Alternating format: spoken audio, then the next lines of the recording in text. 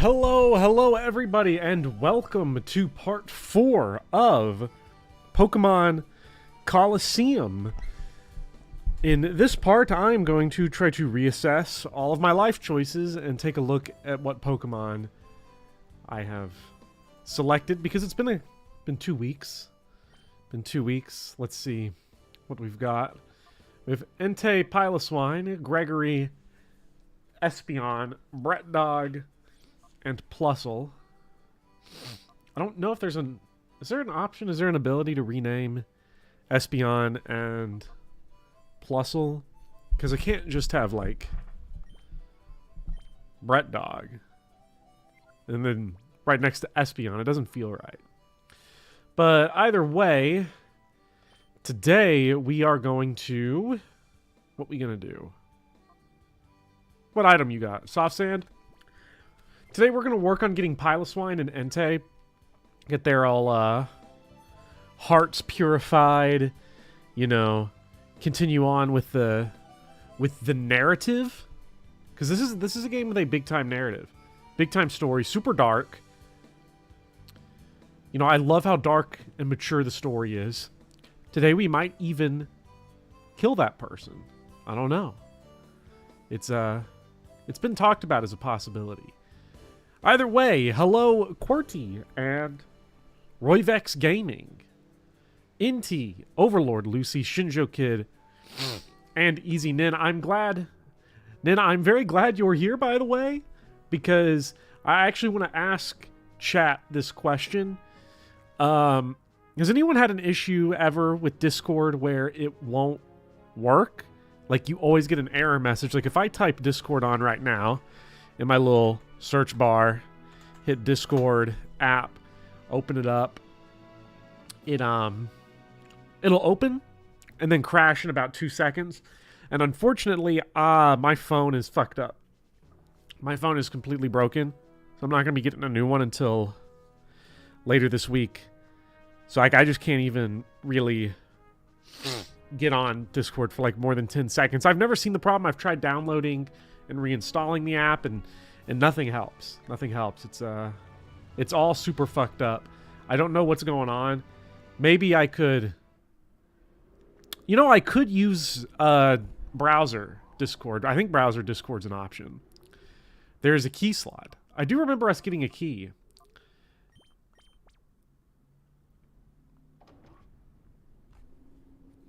Shoot the other trainers with a gun? Finally, mature Pokemon.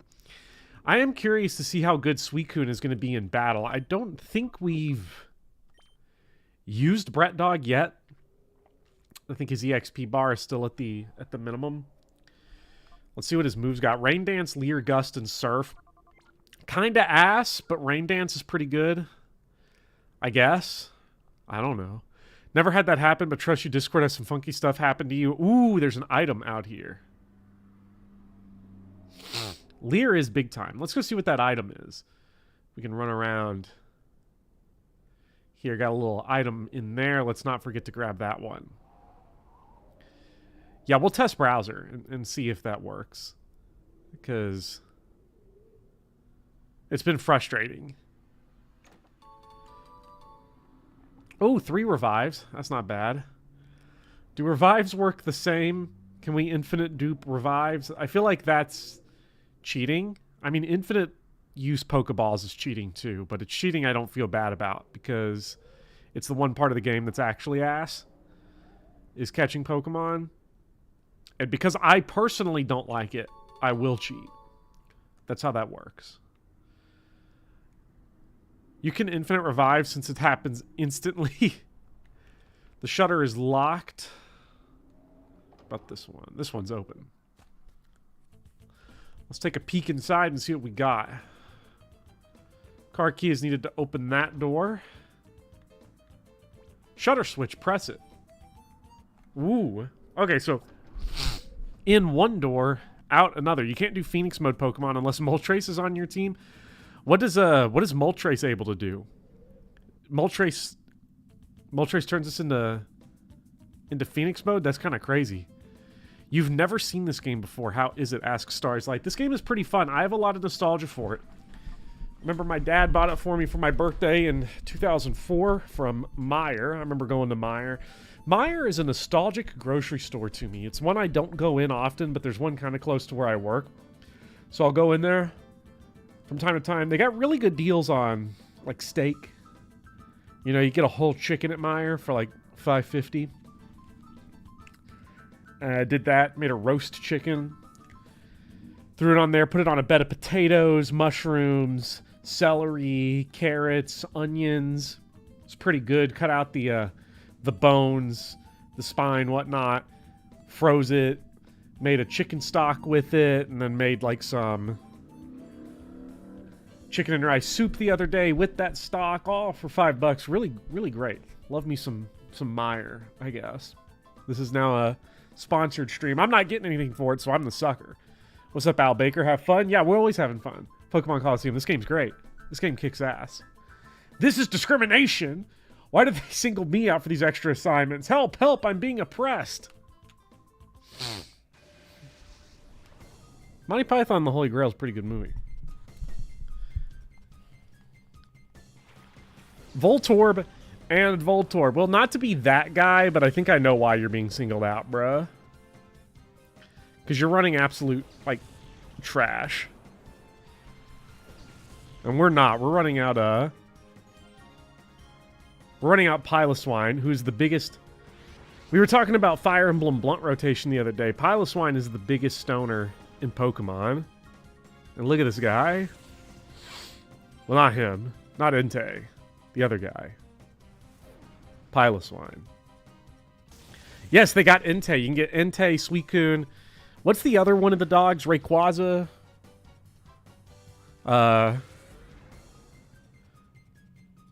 Was I able to grab Scrub's Hitmontop in Relic Forest? No, the shadow Pokemon that I've missed were Makahita, the tutorial one, because of course I did. Missed that one. Missed Remoraid,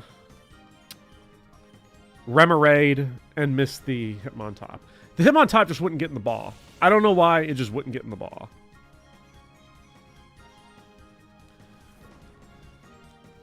Raikou, okay. Not Rayquaza. Because Rayquaza is our big green snake guy. Hyper mode. Oh, Piloswine's getting angry. Literally, how did you fail Makahita? It's an automatic catch. I had Arceus Brain and was like, oh, you kill it and then you throw the Pokeball at it, which is a little embarrassing, but it's what I did.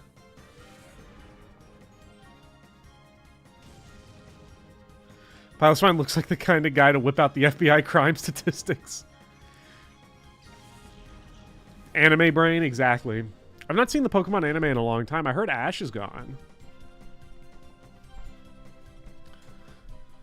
Cursed to be 10 years old forever. I didn't watch after Brock was gone. You get rid of Brock, you get rid of me. That was my philosophy. Ash retired. I wish I could have hung up the cleats at 10 years old. Shit. That'd been badass. Although, to be fair, again, 10 years old for 20 years. Honestly, I don't know if I could make it. I probably couldn't. Where was that, Could have sworn I seen the... there it is. Also stopped watching post-Brock. You can't do it. Let's, I thought for a second they had a place to heal. And they do. Look at that. This is true gaming right here. This is what we call getting it done. No alcohol for Ash. If I were Ash, I probably would have started drinking heavily. Like, you talk about... First of all, he nearly gets killed by a Porygon. Nearly gets run over by a herd of Tauros. You know. What we got here? Ooh, card key. Okay, that might go back to the back to the other area, but let's check out down here. Let's see what's in here first. Oh shit, this is all the way, I guess we went to this area on a train. It just feels weird that this lines up with... Nah, this shit does not line up. There ain't no way. Somebody get me my map. Let's complain. This game logic failed. You've watched so much Pokemon back in the day. Library had DVDs of it. See, I was watching it back. I remember... You had, I had the VHS tapes. I had the VHS tape of the Lieutenant Surge episodes. And I had the VHS tape of the Yu-Gi-Oh episodes where you're in the underground lair and they got to fight the two bald dudes. I don't remember what their names are, and they have to answer the riddle. I always remember, I only remember the Yu-Gi-Oh! Abridged version of it, honestly, where they come jumping out doing the backflips. YMCA.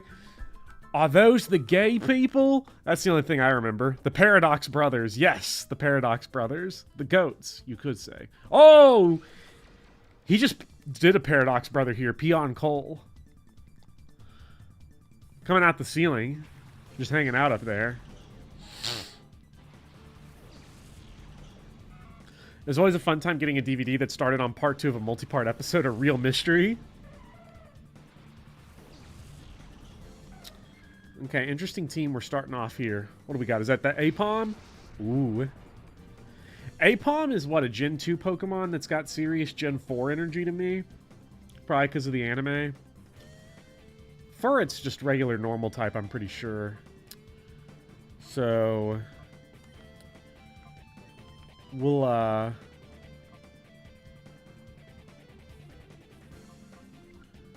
shit, I don't remember which one of these is, special attack and physical. Okay, so reflect is what we'll want, I think.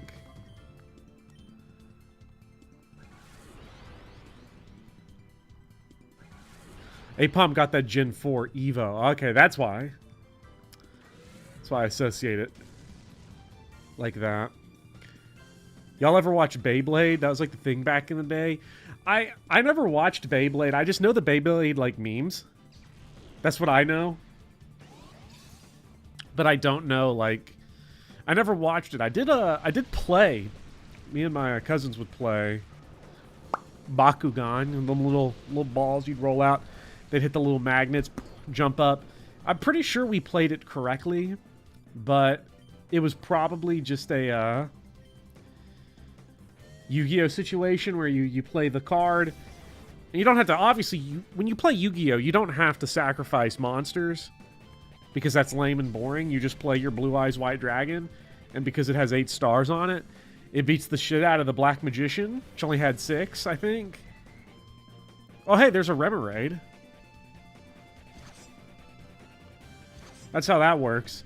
Trap cards had no effect other than just instantly killing you. All trap cards were the same. You activated my trap card. Anytime anyone laid some face down shit, you knew a trap card was coming. And it was just going to kill you instantly. And no one played the green cards, the special effect cards, because if you didn't read what the game wanted you to do, then there was no point. Let's go ahead and start chipping down this Apom here, because I want Gregory to get the killing blow on the other dude.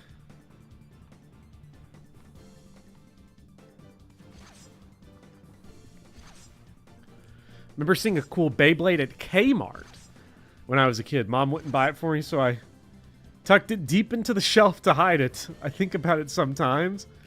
Like, you hid it in the shelf? Like, is that what you're saying, Waffles? You, like, put it back really far in the shelf. Hopefully nobody would see it so you could come back and get it. Dark Magician was a 7-star monster. Oh, yeah, then that shit definitely got clapped by Blue Eyes White Dragon. And if you had the 3-headed Blue Eyes White Dragon, forget about it. You were the coolest person ever. Second coolest person ever. Coolest person ever is whoever had Exodia. Now, I understand people is like, oh, Exodia sucks. Exodia this, Exodia that. It's like, well, you know... it's Exodia though, you know, obliterate, you know, and Kaiba's like losing his whole, ah! Love that, like Kaiba's entire character is basically, I'll win. There is no way I can lose. That's that episode of Yu-Gi-Oh! Just summarized right there. Alright, we have got to get... Hopefully Gregory does not get clapped here. Oh, he dead as shit. Fuck. That's no good. We're going to have to bring out the real firepower.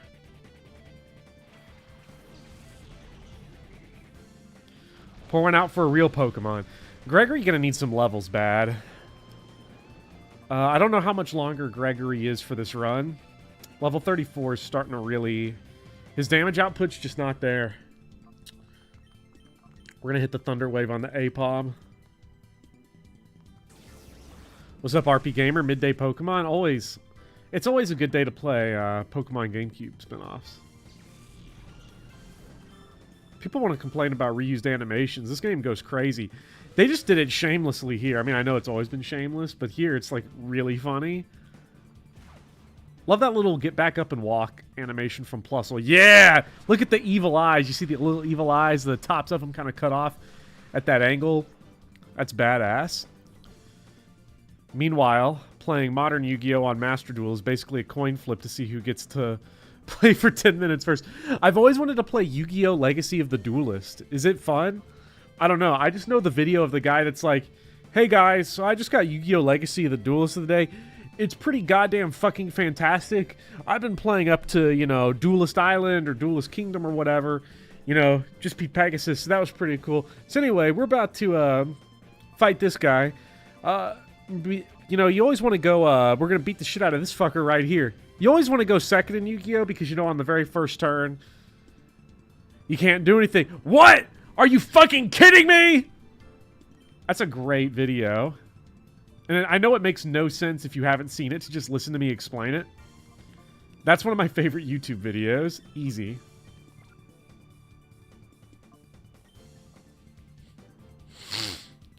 Legacy of the Duelist is a serviceable sim with single-player content, but the problem is the single-player content is really, really not good. See, for me, I just kind of want to do it because I want to play like a game of Yu-Gi-Oh! Correctly without just getting my ass whooped at like a comic shop. Because, to be fair, I've had very mixed interactions with like comic store people and with card game players because it's the same as everything else. It's the same as video games. It's the same as, you know, playing basketball with someone. There's really no difference. You got some people that are really good at adjusting and making sure they're playing on your level and are good teachers. And then you have other people that are just like, I'm going to beat the shit out of you. I'm like going to not even really teach you the game. I'm just going to kick your ass. To me, those people are definitely like, they always lose. People like that are surely always losers, right? When they play against people at their skill level. So I feel like that's the only reason you'd like target some dude that's like, I want to learn how to play Magic the Gathering. Can you give me the rundown? That's an Achievement Hunter video, I'm pretty sure, and yes, it is goated. I don't know whose video it is. It's one of those where I don't know if it's just clipped out of something, but people are like, oh, yes, a punching bag that isn't me. Yes, you do catch other people's Pokemon in this game, Starry. So the basic conceit of this game is that you are a reformed, or like you are a traitor to the bad guy team and you stole their shit, this mechanical arm that lets you capture Pokemon from other people, and you're running around taking back Pokemon that they've corrupted so that you can heal them up and save them, basically. I don't know if we really have any motivation beyond that. It doesn't seem like it, but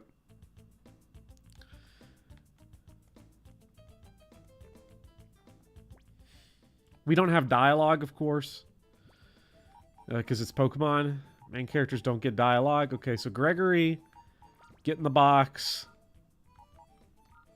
And Plusle get in the box. Might as well heal up everybody. But yeah, I think if we can get us another good grass type, I think we might move on from old Gregory. I'm not really feeling, I don't think Gregory's just damage output's not keeping up. And as a status effect, Sleep Powder's just not that good. Compared to Thunderwave. I know we technically get type spread, but I don't want to keep someone on the party just for Sleep Powder. You know? It doesn't feel like a good idea. I feel like people who want to learn how to play Yu-Gi-Oh! Should start with the Edison format. See, I don't know what that means. All I know is that I had, I never had Blue Eyes White Dragon as a kid. I knew one kid. I remember this guy. He had Blue Eyes White Dragon. And he taught me that in Pokemon, to catch wild Pokemon most efficiently, you waggle the D-pad and mash A and B. He's the one that taught me that, and he had a Blue Eyes White Dragon. Anybody that had a Blue Eyes White Dragon, you listened to them because they knew what they were talking about.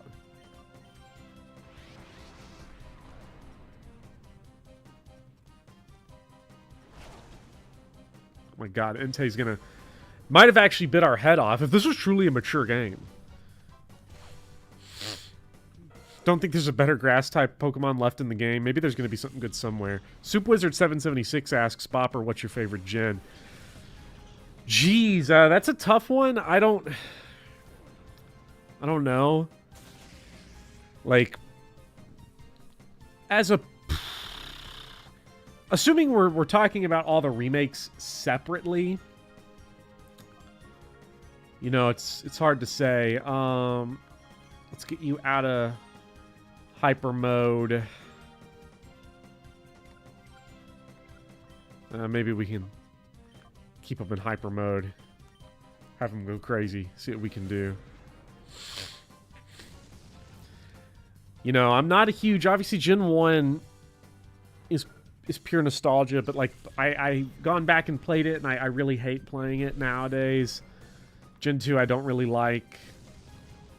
Gen 3 is pretty goated, but Gen 3 is also where I'm nostalgic for it, so, like, you know, on an on-paper level, probably Gen 5, but as I like it, I love it, it's gonna be Gen 3. Just the Little Root theme in Gen 3 is enough to push pretty much it over the top of every other game for me.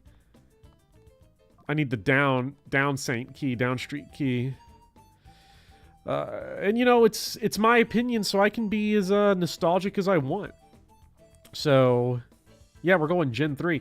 But knowing my audience and the general age, I'm sure absolutely nobody is going to be upset by me standing Gen 3. I love physical ghost moves. I mean, they are the worst. On, like, a gameplay level, I think, like, the games have just gotten better. Generally. On, like, a mechanical level, DNA sample. Is this, like, some Mewtwo shit? You know, I would never want to play multiplayer, really, in the older games. I would never want to shiny hunt in the older games. You know, like, there's a lot of stuff that has just improved over time. But to sit down and play single player? Nah, man, I'm playing Gen 3, probably. Gen 4 is pretty good, but that shit's slow as fuck. I think that one I'd be just a little too impatient going back. Oh, fucking hell. I really hope we survive this. Okay. He didn't even do half of our HP of damage and just... Bruskies! Wow. Okay. Pumped 380 hours in Alpha Sapphire. I had so much fun with that game. I loved Alpha Sapphire. I really liked Alpha Sapphire. I know I played a little bit of Alpha Sapphire on the channel, but not much. We did 2 streams. That was a fun stream with X0X, man. I do want to go back at some point with it. Maybe replay Gen 1. Make him suffer as much as I do. People told me to play Kaizo. People told me to play Renegade Platinum. I think is what one of the ROM hacks is called. And by people, I mean X0X Man insists on it. I know he wants me to play one of those tough ones on stream. Because I was like, we need to find another mainline game. Now that I beat, you know, Scarlet and Violet, we got to find one of the mainline ones to do. Maybe X and Y or Sun and Moon, or maybe go all the way back to Gen 1 or Gen 2. And he's like, nah, you got to play one of the ROM hacks. So, I don't know.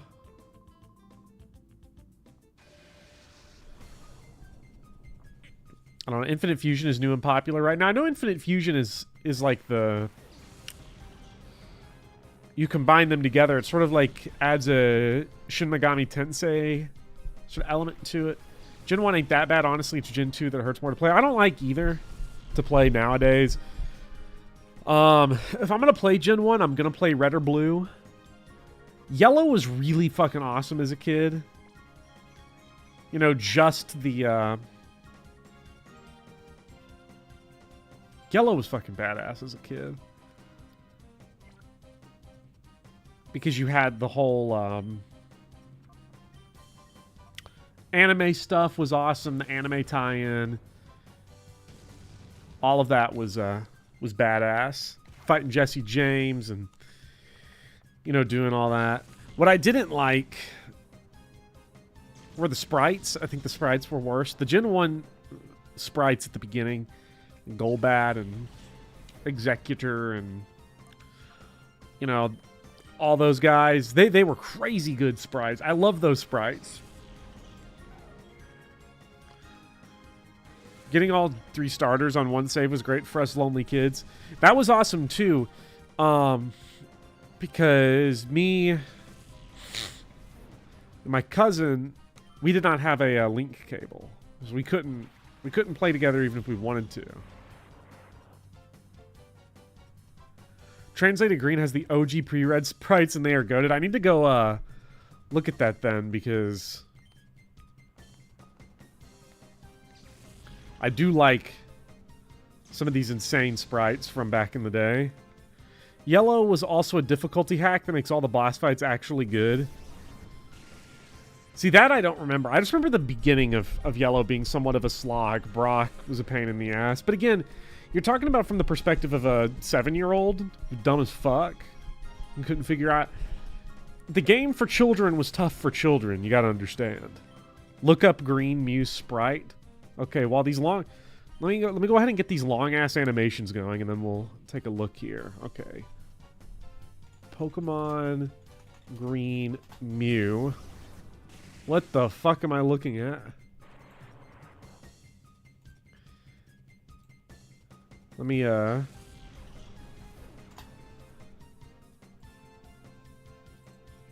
me copy this over here. Look at this thing. My goodness. That is awesome. That kicks fucking ass. I love these sprites, man.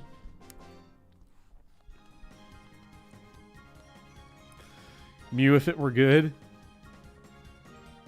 I like Yellow because it makes actual noticeable changes. See, is Crystal... If I go back and ever replay Gen 2 at some point, should I play Crystal? I've only ever played Silver. I've heard... You know, what do we got here? DNA sample, 1 down street key. Okay. So that was back here. Well, we got the DNA sample. I just don't know what it's for. Definitely Crystal. You're glad Gen 1... Public opinion has largely shifted on Gen 1 sprite work away from, oh no, it's so bad and ugly. It doesn't look like the stock artwork era. Well, Gen 1, to me... you know, because even the yellow Gen 1 honestly rules. I'm going to go back to the PC to get a quick heal up. Gen 1 Golbat's always the classic. Play Crystal Clear if you play Gen 2. It's an amazing ROM hack. If you only played Silver, just play Gold. Um, I love the artwork of Gen 1, not just the sprite work, but I love the concept art. I don't know what...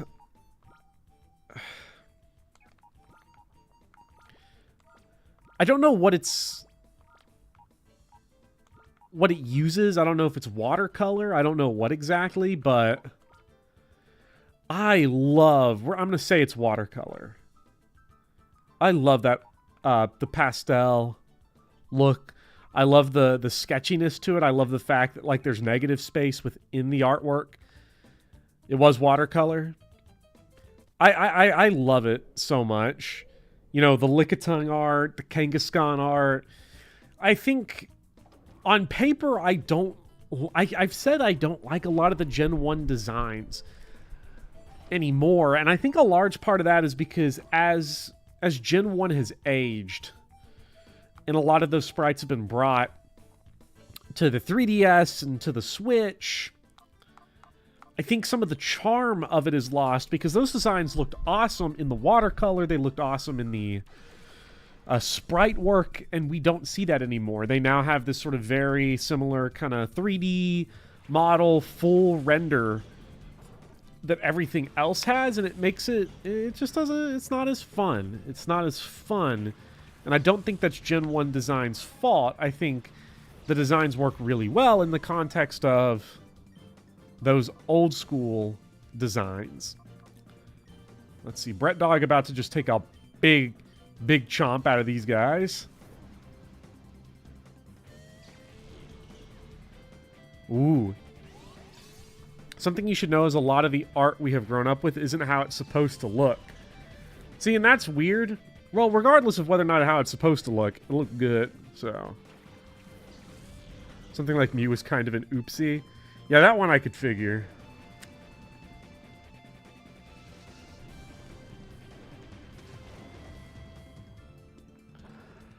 Google Pokemon Ivysaur Sugimori bad scan. Pokemon Ivysaur Sugimori bad scan. What are we looking at here? Oh, so like how it was green, supposed to be green, but was originally like blue. But I'm like looking at this art. Like this art is so awesome. And I think with the watercolor look, what helps with the watercolor look for me is that Pokemon is so strongly associated with childhood. Anyone else Googling alongside Bopper?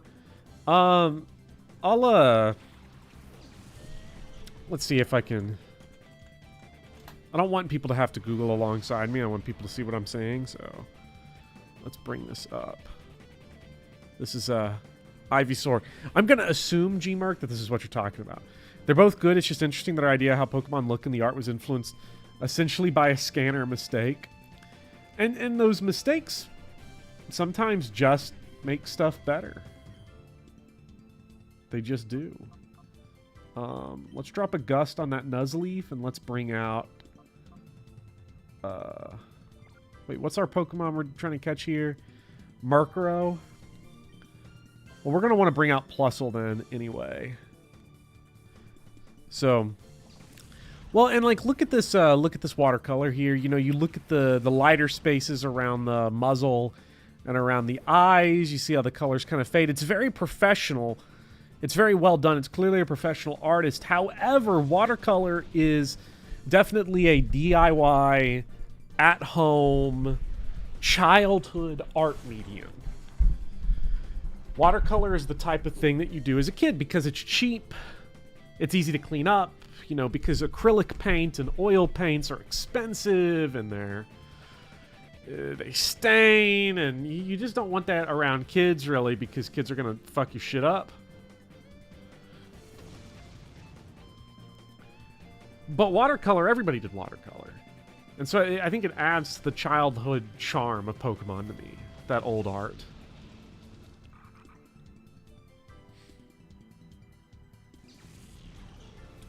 Like, if you notice Carvana was twitching around and snapping its jaw, I did not. But there have been a lot of Carvanas. I'll pay attention to the next one we see. Plusle shouldn't kill this thing, right? Oh, Plusle's a god.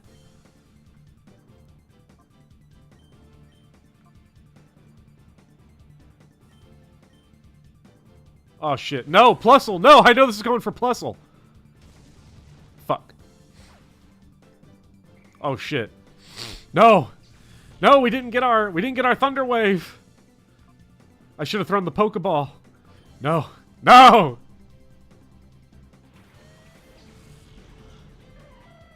Okay.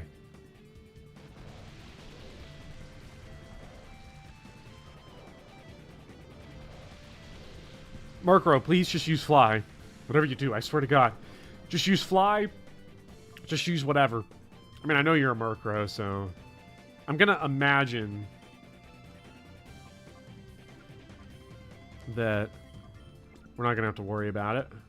We're just gonna catch it on this one.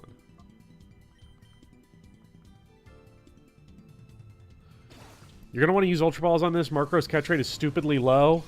Oh, I just assumed it'd be easy because it's Murkrow. Which just seems like a generic-ass Pokemon. What the fuck? That was one Twitch on 0 HP. Oh, wow. Okay.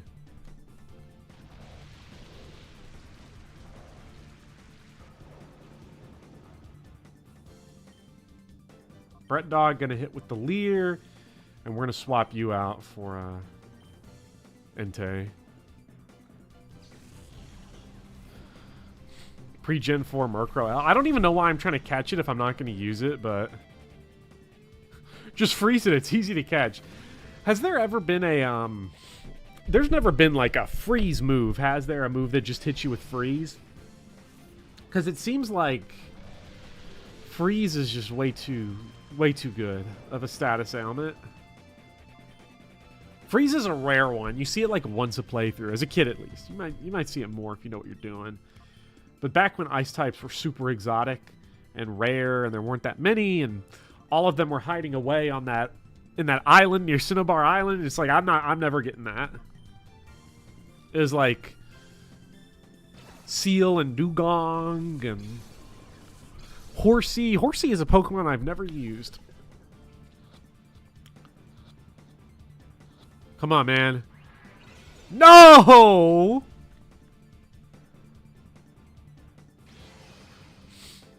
Horsey is just water. Yeah, but I associate it.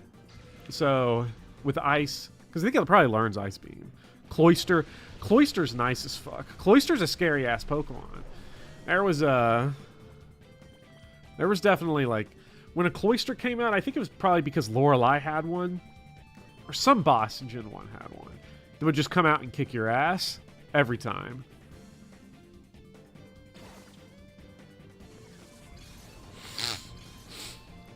I remember learning the word cloister in middle school in 7th grade. And... come on, what the fuck is this? Learning the word in 7th grade, cloister, and I was immediately like, oh, it's the Pokemon. It's Cloyster, and I've never forgot what Cloyster means ever since because of that. Okay, we need to hit... How about we catch it? Let's try that. I wonder if a timer ball would be better now. Let's give it a try. Let's see what happens.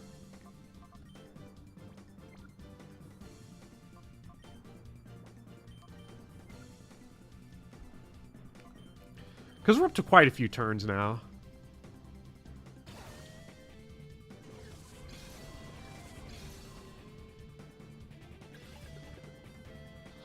$15 turns for it to become as good as an Ultra Ball. Oh, well, we got it. I don't know if it was as good as an Ultra Ball, but the RNG favored us. Thank God. It sounds like you're putting a lot of effort into catching a not good Pokemon. That's how it goes in Colosseum sometimes. It did kill our Plusle, though, so it definitely... it has some skill. What do we got here? A DNA...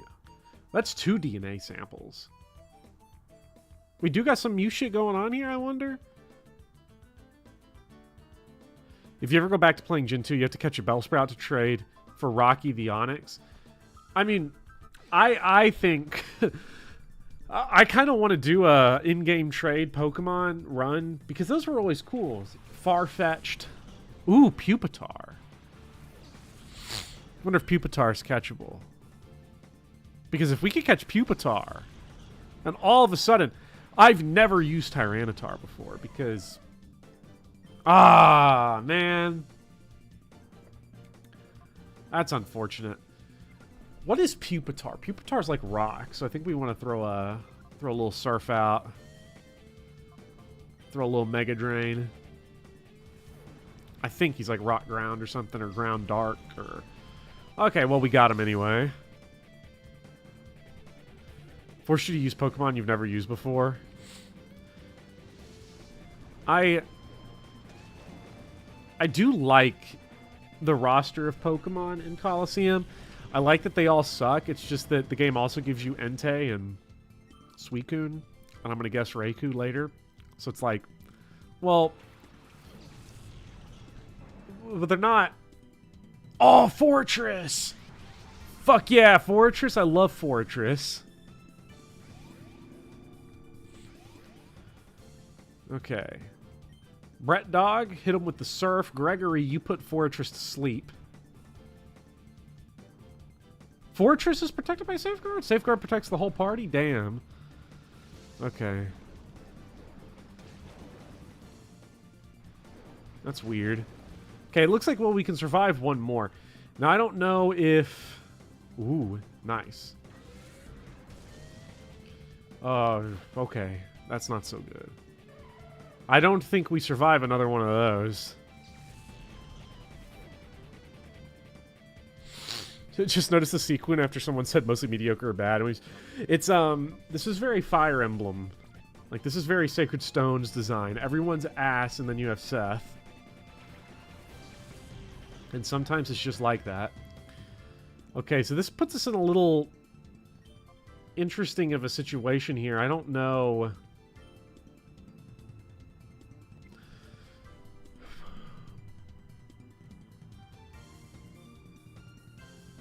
I imagine a Psybeam's going to kill that Fortress.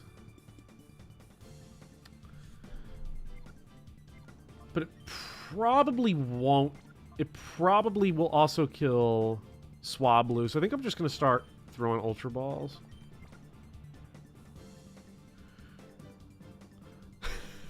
To quote Chugga Conroy, Colosseum has limited options. To quote the chat, to quote Chugga Conroy, Colosseum has limited options. You know... Man, I remember Chugga Conroy. I remember middle school bus, being on the middle school bus, and he was playing, what was he playing? Pokemon Crystal? Something like that at the time. Watching that, there was definitely a window where I was like, I was into Chugga Conroy. I was like, not like into him, but like into his videos. And, you know, those were good. I think he's still doing it, ain't he? After all these years, after what, like 15 years of doing it. I look at like this and I'm like, I've been doing this somewhat consistently for 3 years, and 15, oh my gosh.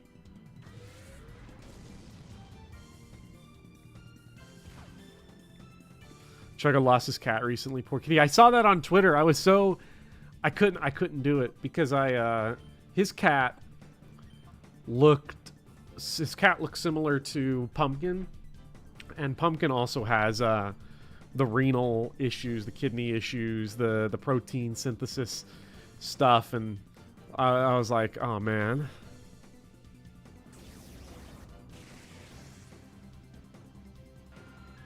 What did I have Suicune do? I was just clicking things. What did Suicune... Okay, that's actually probably not bad. There's no way that kills. Perfect. Well, sort of perfect. I probably should have just attacked, but... Uh-oh. This is not good.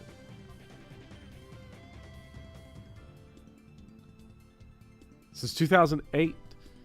He's still active even though he's taking a break. Grief for his cat. I just got back from taking Big Poppy to the vet. He got another round of those old vaccinations, and we got to get you out of here. Actually, Pilot Swine's probably a bad idea. Well, no, this guy doesn't got moves. He's got like his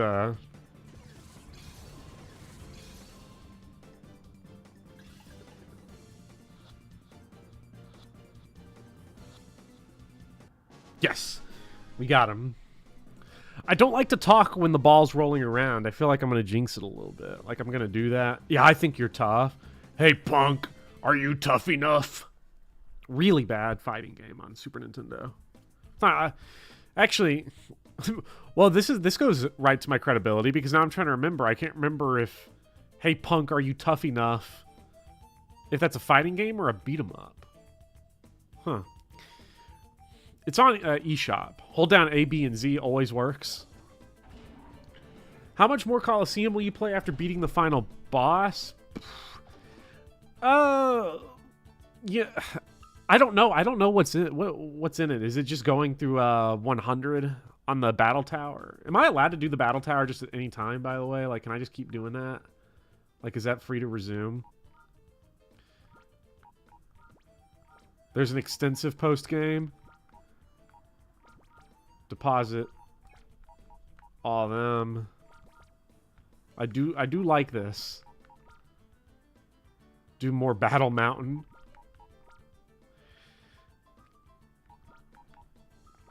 I don't know. I'm not really feeling the Gregster. Plusle's also starting to lag, but Plusle, I do like Plusle's utility. There's a definitive end to the story with the super boss because I don't know if I'm going to stream beyond like the main story. You know, I guess I theoretically don't have limited stream time during the summer, but like I kind of do because I'd also like to not spend 12 hours a day streaming 7 days a week. Whenever you look at like, here are tips to be a successful streamer. You know, have a consistent schedule. Stream for make it your full-time job. Like, I don't know about all that, man. I don't know about doing all that.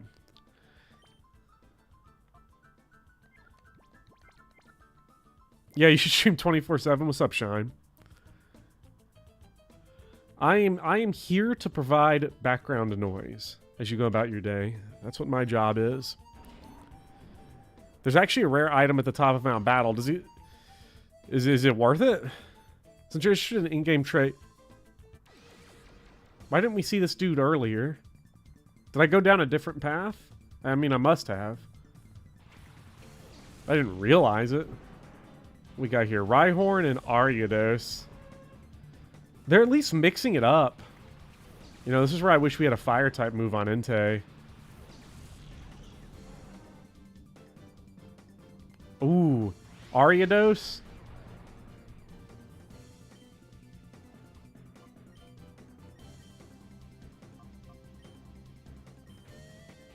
Okay, let's see if we can knock out this Rhyhorn.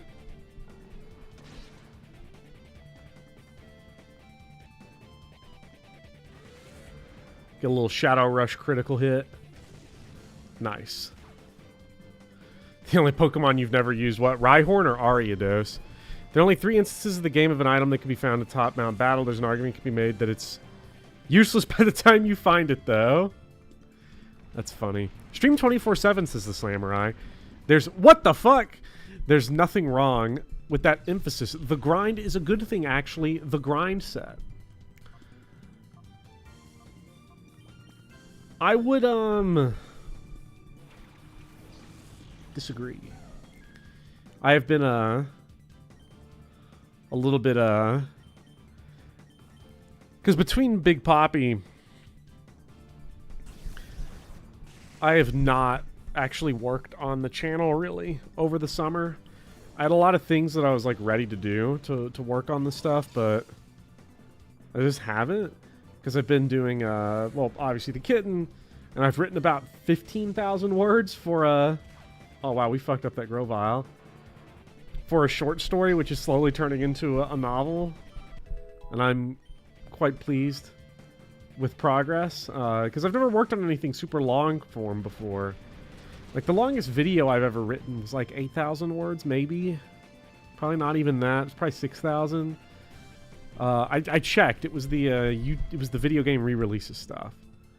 It was oh no, I know it was Sarcasm Slammer. Will you publish your novel under the pseudonym Professor Popper? Asks Mari. You know, if I ever finished it and got it to a point where like it were publishable, you know, that would be an interesting kind of thing. I don't think I would publish it under the name Professor Bopper. I'd probably publish it under my real name because my real name has no tie to this channel. And when they know you make content online... Oh! Genius! Perfect! Let's fucking go! Espeon the GOAT! Well, you know... goated enough.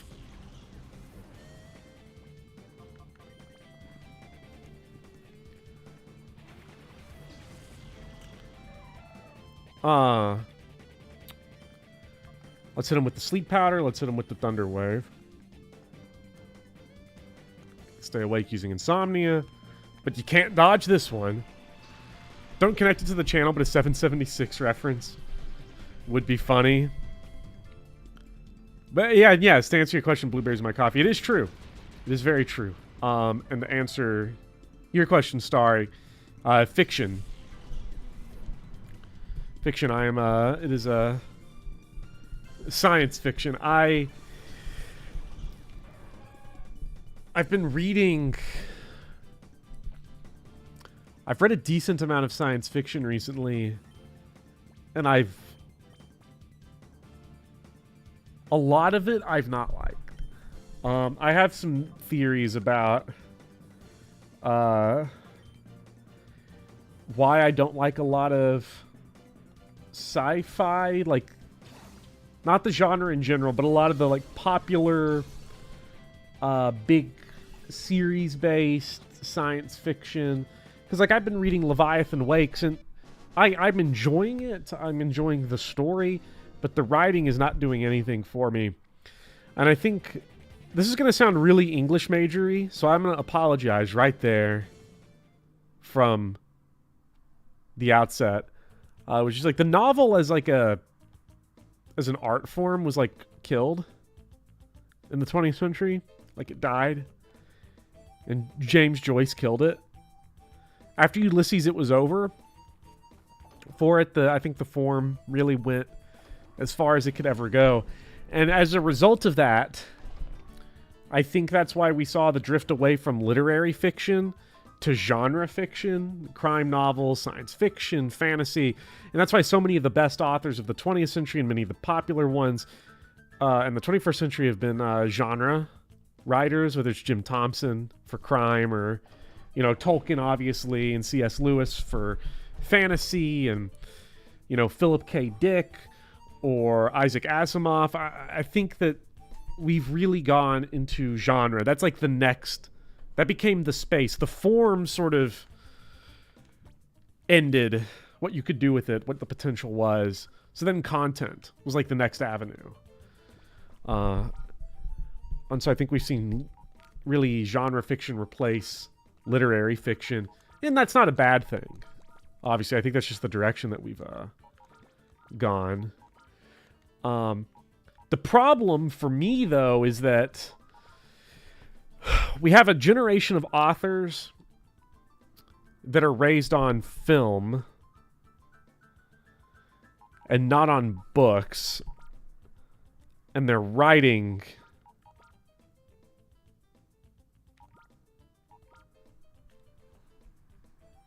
with movies in their head instead of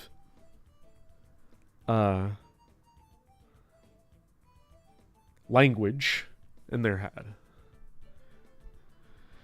And I think you can tell really good stories that way, but you're not going to write great prose like that. Never figured out the difference between literary fiction and genre fiction. Isn't that like a genre? So, in the English-speaking world, literary fiction tends to be like you are selling it. The point is the prose and not the content necessarily. Which is sort of a silly distinction, I understand, but high art of the word itself versus genre storytelling. So we're going to have a generation of authors raised on games soon enough. Octavia Butler. Octavia Butler is awesome. I love Octavia Butler. She's the GOAT. I brought Ariados out because level 43 bug poison is kind of interesting. I'm not really feeling. I think Gregory's time is over. I think we're gonna, because Gregory just keeps dying and not doing damage. It's just not really working out. So I think we're gonna bring Ariados and see what he can do. Someone was born to be an English major, forced to be a STEM major. You live vicariously through my ramblings. Yeah. So we also have authors brought up on Harry Potter, but that's like a separate problem. I think the influence, Harry Potter, Lovecraft, Asimov, Tolkien have all had this really deleterious effect on books, in that they've inspired people to not want to write books, but to write big series. And obviously, it comes off as a little value judgy to put all those authors together. Obviously, they're all of different quality of writers. But, you know, people want to write the big, epic, perfectly world-built, massive sci-fi fantasy worlds. And publishers obviously love that because it's easier to sell sequels than it is an original work. And if you can get something to be a big series, that's just more profitable. Lovecraft, the guy with the funny cat. Well, Lovecraft in the sense of, you know, the Lovecraft mythos is sort of like, he didn't write like an interconnected world. He returned to a lot of similar themes, and because it's easy to reuse certain stuff, he would reuse like names and different things. And he was writing for magazines and horror pulp publications, and so it was easy to do that on a schedule, and people sort of built a whole world around it. Publishers trying to find the next George R.R. Martin. I mean, that's exactly what it is, although I think we can call it the next Tolkien. I think because he's not the first, but he's like the big kind of person around. Obviously, he dedicated his whole life to it. Dad grew up on a classic Tolkien book, and he also happens to be writing a series of his own. I think people are too in love with the idea of writing a series and of building a massive world. It's very, it's awe-inspiring when you see it done well. It's impressive. You imagine like what kind of, like the imagination it must take to be able to do something like that. Like, it's impressive, but I'm not a fan necessarily. I don't know what Granbull is. Granbull might be a top 10 Pokemon. I get you on the books that read like movies thing. If Infinite on Prose isn't there, I just can't keep up with it. It's really too bad, you know? Yeah, because it's like, I just want to, like, use some interesting words. Use some good words, you know? Find a fun way to tell the story. Like, I know I get a lot of people asking, like, how to write video essays and different stuff. You know, from time to time, people ask, like, how do you do it? How do you edit it? How do you write? How do you do all that? I mean, obviously, the frustrating, silly answer is practice. Practice really is the only way. But practice isn't just doing. Practice is also learning. It's input as much as it is output. So, like, if you want to write, I would say the big thing is you need to get... I just had a Twitter thread on this. It was very small. My recommendation is get authors, read books that tell stories you want to tell, and read authors that tell stories in a way you want to tell them. Form and content. If you want to write science fiction or fantasy, you should read science fiction and fantasy, but you should also find other authors outside of those genres just to read their words and see the way they construct sentences and pace sentences and the word choices, you know, and find something that really obsesses you and bring that form into the content that you want to put out there. And preferably pick dead people. Pick dead people because you don't have to, you can just obsess over them. And, like, there's no hope. You'll never meet them. You'll never hear from them. You'll never get to talk to them. They can become mythological in your head and, like, really kind of break down your whole brain. So, like, that's a big thing. And also, like, if you want to write, I have found reading and writing a lot, reading a lot of good novels. I think what makes a lot of novels frustrate me is that I think for me, if you want to be a good novelist, you have to be a good poet and you have to be a good essayist. You've got to be able to do those two things, I think, to be able to really excel at writing long-form prose. Al Baker, I have a question for you then. What are your thoughts on Tolkien-level world building applied to handcrafted TTRPG settings? Now, I'm not a huge tabletop RPG player. I play some. I've been playing... I'm about to start playing Call of Cthulhu. Give that a go. See how that is. It's probably going to be pretty fun. And I think, like... Obviously, with tabletop RPGs, I think the only thing that matters ultimately is, are you having fun with it? If you're having fun making your world for your tabletop RPG, then you're doing it correctly. Because that should be pure fun every single second that you're doing it. You know, sitting back and, like, writing a short story or a novel is going to be work. There's going to be a lot of periods where it's not fun at all. Like, in my 15,000 words so far, there have been quite a few instances of, like, I'm just not having fun right now. Like, I'm really having to grind through it. Same for making, you know, videos. Because there is a work aspect to it. Hobbies require, like, work. You know, but... So maybe I should say, for tabletop RPG, not every second's going to be fun, but if you're satisfied, if you're feeling satisfaction for doing it, then that's good enough for me.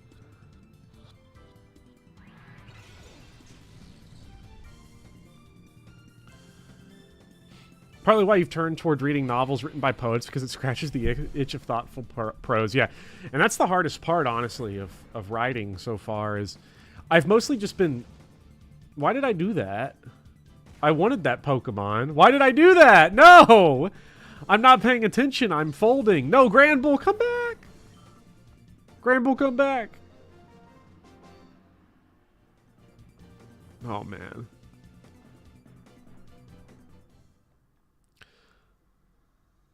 So to dumb it down to my level, write more poetically or flowery if you want to be more literary fiction. Kind of. But I don't think that's necessarily the case. Gramble Gang got too cocky. More poetic. I would say more poetically. I'm not a huge fan of the word flowery, because I feel like that kind of carries like some... I feel like that kind of makes people think a little more like sentimental writing. A mind for the sensory details, but also the ability to write like cogent and deep thoughts on the page instead of just visual descriptions of what we see, of what we would see as if it were a film. You have a lot more options as a book beyond the visual. Or I should say, your options exist outside the visual, and people just don't take advantage of it nearly often enough.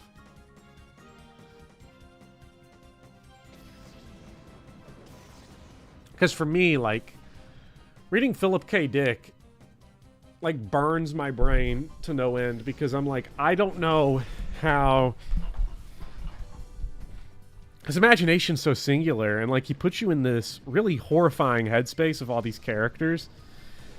And what I love about his science fiction, about Dick's science fiction, is that even in more extreme worlds that he builds, like Android's Dream of Electric Sheep, where it's like almost all of nature is dead and people have like colonized outer space and there's all sorts of stuff. We have this like very focused story. It's focusing on like a single idea. You know, and I think a lot of science fiction gets so lost. It wants to be so big. It wants to be so grand. It gets lost in all of the aspects of its world. And his ability to singularly focus on, like, a thing. Or, like, you look at A Scanner Darkly, it is our world, but with, like, a slight difference. He built science fiction out of small differences between our world. And really creates this sense of, like, paranoia and loss of self. Man, that shit, like, bothers me, because it's like, I want to be able to do that. It's like, I'll read his books, and I'm like, fuck. Can we talk about The Hungry Caterpillar next? Hey, Hungry Caterpillar, that shit went hard as fuck in first grade. Not for nothing. People need to branch out and read books from other countries and cultures than their own. Generally, good thing. I would say in general, just read as much as you possibly can. Because, again, practice is input and output. We have this idea that, like, you want to write well. You want to play the piano well. You got to sit down and play the piano. Well, you do got to sit down and play the piano. But you also got to listen to other people play the piano. You got to understand what good piano sounds like. What do other great artists do with that instrument that you can take from? Put new ideas in your head for how you want to play. And not just learning the mechanics of it. Inspiration plus proficiency. Dick's a very claustrophobic world builder at school. Yeah, and he doesn't waste time on world building either. There's another channel I follow that once said, world building by itself does not make a story. It does not. I think a lot of people fall into the trap if they have a cool idea for a world, they don't have any idea for a story. And I think you just got to get to the point where you're like, I love my world.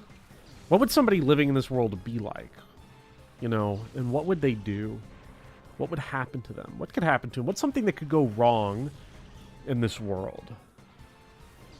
Philip K. Dick is a great nickname for the Mareep line. It really is. P. Dick. We all love P. Dick here on the Professor Bopper channel. I'm really sick of this thunder crap because it's killing my Suicune. Not today, though, buddy. Alright, please. Let's kill one of them. Get him his level up. You might want to go back to the room with the right elevator. There's a machine there you need to use. Oh, shit. No! We're not gonna make it! We're not gonna kill him!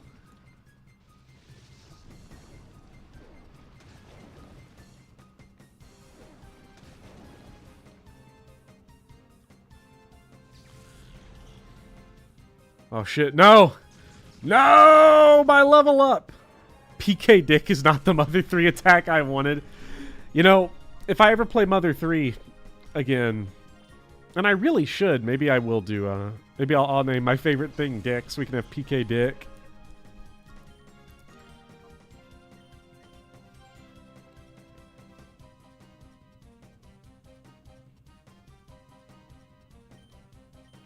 See, Shinjo Kid, I was in the same place you were when I'm writing, and I'm not talking about what I'm writing because I'm very, like... I'm, like, super... On creative stuff like that, I'm a very cloistered person, to go back to what we were saying earlier, using our earlier language about it. I'm keeping it very tight to the chest because I really want to work through it. Ooh, is that P-Dick? Are we going to get to catch P-Dick? Please, please... I beg of you. Wait, did we already catch a Mareep earlier in the game? I might go purify it just so that we can name it P-Dick.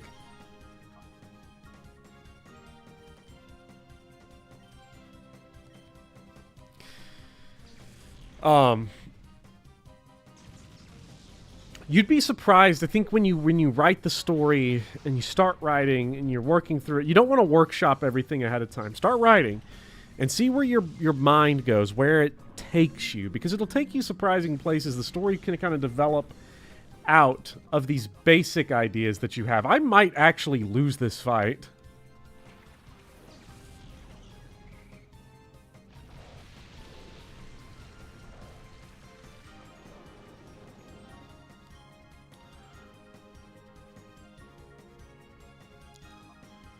Because I've got nothing...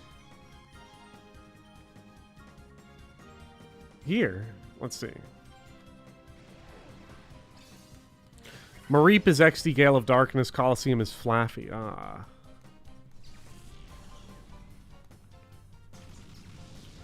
That's, oh my god, they're critical hits.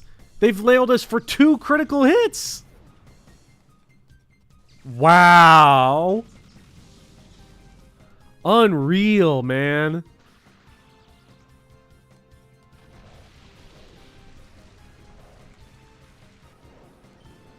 We have...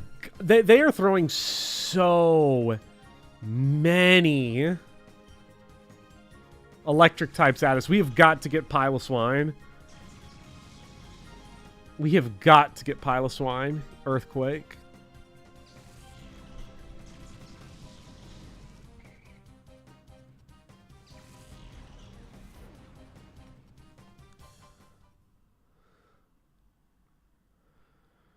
Whoopsie. Let's take a look here.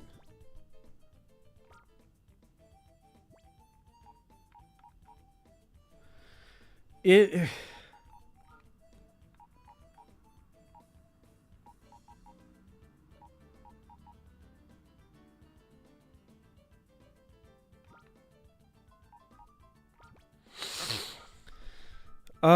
let's see. I think the hardest part is finding a way to engage with a reader. How do I play with their heads while still telling an actual narrative? Well, that's what multiple drafts are for. You kind of have to bulldoze that rough draft. And you got to be fine with writing out of order. Because once you have a completed draft, here's the great thing about a completed draft. Even if it's ass, and it almost certainly will be. Every rough draft's going to be butt. If you have something there that people can read, then they can read it and get feedback, and you can workshop it, and you can see what's not actually working. Because in your head right now, you can't really see it. When it's on the page, you can see it, you can read it, you can feel it. And it all comes down to being able to test it. And you can't test it unless it's written. So the anxiety of creation, people want to create, and I think with a lot of stuff, I think like what you're getting to, Nick, is that there's this anxiety of like, I want to write, but I don't think I can write successfully to what's in here, what's in my head, what's in my heart, which is a very like Hamlet thing. You know, the thing I would, that gives me some piece of comfort is that knowing the greatest to ever do it, Shakespeare, one of the big emotional struggles of Hamlet is that he cannot express in words what he feels inside. There's a disconnect. You cannot... There are no words. There are no images. There's no thought that once said can articulate the feeling inside. And when you accept the fact that you can't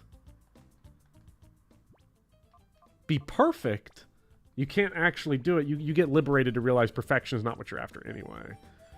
Suicune, what's the point of this?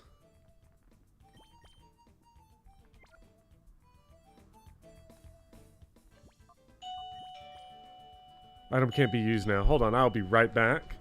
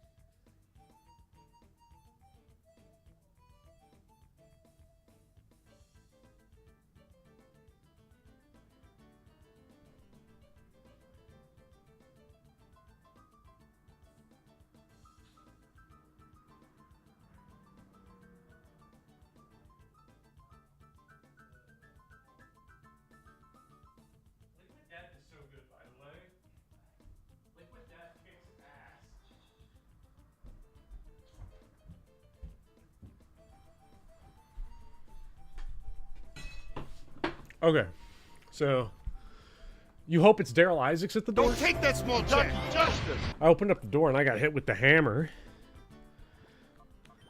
Okay, so we had Bayleaf, Suicune. For some reason, this DNA sample can't be used right now. See what the point is soon enough? Okay. Almost never wrote rough drafts in school. The only thing I remember writing one was for my college. I said, yeah, essays for school. I'm gonna be real. Who cares? If your high school teacher is like, do a rough draft for some credit, you do the rough draft. I always do a rough draft. You know, it's the way that it goes. But if you're like actually pursuing something that you care about beyond just classwork, the benefit of an essay in school it's to help your thinking more than anything else. Even if the essay sucks, just think about stuff differently.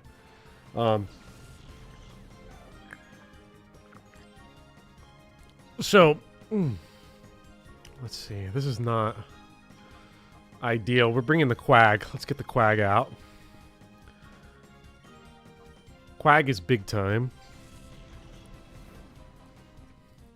Grimace has come for Bopper.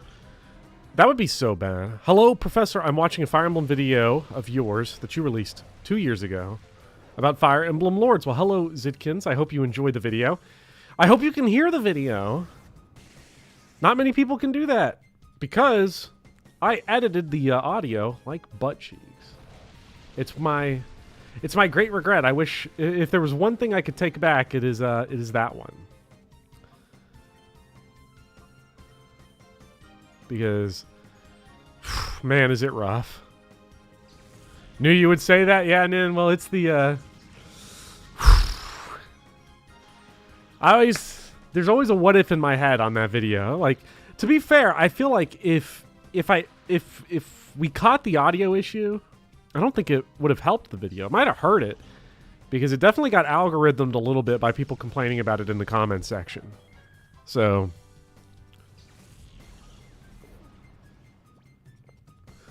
bro, why are you streaming while I'm at work? I want to see you be bad at Pokemon in real time. I'm sorry, Shadow Piplup. At least you're sneaking out for a break or something. That makes it more exciting, I would say. Get out there, pile of swine.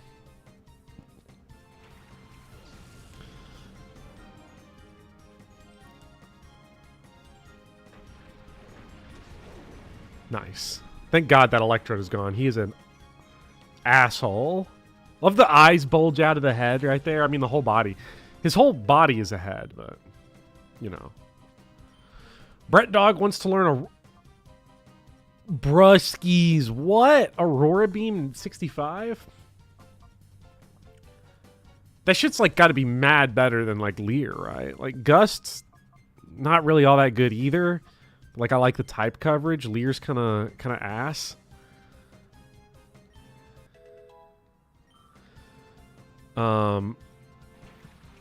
Let's see. I know someone had asked, what are some of your favorite books and authors, Bopper? Asked Starry's Light. I would say top would be like some of my favorite authors going to be Philip K. Dick, Flannery O'Connor, Cormac McCarthy. I'm a huge Southern Gothic fan. I love Southern Gothic literature. You know, sticking to science fiction, Octavia Butler is great. Let me turn around and look at the books on the shelf. Obviously, Dostoevsky is awesome. Camus, I really like him as a novelist. Dumas, you know, more for the entertainment. Count of Monte Cristo, ton of fun. The reason you struggle with the fight so much before is because Rain makes moves Thunder behave like a brutal Swift. Really? I did not realize that. Why does it do that? What's the actual, like, effect? What the fuck is up with Piloswine? Diary of a Wimpy Kid? Yeah. Fantastic book. You can't beat it. Am I a Brandon Sanderson kind of man? I don't know Sanderson. Let me... I feel like I've seen him recently somewhere. Like, I'd seen, like, a picture of this guy, and I'd looked him up. But I've never read any. I know X-Zero X-Man, the Mistborn series is something that X-Zero X-Man has, like, told me, bro, you gotta check it out, you gotta check it out, it's awesome. I've not gotten around to it, but I need to. Because I've heard really good things. Let's see, we're gonna hit...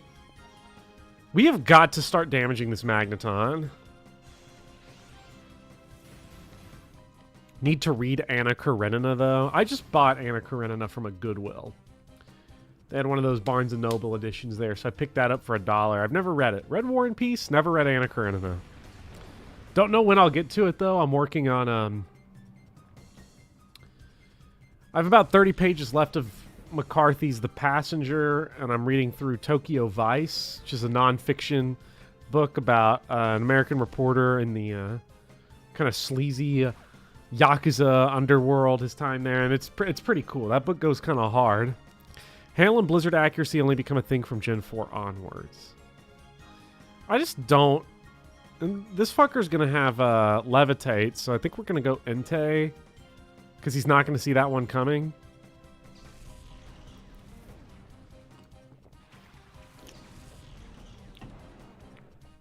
He broke Kickstarter with the books he wrote over the quarantine. Man is a mad lad.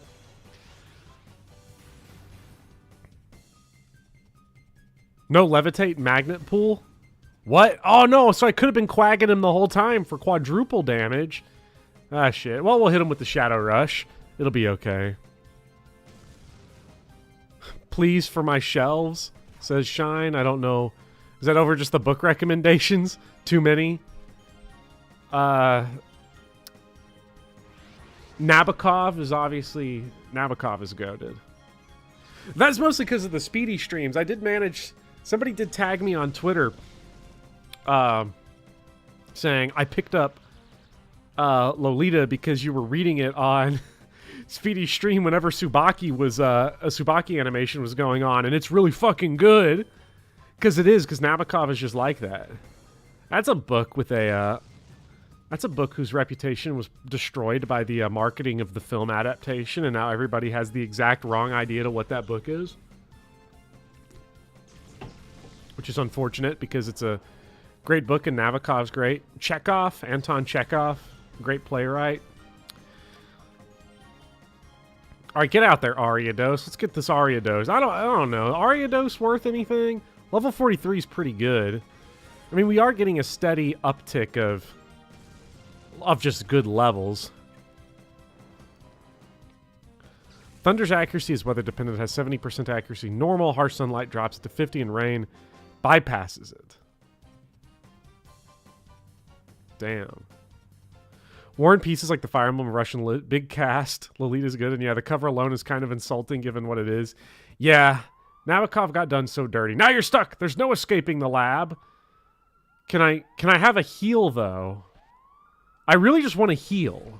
That's all I need. Ariados is bad and has no move. Okay, so basically, we're thinking get rid of it. If only we had a bug move, though, for right now, to knock out this Kadabra. Hope you enjoy Sirens. Is this going to go on? Who do we get? Ooh. What about this guy? Is this guy good? Vibrava? Can we do something with him? Doing a little flying bug is what it looks like. We need a PC bad. No! Pylo! Come on, Brett Dog. Vibrana is Dragon Ground? What? Whoa! So basically what you're saying is our team sucks ass. These fights are brutal, man, without moves.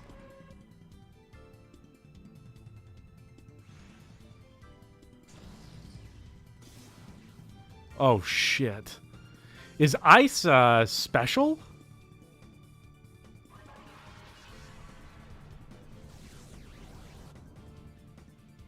Vibrana evolves into Flygon in 2 levels. Vibrana and Flygon are ground dragon with the levitate ability. My goodness. So we absolutely want this.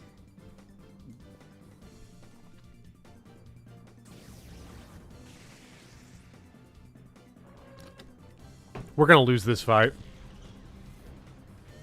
The 3 legendary dogs are unironically pretty bad. Yeah, it feels like Suicune is just not doing anything that's worthwhile. Ice is special in this game. Okay, damn.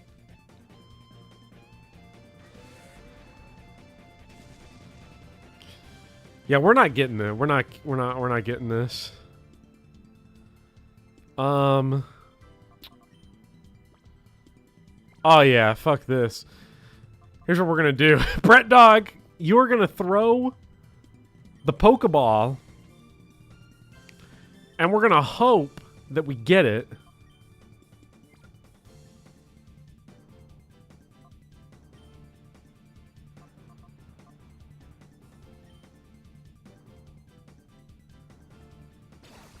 Because if we get it, GG. If we don't, we come back.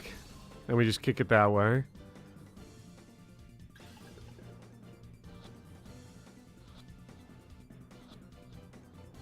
What? Okay. I can't believe that worked. Hey, we take those wins. We take those wins. Now that's playing the long con right there.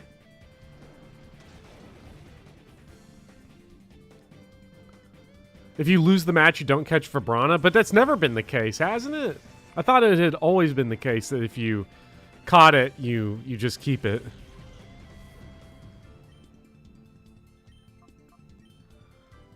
Oh, come on. Now my Aurora Beam is going to miss? Shit. Could have knocked out that Kadabra. I should probably just still knock out the Kadabra. Suicune is probably tanky enough to survive all this. So we'll hit it with a little. We'll drop a little Surf.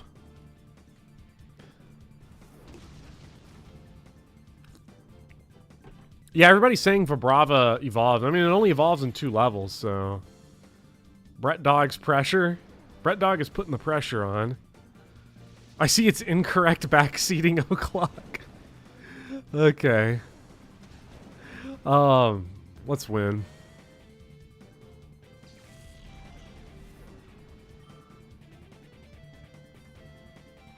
Kecleon? Since when?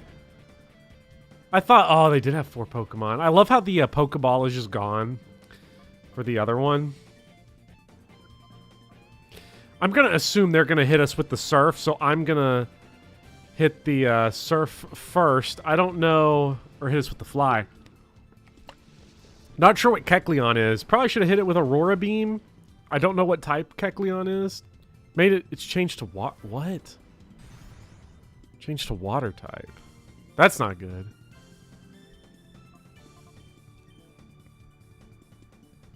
I think we're dead. Kecleon's pretty slow, though, so I'm hoping we can at least get some quick EXP here from Swellow. We do have potions, yes.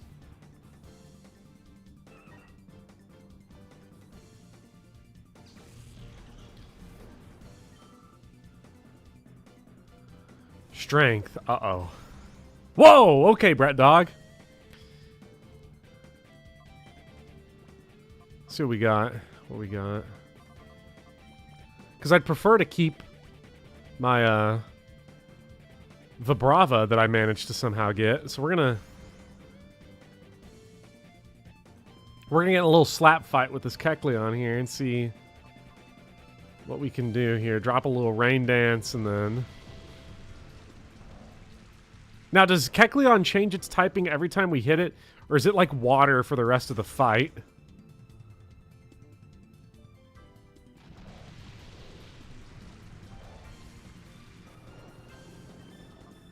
Each time. So we're gonna hit him with Gust and then Aurora Beam.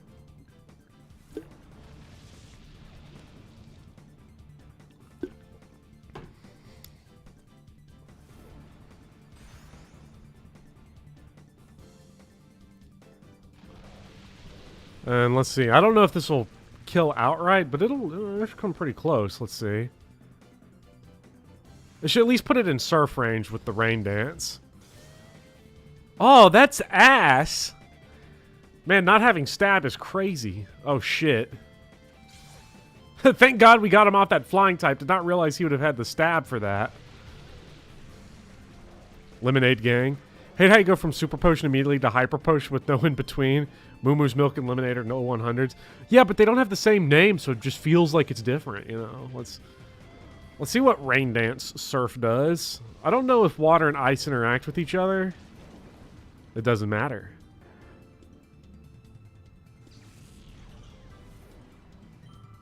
Okay, winning that was kind of crazy.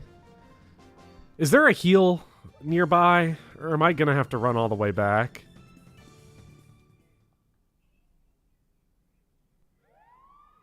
Farm to table? Oh my god. You will have to go all the way back. Well, I'm starting to lose track of this whole place. Hopefully, the beeping and screeching of the sirens is not too annoying for everybody. It's definitely not annoying me. Water resists ice, but honestly wish ice resisted water as well. You want more mutual resists. It's always weird when there's like not... There are some where it feels like there should be. My personal favorite will always be types that are super effective against itself. I'm a huge fan of ghost on ghost violence, dragon on dragon violence. And apparently ground and ground are not strong against each other, but I've always felt that they were. I guess ground is strong against rock. Or I guess earthquake is just strong against everything, which also probably tips the scale, because earthquake is like the best move ever. I'd prefer a tougher game that full heals you after every fight to backtracking every couple. I agree. Alright, so let's just heal up literally everybody? Actually, can I get his item off? Fuck, I have to go back out to do that.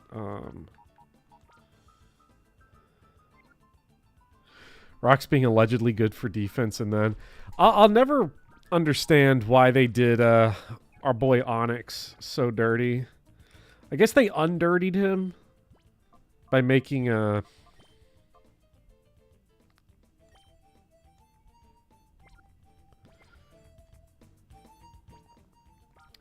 Steelix, but you know, it's just the typing is bad. The stats are awful. It just feels bad, man. So we're gonna want to withdraw. Well, let's look at Fortress here. I'm digging Fortress. Bug Steel, pretty interesting type. Resists one-hit KOs, so he could survive a fire type. If we really, Onyx is your early game pre-promote boss smasher. You know, let's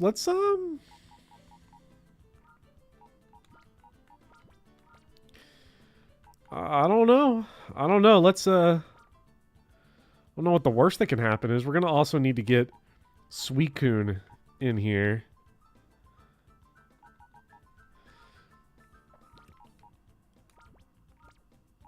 Sturdy doesn't work that way yet. Wait, how does Sturdy work? If it doesn't work like that, how does it work? It only cancels out one-hit KO moves like Fissure. Wow. That's butt, because don't moves like Fissure... They only have like 30% accuracy anyway, don't they? I don't know, maybe they were better early on. I know there's like Cross Scissor or something was like pretty good, but...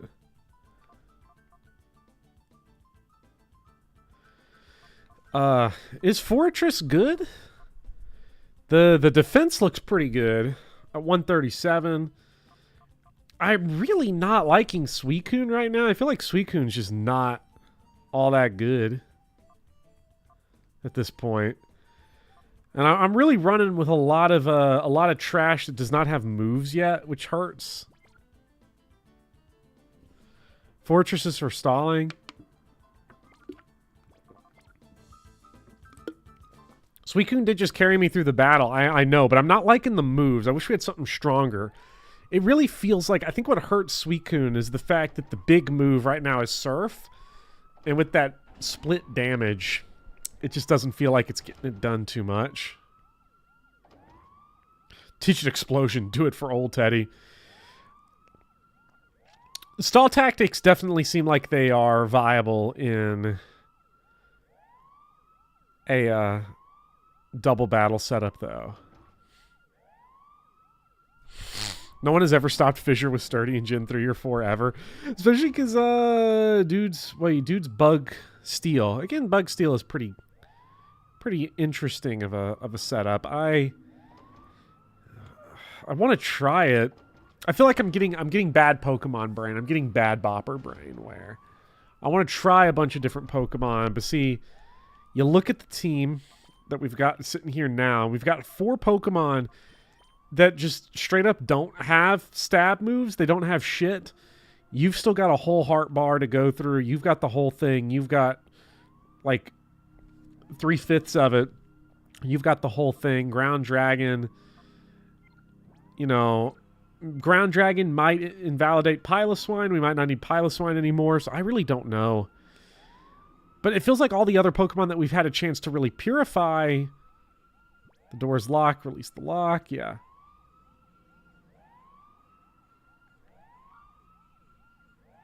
I know there was Bayleaf. There was Suicune.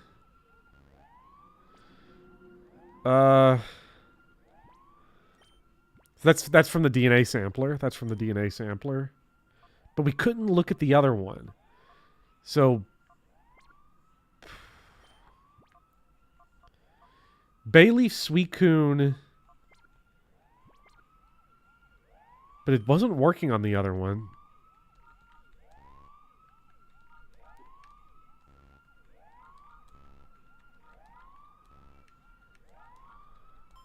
There we go.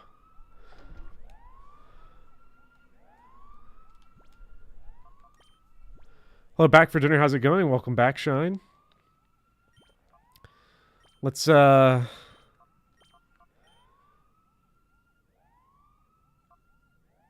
get Big Pilo back to the front. Wait, is this Scrub? Scrub! It's Scrub! I am a certified Scrub lover. We get another shot at the Hitmontop here. And Wobbuffet's like a old psychic bro, so we're just gonna bash the shit out of him with a Shadow Rush.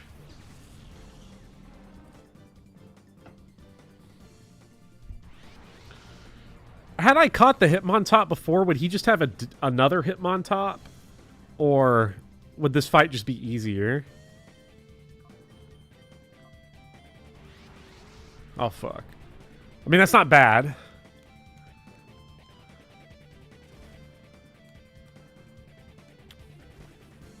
Triple kick is so weird. Oh my gosh. Okay. Okay, that's not good. As long as we at least get a little bit of Pilo action. Bring down... Ooh, that Intimidate really hurts.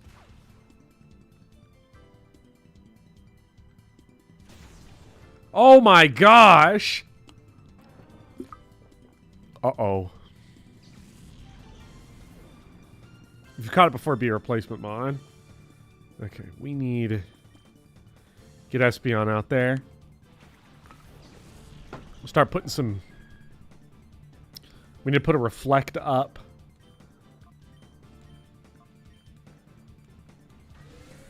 And we gotta hit this Hitmontop with a big time Psybeam. Try to get it down into capture range. Scrub is pretty good. He actually killed someone with a Wobbuffet, which is that's pretty good. Because I think counter's only against physical attacking moves. I think is the way it works. Oh my god.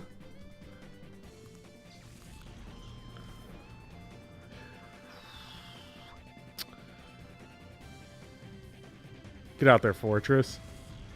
Mirror Coat versus Special.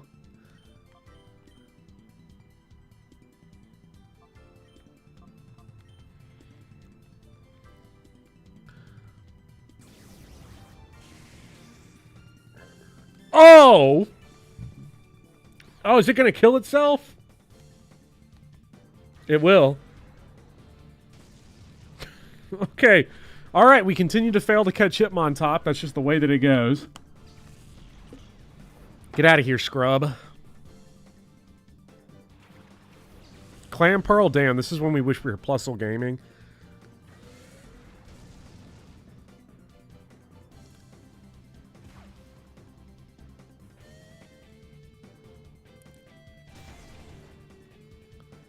What the fuck? How does it deal so much damage? I don't understand this.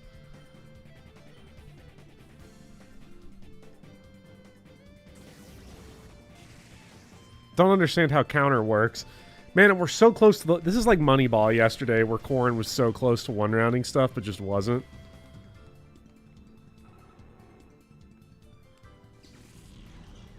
Wobbuffet was the first non-legendary banned in competitive Pokemon. That's incredible.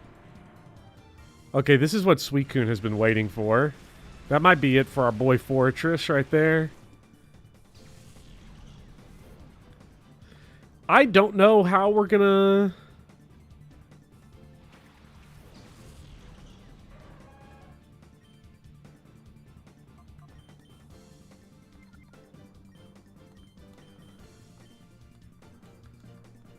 I think if we kill the Graveler, Surf's damage doesn't get split.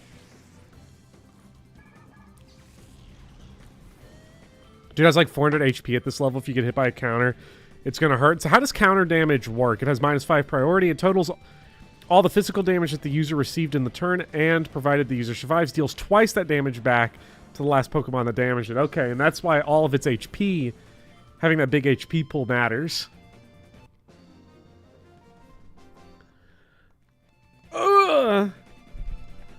We've just got no bulk and no offense here. It seems like I feel like I have a good type spread, but when it, I guess because I guess I can't do anything to any of the Pokemon because I just don't have the moves yet because of the Shadow Pokemon situation. Good. The disc has been scrubbed. Did you get in here without my notice? You must be the much talked about Bopper. Little did I expect to see you here. I am Ein, in charge of the Pokemon Lab. No one must be allowed to interfere with our Shadow Pokemon plan. I won't allow it. Let me acquaint you with the power of my Shadow Pokemon. Woo, woo, it's time to get our ass beat.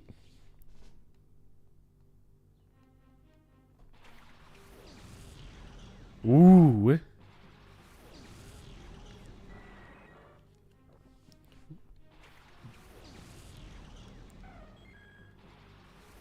Should I open up with a reflector or the light screen? I don't know which one is better here. Level 48? Oh, fuck. Yeah, we're not going to do this one. Can you promise not to replace Plusle? I should probably... Now that Plusle's gone, we're being screwed. Uh-oh. We're about to have bad player luck on that Confuser, eh?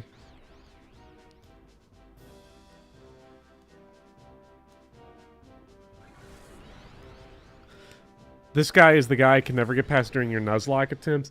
Nuzlocking this game just does not seem fun. I'm going to be honest.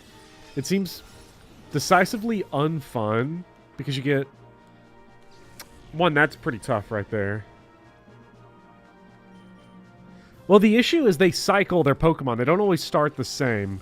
But Suicune Aurora Beam, as you say, Waffles, is going to absolutely eat on this fight.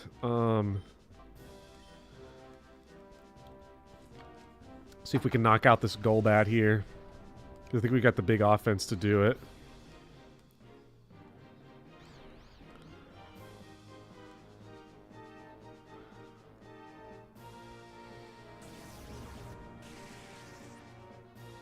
Nice. Okay, so Golbat... Golbat's done. Because Aurora Beam should hit. And he just Toxic'd himself, right? I'm pretty sure he did. Bozo.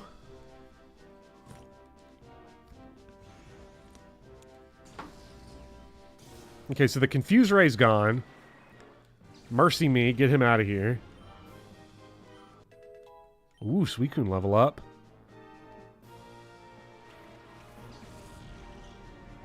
Though if he switches Natural Cure or remove the Toxic, he's not going to switch though, will he? Like, that does not seem like the type of thing he's going to do.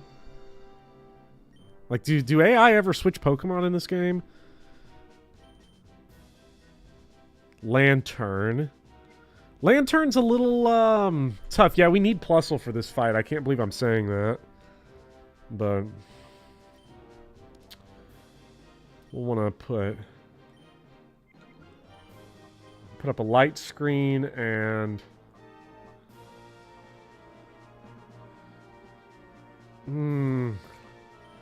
let's Aurora Beam the Altaria.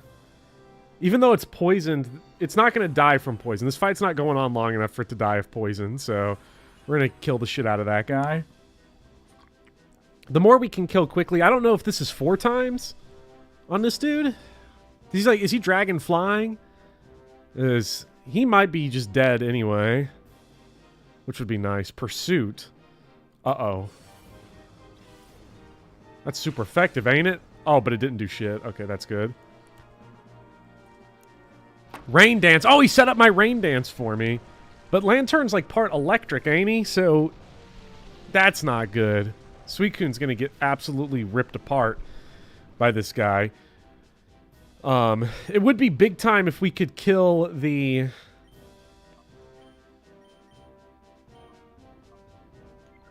Let's see. Let me make sure I attack everyone that I wanted to. Psybeam on Lantern. Aurora Beam on Altaria. Fuck. Okay, we'll at least get that Espeon level up. Alright, it's down.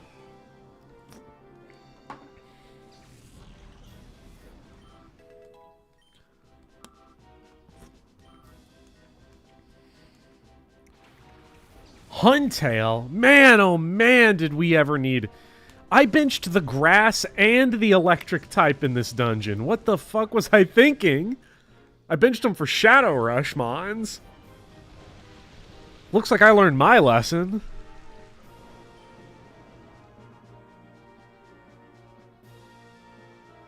I don't even know what we... we're not winning. But we'll try.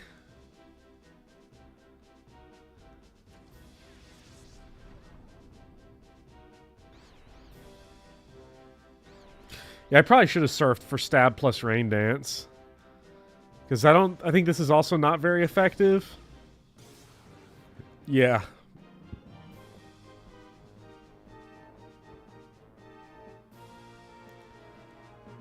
Oh shit, reflect wore off. Although light screen I think still helps us. So that's why you must never abandon Plusle. This is... Ugh. Disgustingly true. Plusle and Greg would have been... Not Greg. Yeah, no, Gregory. Would have been great for this fight.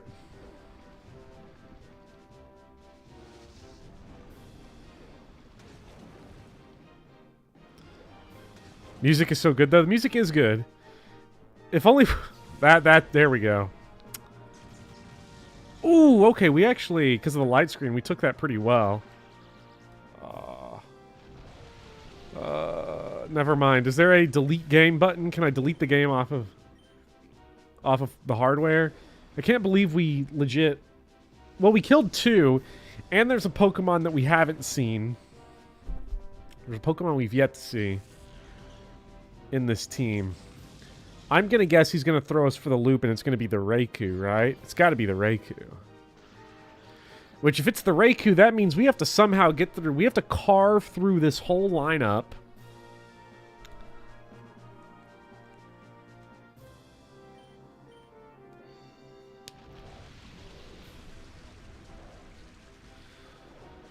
And get to Raikou, and...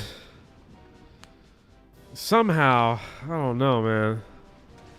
This is going to be tough. It's no Raikou, it's Zapdos, just to screw with the theme. That's pretty funny, if it is Zapdos. Actually, out of curiosity, how much cash we got? 10,000 bucks, that's not bad. Well, let's take a look here at what we got. So, Fortress is of no use. Piloswine's of no use. We're gonna...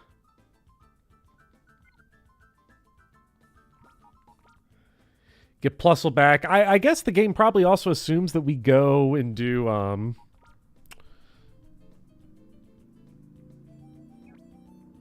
Mount Battle as well. I don't know.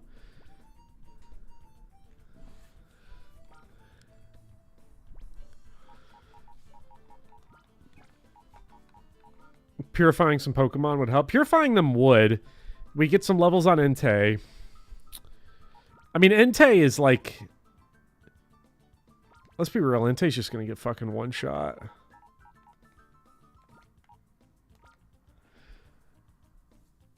Ice Ground just sucks.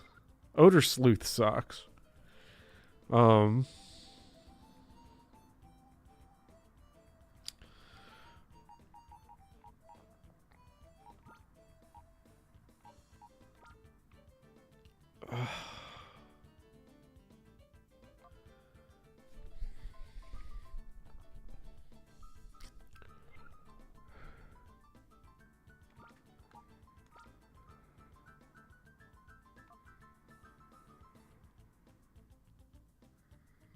I tried Amnesia Slurf.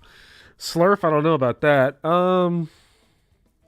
Does Quagsire have water absorb? Let's see. Yeah, he does. Okay.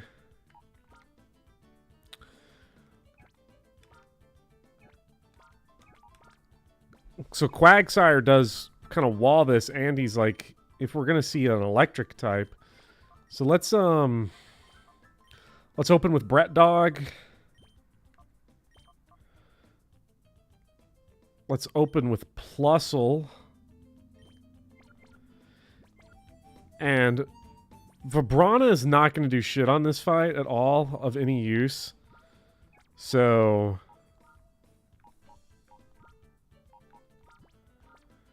we're going to get out.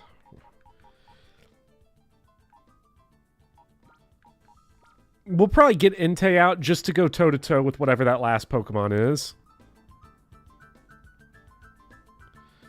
I think that's pretty important to do. We gotta... Let's make a save, too. You never know. We haven't saved in 2 hours.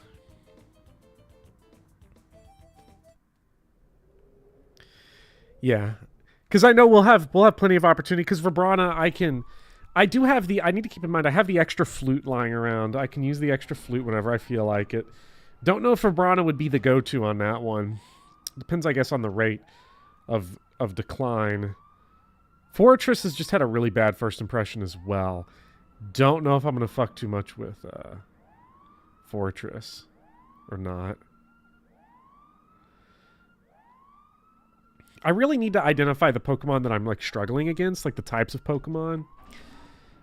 A lot of it's just because of the move situation. You can have a theoretically well-rounded team, but if you just have Shadow Rush, you're just not really going to be doing a whole lot with those moves. Vibrana would need a couple levels to be good anyway. Yeah, because the flute, you don't get your fights. I love the alarm. I love the alarm. I love the alarm. Please. More alarms, sir.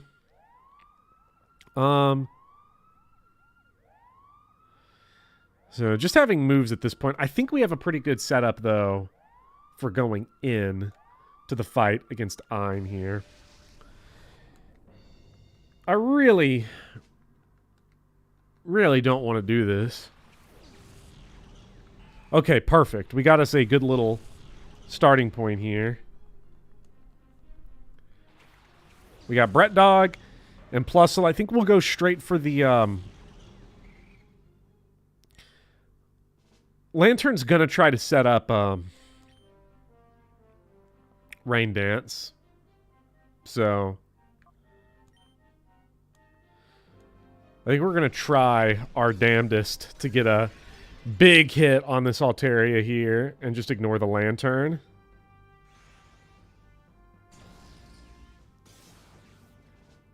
Bruh, that was so close, but we take it. Ice Beam, that's probably gonna be... We might have a dead Plusle on our hands, depending on what they go for. Hydro Pump? Yeah, no, that might be it for Plusle already. Plusle... Oh, a critical hit! Fuck! I feel like I've been getting crit a whole lot in this run. After Sword and Shield really nerfed a lot of the crit rates. Not Sword and Shield, Scarlet and Violet. I feel like they're so bad. At least our speed is still crazy. Oh my goodness. Gregory can't do anything. Crit did not matter at all. It just feels bad, though. If Suicune were a little stronger, we could one-shot the Altaria. Greg needs Leech Seed to be worth a damn. Does he ever get Leech Seed?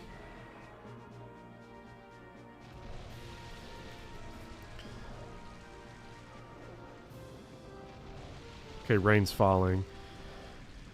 Lightning is going to be Thunder's going to be super effective against Gregory here, so that's a problem.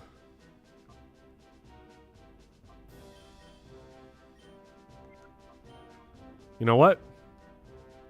Oh shit. Gregory survived. Just live one. No, I should have gone for the sleep powder first things first.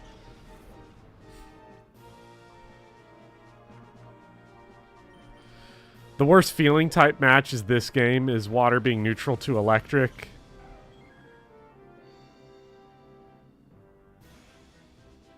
Thunder's neutral on Greg. Well, Greg doesn't have any offense. That's the problem. Oh my god. This Lantern is the real issue here. We are going to need Quagsire to knock him out, I think. We're going to need Mud Slap. We really need Earthquake super bad, I think. We're going to bring in Quag for Brett Dog, and then hopefully Psybeam.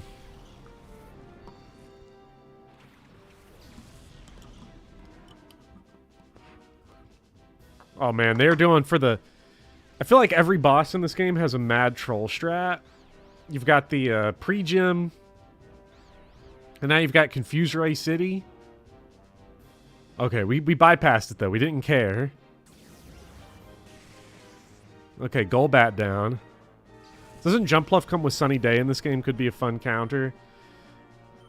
Because what? It destroys Thunder, right? Like, that's its whole thing. Man, we need Earthquake so bad. It doesn't affect Quag? Hell yeah.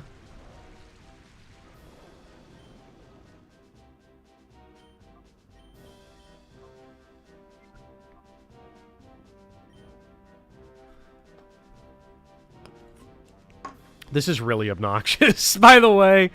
Everyone having Confuse Ray is actually the worst. Fuck. My light screen. Did they just try to double Confuse Ray? Shit. Well, it worked.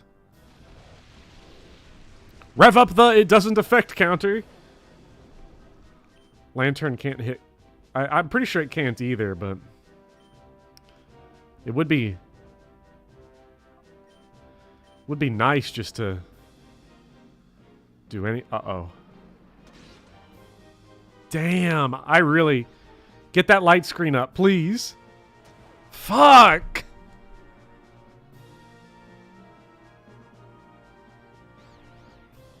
Don't tell me we had 2 lost turns. Okay, we didn't. We at least did something. Man, I could go for an Earthquake, though, right about now.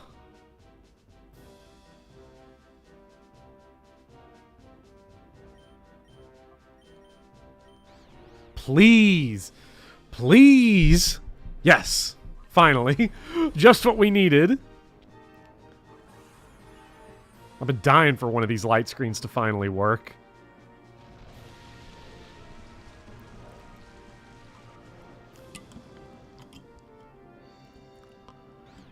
The AI is acting... Yeah, they're fuck. They're really dumb with weather.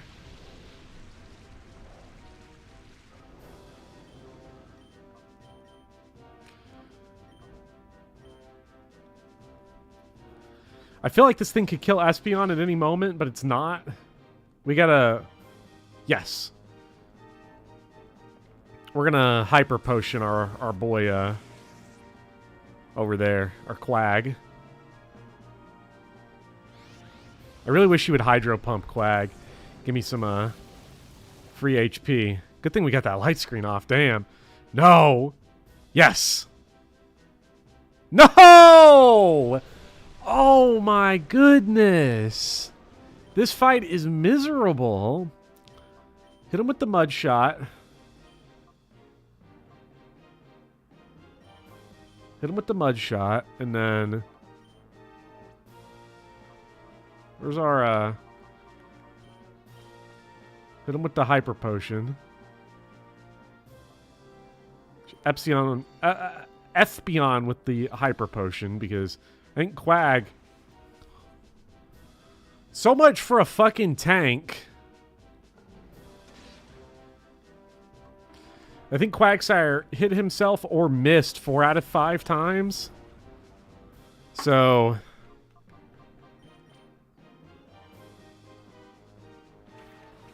just awful.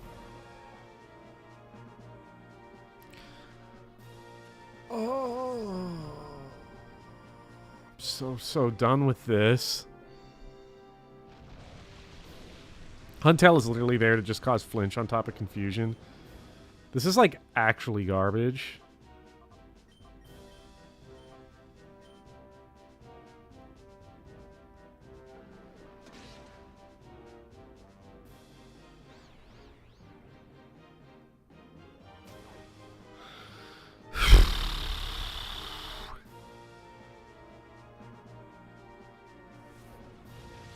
Why did I do that? I forgot he was part electric type. This is why they made Pokemon games easy. Because look at this. Because now we're literally just playing a slot machine where we've rolled about the worst luck we possibly could have.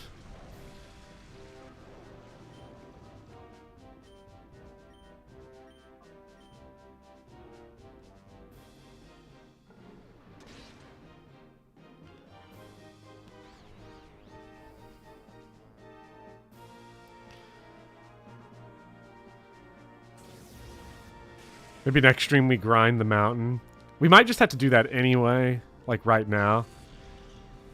You can use do full heal. Well, there's no point to cure confusion because then they'll just they're just gonna immediately do it right after. Okay.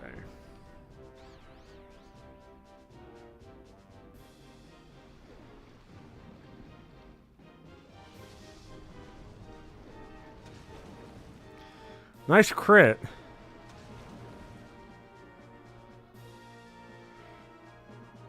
Uh-huh. Uh-huh. Okay. Alright. Well. Alright.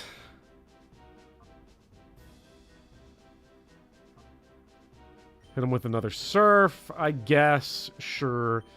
Side beam on the Huntail. Who's he gonna kill this time? Gonna be Espeon? Goodbye, Espeon.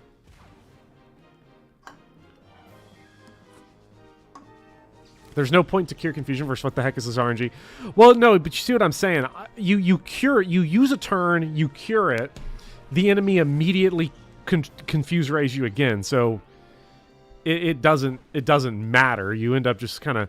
I guess that would be for timer ball shenanigans. If you really wanted to do that.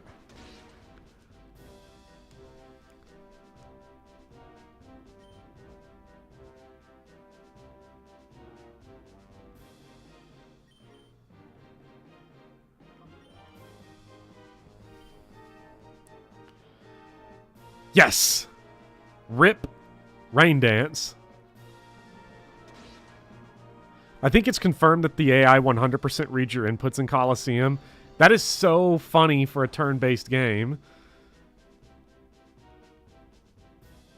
Confusion is 75% chance to proc this gen, or it's 50. If you think Ein's bad, get ready for Zui. Look, I don't know. I haven't had too much trouble with the game up to this point. I feel like this fight's just got me a little tilted. You son of a bitch. This Huntail has got to go. Well, I'm probably going to go first. Goodbye, Entei. Goodbye, Suicune. Okay.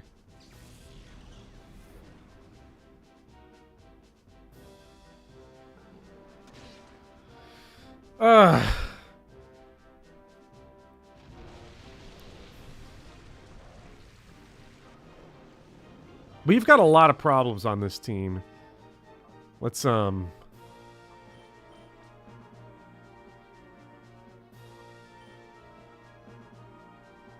never know.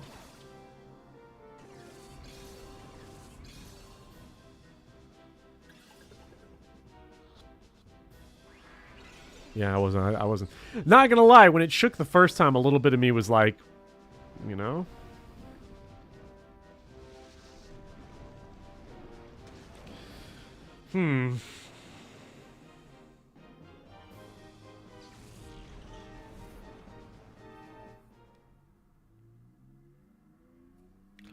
People in chat will be given some useful strategic advice when you're sitting here like, no, Espeon had little floppy ears.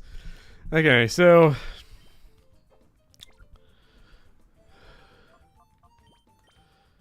obviously, Quag is our guy for Lantern. The issue, obviously, is... the issue is dealing with this confusion crap.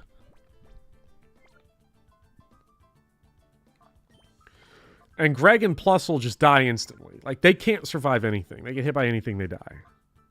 So, like, their moveset almost doesn't matter. Brett Dog is not strong enough to one-shot Altaria, even with the helping hand. And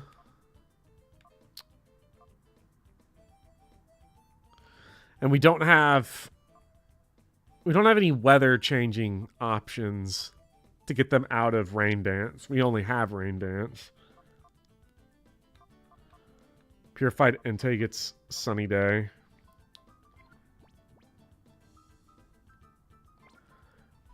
Is Raikou gonna replace Plusle? It probably will. I don't see any way it doesn't. I think we're just gonna have to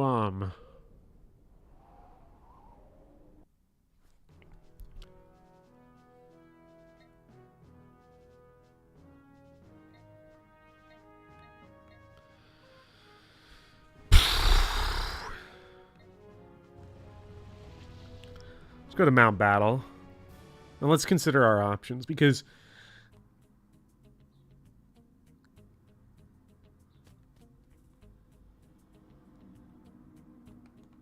I do like Plusle. I do like some of the options Plusle gives. Issue with Greg is he gets... the issue with Greg just can't survive anything. It's his problem.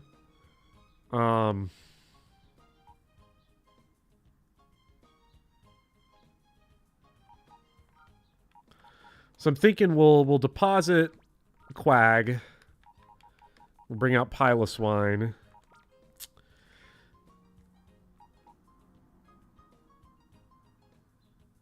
And then if we get Vibrava out, who's Vibrana going to replace? Probably Greg. It begins streams in conflict with your post-COVID sleep schedule. Like, do you have COVID, or are you recovering, or you just mean post-2020 in general? Because if you have COVID, I really hope you're doing better, Luigi of the Gods. Replace Greg. Yeah. So I'm thinking just post-2020. We need to...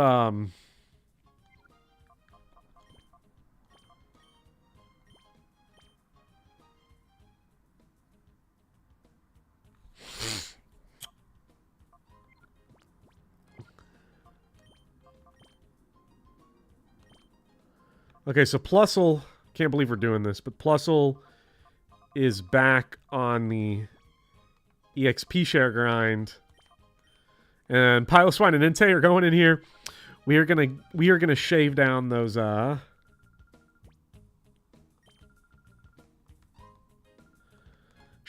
shadow bars. Now I'm not sure how Mount Battle works. We had to complete Mount Battle all in one go. It said resume, so I'm gonna assume the game 100% assumes that you do this, right? Like, there's no way. No, not the Plusle tax. Right now, levels aren't our problem. Moves are our problem. So, oh, this is actually perfect. Level 15 is Ash Cheeks. So this is like exactly who we want to be grinding off of.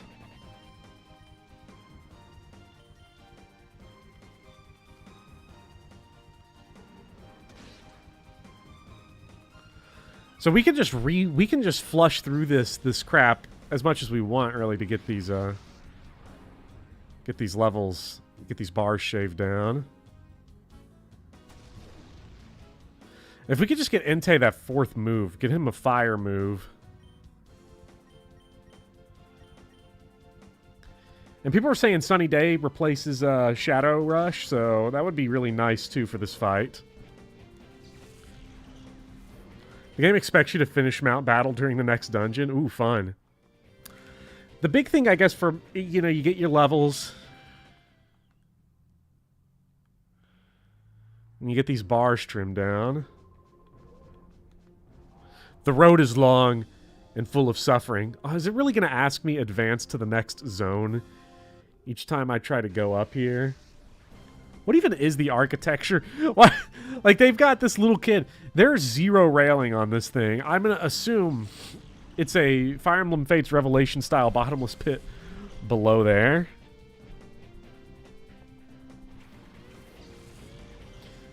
Let's get mad. I want max hyper mode all the time. I want to keep calling these HP bars away. Ooh, Fire Blast.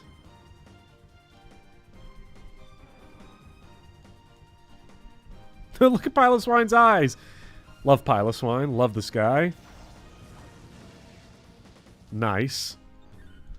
How does Fire Blast compare to, like, Flamethrower? I assume it's not as strong. Look, it's Aaron Rodgers.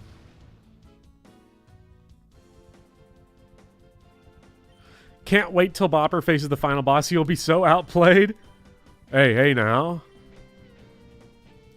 Professor Bopper, you get Poke Coupons and access to a PC every 10 battles. Poke Coupons can be used to buy various TMs and hold items, huh? Fire Blast is 120 versus Flamethrow's 95. Wow, so Fire Blast is stronger and can't miss. Wow. Hello, Becklin. You missed it. We had some Quag gaming earlier, but we're back to Piloswine gaming, sadly. Later areas are suspended above lava, and by the end it's above the clouds. I do love it. I think it's just the fact that they got little kids working this year. Technically still at work, but you shall be lurking and lamenting Quagsire's absence. Yeah, but Piloswine's awesome. Look at Piloswine. People just said it can't miss, and now here it is just missing, which I guess is fine. It's more grinding, I guess.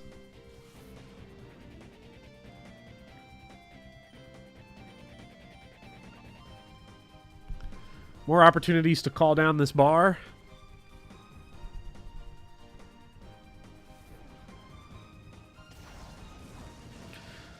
Fire Blast has weaker accuracy. Oh, okay. For some reason earlier I misread it as Fire Blast is stronger and can't miss.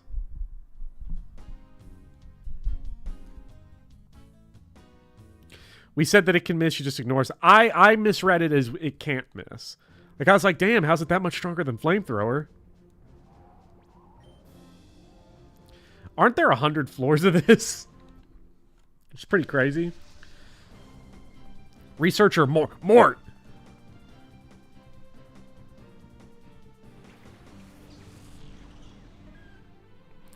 Playing XD for the first time, and it's really sad how much worse the AI is in that game. The OST is way worse too. So is XD just easier? Because, like, this game, the AI in this game, like, just eats your ass. Like, it just chews you up, spits you out, doesn't give a fuck.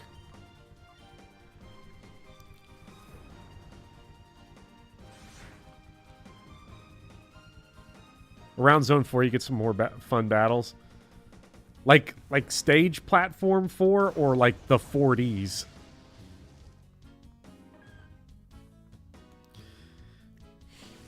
You get Ho-Oh for beating Mount Battle after purifying every Pokemon, which is not possible for me because I think I can't get every Pokemon now because I've blown both chances at Hitmontop.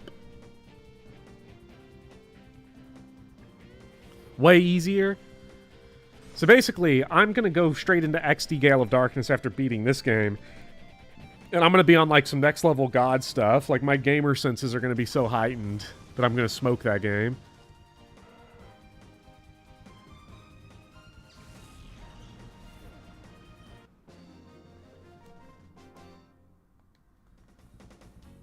Man, knowledge couldn't overcome it on its own. Better mods, better methods to purifying mons. Okay. Okay, let's... Pokemon XD. I really hate that it asked me to go to each zone. Where else am I going to go? Like, it should... The game should just be like, let you go forward, let you go back. I mean, I'm complaining about it like it's some important shit, but, you know. There's a post-game dungeon with all the shadow Pokemon you missed, so... Oh, Plusle's been dying to fight some of these enemies, but this is for Entei to fight level 16 Azumarill. He's just built for that.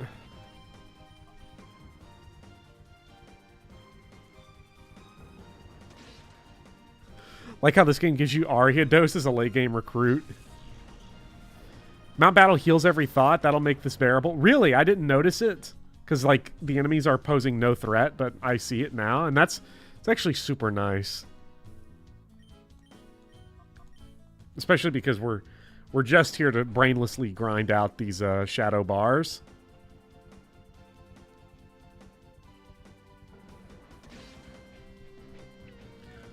And then I guess ultimately we want to get 2 levels on Vibrava to get him promoted into something else. Ooh, nice little plus a level will help with that boss fight. Metagross is this game's Gato. Isn't Metagross the first Pokemon you fight in XD Gale of Darkness inside the simulator? They really sold Metagross as a badass. There were, because he is. Man, Metagross in Smash Bros. And then in Destiny Deoxys. That movie... The Pokemon movies I saw as a kid were... The first one, Mewtwo. Mewtwo Strikes Back or Mewtwo Strikes Again. Or Pokemon the first movie. I don't remember what they called it, actually, now. That one, Destiny Deoxys, and... For the Gen 3 movies. And then Gen 4, there was, Oh, what was it? Rise of Darkrai. Those movies were awesome. Ooh, dig. Finally, Anti-Lantern Gaming. Good job, Entei. Destiny Deoxys was a zombie movie. I need to rewatch them at some point. Definitely couldn't do a watch-along on YouTube, but that's about the only way I could justify the time wanting to do it, is I'd want to watch it with other people. Maybe it could be like a, we're going to time it up together. Everybody get your copy of Pokemon the first movie on your favorite sketchy website, and we'll watch together. I think Metang is the only instance where you like the second evolution more than the final stage. Is Metang the one that has the 2 arms and is floating?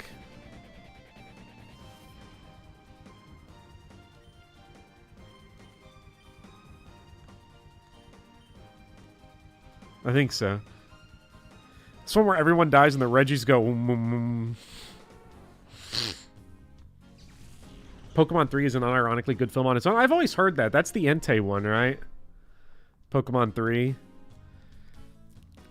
What is Pokemon 2? Pokemon 2000?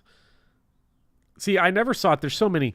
Those are the only 3 I've seen, and I've seen the Arceus one with X-Zero X-Man. We were, like, fucking around and watched it, and it was pretty fun. You can't judge those movies on any type of normal, like, standard, though. You just gotta have fun with them. Oh, this doesn't make any sense. What a logic fail. It's a Brad's Pokemon. This is a time where 100% we're just gonna be like, just go with it.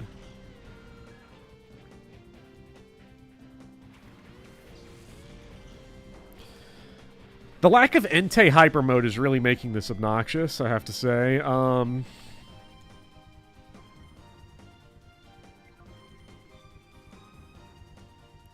Could really go for some Hyper Mode to help us chew this bar down a little bit. I think if I ever replay this game, I'm just gonna Time Flute Entei right from the beginning, because he's been strong, but I feel like I felt the lack of fire moves worse than everything else. Pokemon 2 is the Lugia movie. So to me, the Lugia movie will always be XD Gale of Darkness.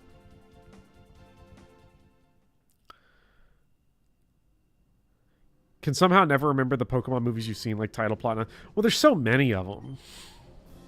I'm helped by the fact that I've only seen a few. Didn't see the Jirachi movie. Didn't see, what was it, Heroes? The one with Latios and Latios. Didn't see those. Found this game much more fun on replays knowing what to plan for. It seems like that would be a big thing as well. Also knowing how to, like, infa-dupe Pokeballs helps.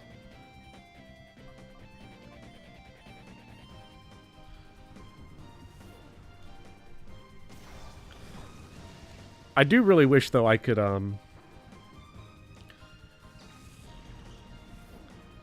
Man, nothing in this game gives EXP. It's so sad. Just because everything is split. I guess it's offset by the Pokemon's higher levels. It really feels like leveling just doesn't happen because you have the Shadow Pokemon that don't level until they're purified, and it'll be interesting to see if Entei even gets a level. Like, he'll probably get 1 or 2 from purification. Probably not so much as Piloswine's going to get, but probably good that we're saving Vibrava's grinding for the higher ones that are going to give just that little bit extra of EXP. Because what I'm probably going to do is once we get these 2 bars down, we're going to switch to Vibrava, Vibrania, Zadania. We're going to switch to those. That one and Plusle as the lead 2 to really get the best of our HP, or EXP, I think. But yeah, fighting level 17 does not help at all. Remember when Ash made out with a Latias? Did that really happen? Is that like, is that canon? The Latios movie was fun. Pokemon Heroes must have been crazy. I can't believe I missed that one as a kid.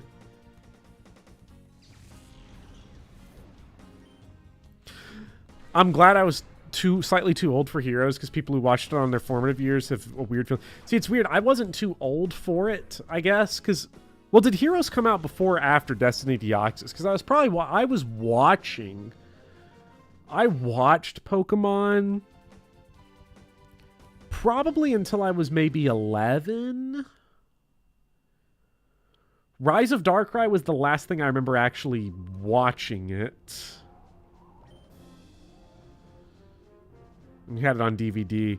The thing was is that I had a younger sibling, though. I had a younger sister that was really into Pokemon, so I watched it. I probably stayed on Pokemon and like watching the movies maybe a little longer than a lot of people did, just because younger sibling kept me in it for like probably a couple more years. So, but I never saw Heroes. I guess I'll have to look up. Let's Google Latias.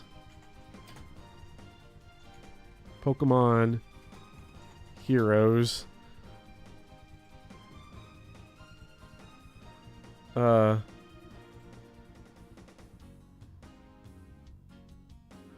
Pokemon Heroes, Ash smooches Latias and becomes a dad. Yeah, no, that definitely that's what an article says. It's probably a little clickbait, but also, yeah, I can see why people have the attitude towards Latias that they do then. Interesting. You rented the VHS of Heroes from my local library. Darkrai movie was one you watched at the library, so naturally watched it 10 times. We had the, well, we talked about it earlier. I had the DVD, or we had the VHS tape of Lieutenant Surge and of the first movie, and then we had the DVD of Destiny Deoxys, Yu-Gi-Oh! Paradox Brothers, and Rise of Darkrai. And I feel like we also had... we had another Pokemon DVD.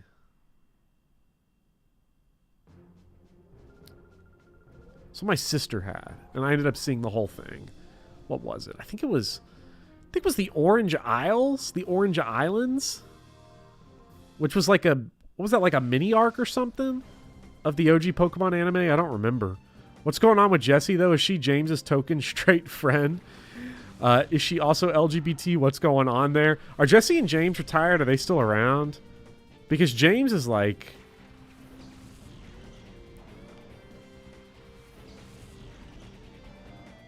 James is one of the gayest characters in fiction, I'd say. She's not straight, how dare you?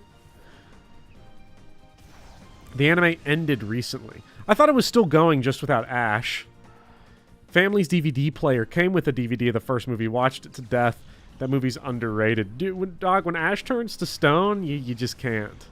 Jesse and James get married in canon? What the fuck? So they're beards for each other? That's fucking disappointing.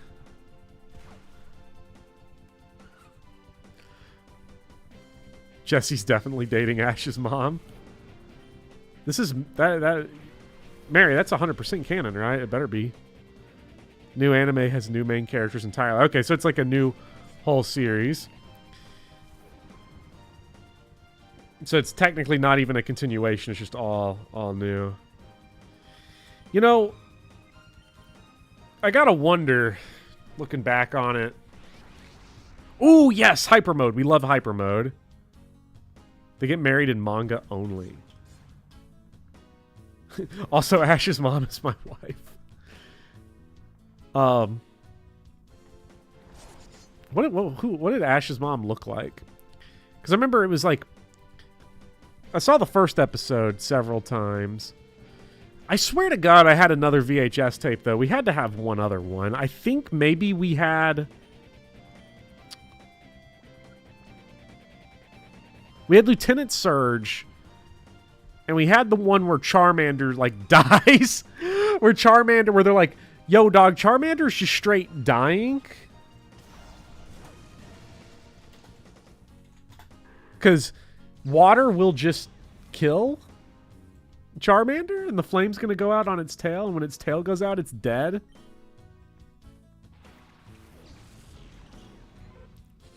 Jesse and James's marriage from the Electric Tale of Pikachu manga was literally drawn by a famous hentai artist. That's funny. I fucking love it when we get Blizzard. Do you remember the Vanastuis episode? Is that one from the original series? From like Gen 1 anime? Because I remember... I'm trying to remember, what are all the episodes of that I remember? I remember the first episode. Remember Gary. Remember him picking Pikachu. Seeing the Ho-Oh. Remember Squirtle Squad. It's very sad that America never got the Porygon episode, or the cross-dressing James episode, or the Taurus guy that pulls a gun on Ash. Like a full-on Colt 44. Like, or Colt 45. 44 Magnum, Colt 45. One of those. I don't remember. It's probably a Colt. Because I don't remember. Like,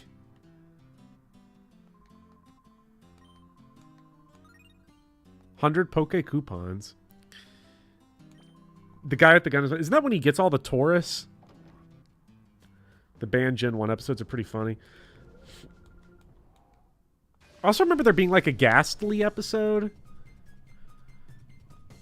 which was like how every 11-year-old boy learned that they liked goth GFs. I think I remember that.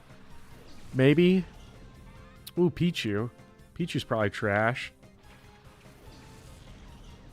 The gun guy looks like Clint Eastwood too. It's so wild. So one more Ghastly is the Wraith possessed by the spirit of some dead woman. That stuff was crazy. Ash goes to find Ghastly, Haunter, and Gengar to use against Sabrina. Can't wait for goth gilfs to become a genre of person. That's just when we get a lot older, because everybody like, because we're all just going to be 65 to 80 one day, and it's just going to age up with us, and then we'll be like, I just want a super hot goth gilf.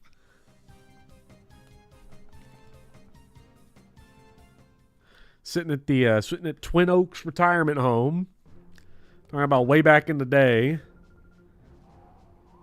We fight someone named Galvin. Remember the one where Ash literally dies and goes on a cool ghost adventure with Ghastly, Haunter, and Gengar? I don't really remember that, but Pike Queen Lucy from Emerald was your goth awakening, says Audrey. Pike Queen Lucy.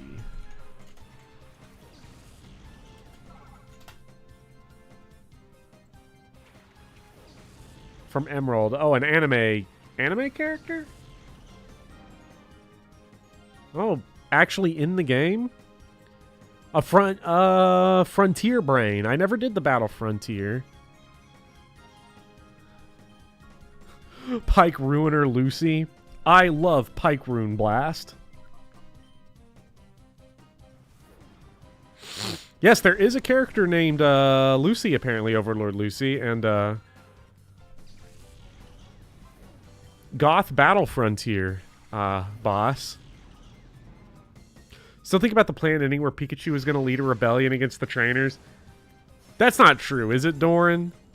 Because if so, that's really funny. Yes, she is Goth. In the anime, she's into Brock because he has the same eyes as all her Pokemon. Time for Opera to hit Google again. Time for me to hit Google on what the planned Pokemon ending.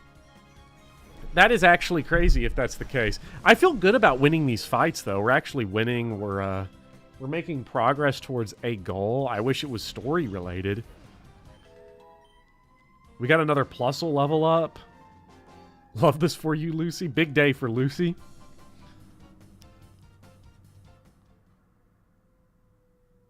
Remember the one where they're stuck in a sinking submarine?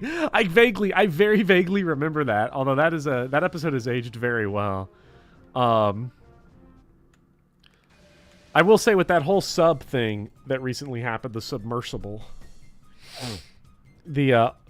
My favorite thing to come out of it was definitely the Drake and Josh re-edits. I wish I could find them again. But this is you becoming the Yu-Gi-Oh player, trashing the newbies. Finally, I get to be what I've always hated.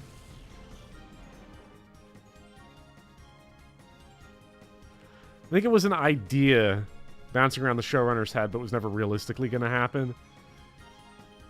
Yeah, I don't know what would have to happen for that type of idea to like go through. Probably Pokemon to be a complete financial disaster. Yeah, because it'll happen eventually where Pokemon just...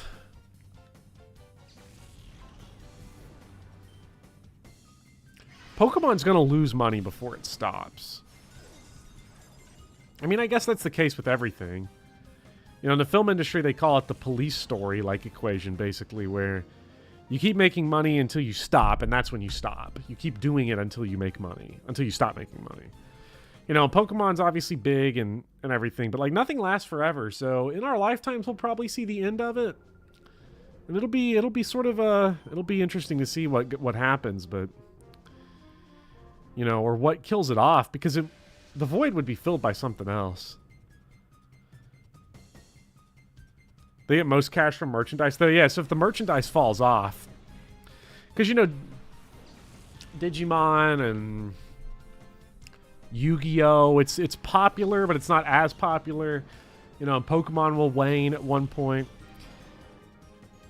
I never watched with gotta say though, man, Yu-Gi-Oh! I watched Yu-Gi-Oh! GX. I think I've seen 100 episodes of Yu-Gi-Oh! GX. I remember the when I got an iPod Touch. It was like a big deal because, you know, I was like maybe 13, 14. And it was the first piece of like kind of serious tech that I had, you know, outside of like slightly outdated video game consoles. I think the first thing I did, you think Pokemon's literally too big to fail? Yeah, but Father Time remains undefeated. Eventually it will happen. This is not me in the next 10 years, but we're talking like years go by quick, but they also go by very slowly. And 100 years is a long, long time. The first thing I did, got on YouTube in like 2010 and watched all of Pokemon, or watched all of Yu-Gi-Oh! GX on YouTube. Yu-Gi-Oh! GX, episode 13, part 1 of 3. You know, if you were there, you were there, and you knew that when videos were titled that, you knew you were getting the good stuff. You had the iPod Nano with 2 movies on it. I had Shark Tale on Game Boy Advance. That was fun. Yes, hyper mode. Remember, you could just watch shows on YouTube and I guess not have to pay for it too. That was the best, and it was all in the English dub too. I remember I caught up. The reason I never finished the show was because I caught up to wherever the English dub was at the time, and there was just not. There weren't. For some reason, the subtitled versions were either not on YouTube or I couldn't find them. They're probably just not on YouTube, or I probably just couldn't find them. Hard to say. I probably just couldn't find them. I don't think that's the Nano then. I had the white stick one then with the pink Nano. Because, the Nano couldn't have had movies on it, though. But I know that the Nano changed over time. I know the Nano had, like, a screen, but it was, like, a really simple one. Well, no, actually it displayed color. It was actually kind of a nice screen. Hard to say. The year's 2073, Boppers in Retirement, Home Streaming Fire Emblem Thracia 776, Remake Deluxe, Moneyball, and here's Pokemon Company will be making the Gen 65 games. Man, I can't believe it's lasted this long. On YouTube.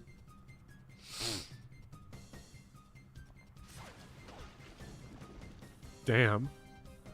We're so close, man. We're half a bar. Man, we're like right there.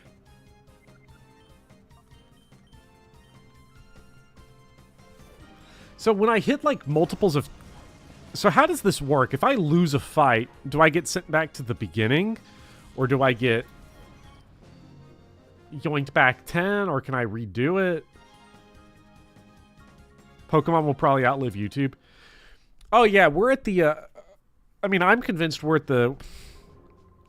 I picked the worst era to get a modicum of YouTube success in terms of long-term sustainability because I don't think YouTube is long for this world. Not with what's happening with streaming. And as we are now entering what is probably the waning years of streaming.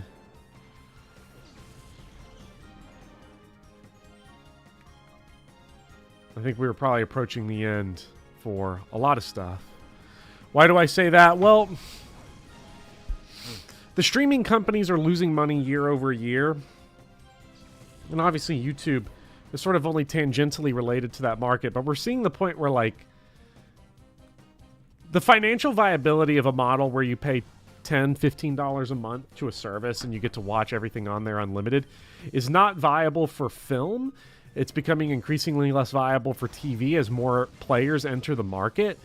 And, like, I think the niche markets will survive and, like, some of the big ones, but we're going to see culling, like, things like Paramount Plus, Peacock. You know, they're not going to probably be around too long. And eventually there's going to come a point where YouTube is going to be such a financial burden to run that it's going to outweigh the cultural capital of owning it. And, like, if big companies are just deleting shit that they paid hundreds of millions of dollars to produce for tax write-offs, I don't see there being a whole lot of reason for Google to ad infinitum forever keep hosting the limitless content that's just pummeled onto YouTube all the time. It's okay, we'll follow you wherever you go after this, not creepy. We're in the fall of Rome. Now, this is a very, very long-term thing.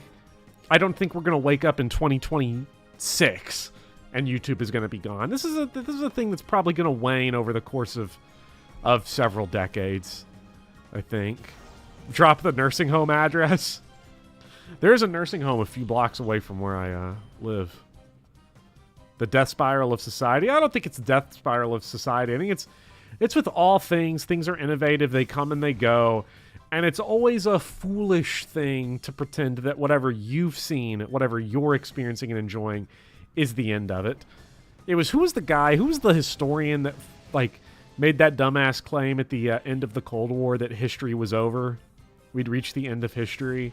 And people throughout the 90s just felt like that was a thing. And then 9/11 happens. And, you know, and technology's like that. You, like, look at your technology life 15 years ago to today, and no telling what it's going to look like 15 years ago from now. Endless tech bubbles and bursts, but it's with everything. Things come and they go. We going back to LAN parties in 2050. The home phone is not coming back. Like, that one's dead.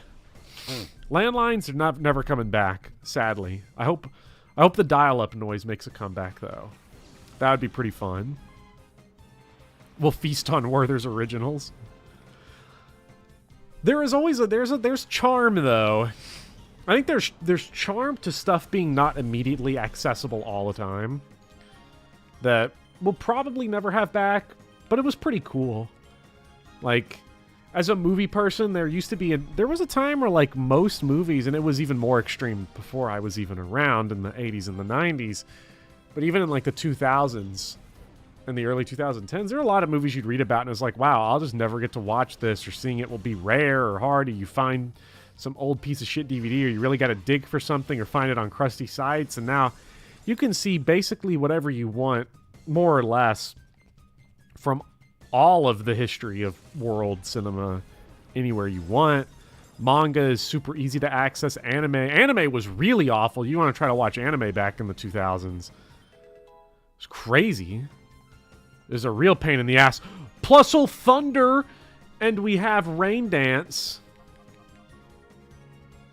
I feel like we're not utilizing Encore enough. 360p and accurate subs, 3 parts on YouTube. I miss those days. I don't know what we have go away for this. I guess replace Spark, because it's still basically twice as powerful. So we only have to hit once for it to give us the same value as 2 Sparks. So finally, Plusle's about to drop big damage. You started reading an article about how Italian cinemas have only started being open in the summer very recently. I wouldn't be surprised if we see movie theaters make a big comeback, just because I think movies are going to need them to be financially viable. Like, I think what we're starting to realize is that without mass exploitation, stuff is just expensive. Like, the only reason clothes are not like $100 a shirt is because companies are willing to pay people 60 cents an hour to do stuff quick and cheap. And, you know, we see with like you go buy a book, you go to Barnes & Noble, go to a bookstore. I think that's our first non-one-shot. You know, new book, $26, $30, you know, hardback. You know, maybe the trade paperbacks are cheaper, the public domain stuff, you know, $10. But, you know, maybe it drops to 18 when it goes paperback. And it's because you need that kind of money to support. You just need that money to support it. It's more viable to, like, for me, when I look at my finances on YouTube, here's a little look behind the curtain. I make more money from having 80 people support me on Patreon a little bit every month than I do from having 13,000 subscribers who watch stuff free with ads.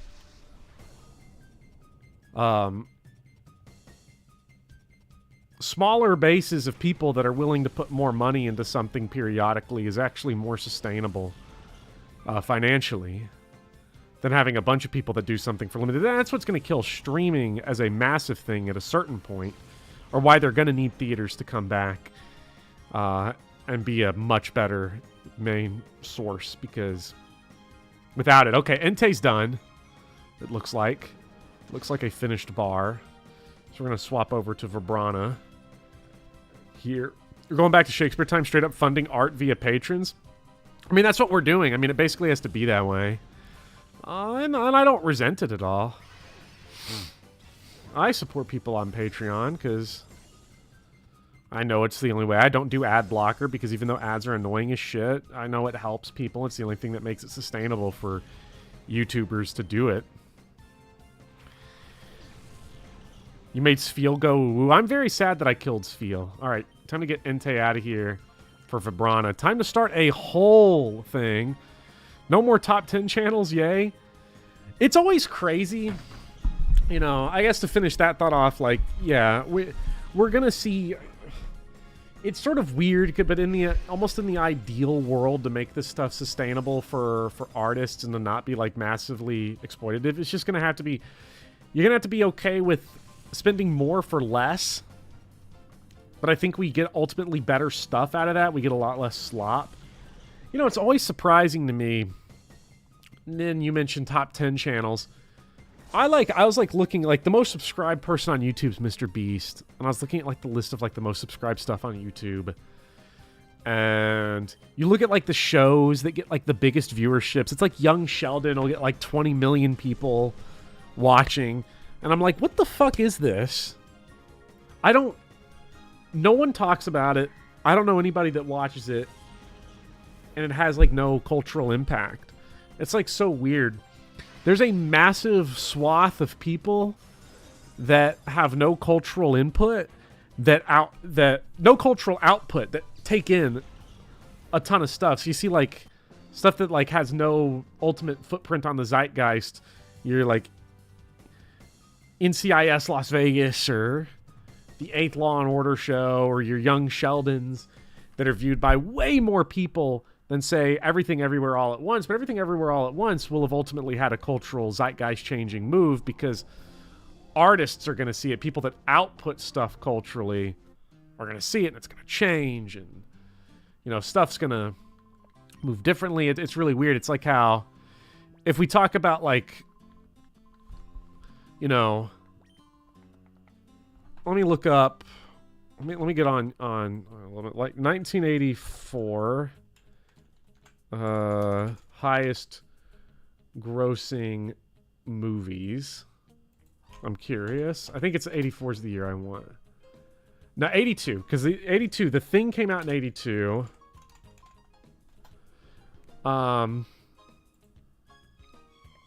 You look at stuff here. You look at like the top 10 highest grossing movies. You have some E.T. and Indiana Jones, those had a big impact. Rocky 3, not so much. On a Golden Pond, An Officer and a Gentleman. 7 is a movie called Arthur. I mean, these are movies that made a shitload of money that, like, have done nothing culturally. So it's, like, so hard to predict that stuff. Like, the industry's just so strange. Professor Popper, I'm going to strongly recommend diversifying your streaming and publishing platforms. Google was recently caught lying to advertisers about how large a chunk of ads are being shown. I want to diversify at some point, but now you can't do, you can't multi-stream to, like, YouTube and Twitch at the same time, and then Twitch itself also sucks, so I don't know what I'm going to do as far as that goes in the future. Non-ironically, why hipsters have value. Yeah, it really is. Bopper, YouTube membership or Patreon? I'm joining, but which would benefit you more? Patreon would benefit me more. I get a bigger cut. I get like 90. You get like a 95% cut of Patreon, whereas YouTube, you only get a 60% cut. I only honestly... Wait, what the fuck? Why am I back at 1?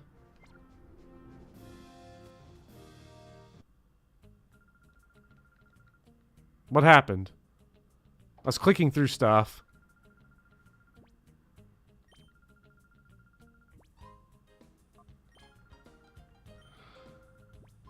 Oh, okay, Area 3. 20 is the end, and then you can start at Area 3. Okay. Rocky 3 is Eye of the Tiger. Where does he get off? I forgot that was Rocky 3. Switch them, and then... Pile of Swine's super close. Scramble over a Twitter replacement has you super overwhelmed. And for you, Becklin, Patreon is better because it's easier to get stuff to patrons than it is to YouTube members. The only way to really talk to YouTube members exclusively is to either do member-exclusive streams. Okay, that's not happening. Because I still have an audience that I want to talk to and engage with, because not everybody can afford to be a YouTube member. The only reason I really have YouTube memberships anyway is because some people don't have PayPal or they don't want to go join a whole other site, but they still want to support, and I understand that, and so I appreciate that, and I don't want to force anybody onto another platform. You'll follow me wherever I go, Professor. Thank you, Star. I like how my stream paused out just as you told us the YouTube cut. They're trying to silence you. The YouTube cut is actually ass. YouTubers... I would say YouTubers need to unionize, and they should, but when they do, the entire website would probably be... Google would probably tank the website before it let YouTubers unionize. Twitter rate limit is no longer a thing, if that helps. Well, the Twitter rate limit was so funny because it was clearly a cover for the fact that firing all of your engineers to run your infinite content 1 billion user machine is actually a horrible idea. Etsy is getting worse and worse too.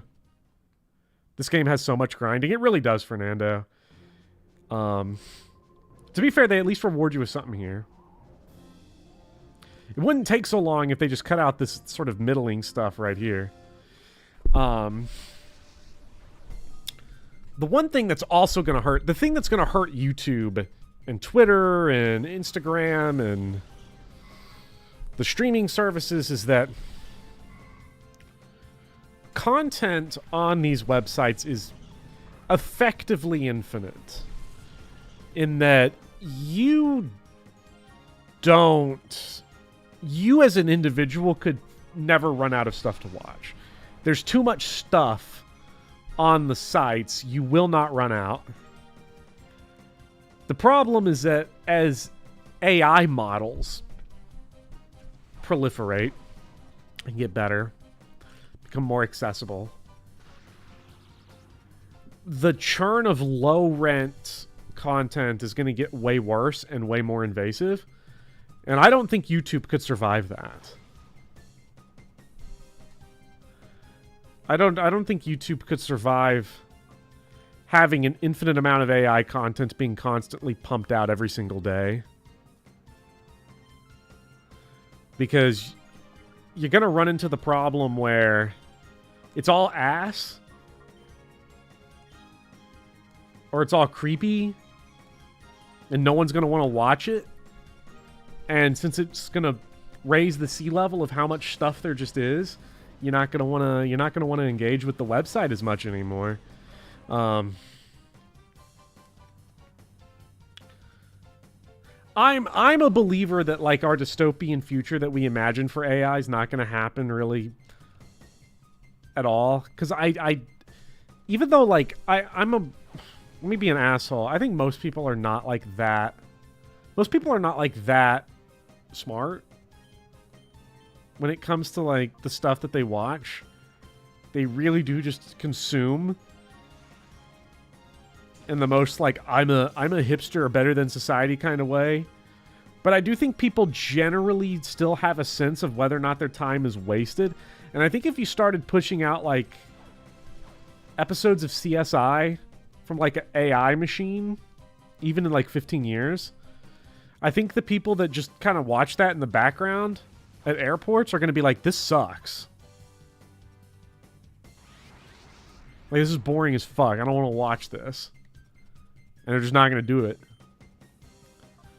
I do think most people are going to give up on, would not be entertained by any of that AI crap. But I don't think it's going to actually get good to where it threatens society at any level for, like, decades. And I think this might be the one case where infinite growth tech might save us. Because at a certain point, they're probably going to realize that ChatGPT doesn't make money. And they're going to paywall it.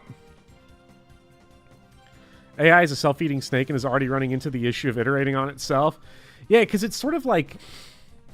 If you look at, like, our reaction to AI art, it seems like the real... It's faded. You know, because there was, what was the shit called? The crypto pictures? I already forgot the name of it. That tells you how bad this is.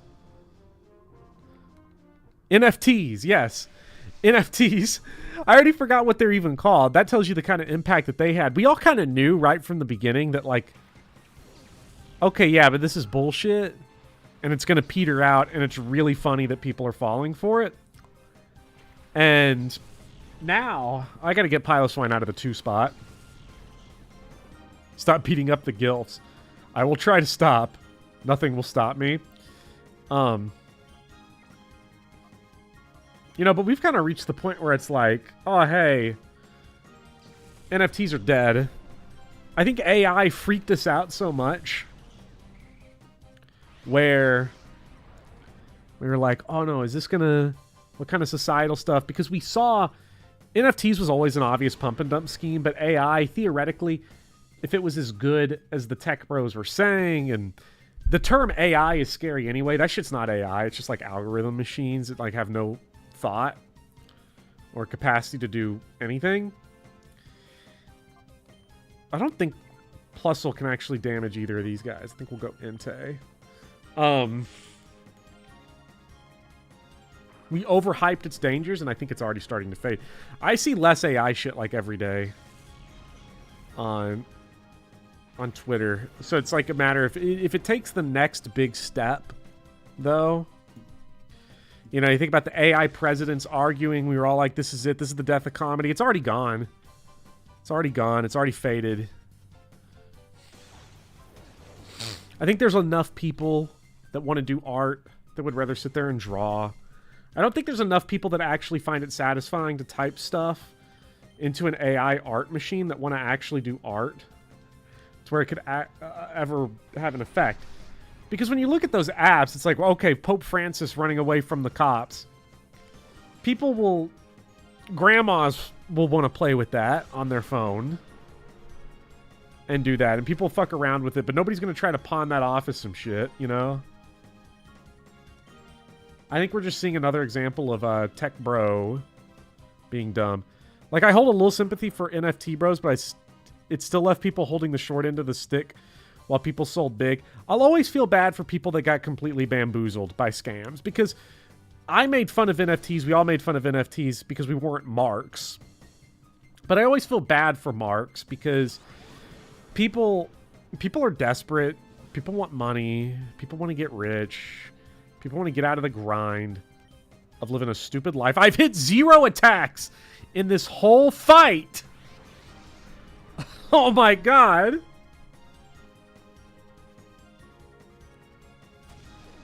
So I get why people fall for this stuff. Now, I will make fun of the tech bros. I don't feel bad for the tech bros. I feel bad for the people that drain their money in crypto or NFTs, like regular people that were just looking for something to try to escape the daily grind because it's fucking destroys your soul. But, you know, the actual scammers, though, and the tech bros pushing that shit out, though, they are the real problems. Nice. These big Plusle levels are nice. Get Suicune out there. I really should. Vibrana farm. I mean, this is pretty good for our Vibrana gaming.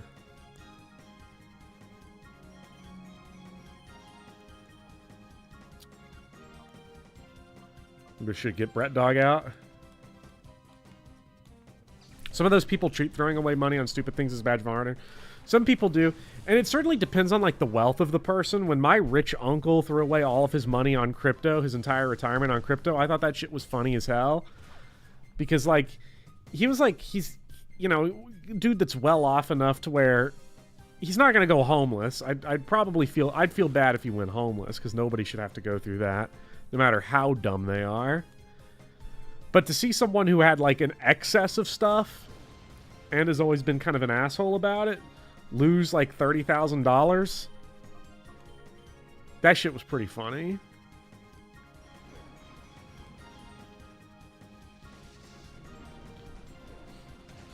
Dan Olsen's NFT video really hammered home how many people got left on the wayside. Yeah.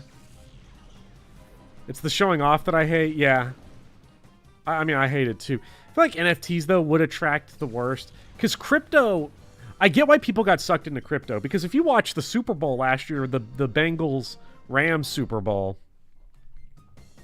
Rip Joe Burrow on that one. Aaron Donald is not of this world, but... You watch the commercials for that... Spike Lee was pushing crypto. The Rock has pushed crypto. All these people have pushed crypto. Larry David pushed crypto. I get why people got fucking scammed. Because when it's on TV, it's legit to most people. NFTs were at least never on TV. You had to be an asshole, kinda, to get sucked into NFTs. You had to at least be in, like, the space of those people. I feel bad for people that lost on crypto because it became so mainstream that it sucked people with zero tech literacy in. Wait, who do they got out there? They got a Wingull and a Bagon. Okay. That's perfect for Plusle Gaming. I like conspicuous consumption when I do it, but I would hate it when the people around me do it. It's, you know, it's always a tough thing, because, like, people always talk about expensive clothes. I don't have expensive clothes, you know, with the exception of my suits. I have two pretty expensive suit jackets, a black sports coat and a pink suit jacket, kind of like a darker pink one. And I got those expensive because I was like, I'd rather pay good money to get nice suit jackets that'll last me, you know, decades than that. So I spent, you know, a few hundred on those, saved up and did it. And buying, like, being able to buy clothes that were like, nah. I also made the point that if I was going to spend that much money, I made sure I was buying from a place that manufactured in not a sweatshop. Because if I open up some shit that's charging me $400 for something and it says made in Malaysia or Thailand, you know what's going on in the factory there. And they made this coat for $2. So I'd rather pay for, like, some real shit that pays its workers well if I'm going to spend all that. I can't imagine spending a bunch of money. Like people drop 100, you drop a fat hundo, 150 on some Jordans, and it's like, I just feel gross about it because, like, I'm getting taken advantage of while the workers are getting taken advantage of for, like, just some shit that's barely better, that's just the same as, like, regular Nikes. So it's worth getting investment piece of clothes. It really is. I think fast fashion has ruined our brain on clothes. You can have, I think, a very fashionable wardrobe and not have a whole lot in it if you're willing to, like, spend a little bit of money. You know, more money per piece of clothing than you otherwise would. And that shit won't just immediately, like, break.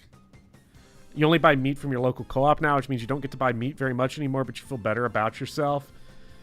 Yeah, we have a local co-op here. I need to go to it more. It's kind of a drive away. Thanks, Kentucky.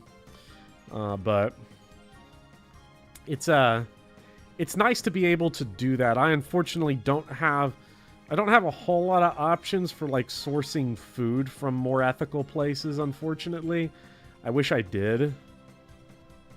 Yo, Bopper, watching this at work between seeing patients, unless you're in my group's management and reading this, in which case I'm finishing my notes. What's up, HAW? I am... Hopefully your boss isn't also at the stream. That would be really funny. If, you got presidents pushing NFTs? Did you... Like, presidents of other countries? Or did, like, Donald Trump push NFTs? That's crazy. You were tempted to buy Trump's NFT just for a meme, but then the meds kicked in.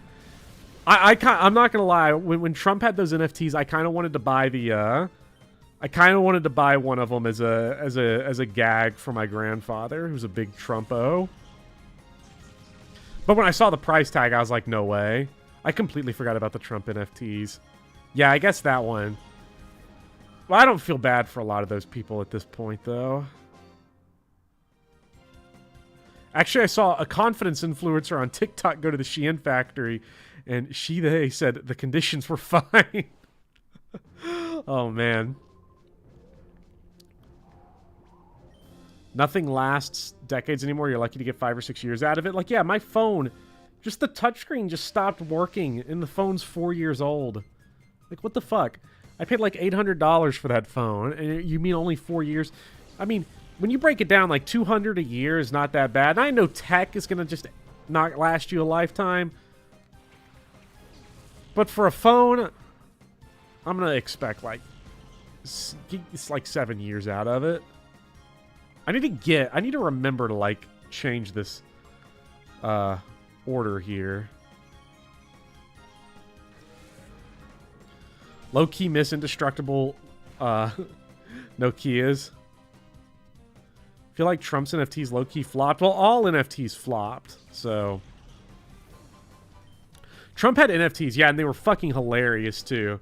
Like, Trump's NFTs are actually a great sociological study of not just the NFT movement, but of the way, like, a lot of older Trump people actually view him.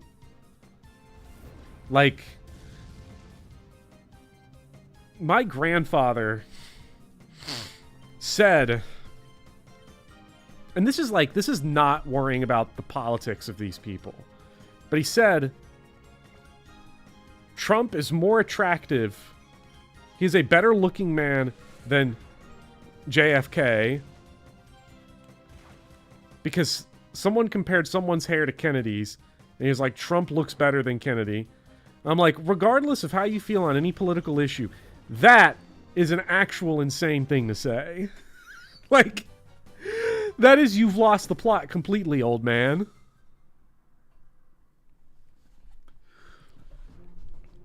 Like, you're deranged. You're deranged. That's the brain. And, like, if you look at the Trump NFTs, you can just see it. Full, uncensored sense of aesthetics. So, because I'm not going to sit here and, like, try to body shame or say Trump is ugly or whatever. But, like, come on. That is how his followers seem. Because if you look at the NFTs, they're like, it's him as an astronaut, him as a cowboy, him as fucking basically Tiger Woods out there, like just nailing golf shots. So it's pretty funny. They look like knockoff baseball cards you would find at a flea market. That's exactly what they look like. You know, I do think one of the low-key frustrating things about being an American, well, not being an American, I think being an American/European at this exact moment in time, from like a culture standpoint, one of the annoying things is that we really have bought into this idea of like buying shit all the time. To the point where like even collectibles, ever since the 90s, collectibles have been awful. Like, there's a reason why everything has drifted into this mass of Funko Pops. Mass producible. Easy to design. Easy to ship. Addictive. Expensive. Because I remember, like, growing up as a kid, I remember, because baseball cards reminded me of this. I wonder if anybody in chat ever had baseball cards. My dad collects baseball cards, and he has thousands and thousands of them just, you know, in the basement. You know, he's got, like, his whole collection. He's got boxes of them, and he's got the flip books with the ones that he really likes that are in there. And, you know, it was... as a kid, they had... You could get the complete set. You know, you could go to the Target or whatever, and they would have... You'd have Topps packs of baseball cards, and you'd have the Topps complete set. And the complete set was all the baseball cards from that season in a box. You just get it, and you go home with it, and you have everything, and... You know... That's what I wanted. I wanted that. I know my dad was like, no, you can't get that. You can't get that. And honestly, it was because, looking back at it, it was clearly a money thing. It was expensive. And, you know, we didn't have, like, we weren't broke, but we didn't have the money to just go, like, spend, like, $70, $80 on, like, a complete baseball card set. You know, not when you've got 2 kids in a house and you're trying to, like, you know, you're trying to do all that. And so I get like a pack of cards at a time. Every once in a while, I get like a pack of baseball cards, and You know, I never got into collecting it. It was more he liked to collect them. But the idea is like, you know, you buy these cards, you don't know who you're going to get. You buy the complete box, you have everything, and you don't care. You will not care about any of those cards. You will not give a fuck. Because you're going to have them all. Why would you even look at them? You're going to buy a pack of cards, and there's 10 of them in there. Those 10 cards, you're going to look at them all the time. You're going to learn new players, and there's going to be things that you're going to stick out. And, like, I remember, like, buying a pack of cards. I remember a lot of those. I remember getting an Alfonso Soriano card and being, like, really hype about it, but then getting, like, you know, who are these other people I've never heard of? You know, guys like Todd Coffey, you know, got his card. I'll always remember that one. You know, and developed, like, favorite players just based on the cards that I managed to pick up. I mean, I remember I had to actually explain Reddit to my dad once because he's on r/baseball cards, because his current, like, collection is collecting all the different cards of players that he saw live in person.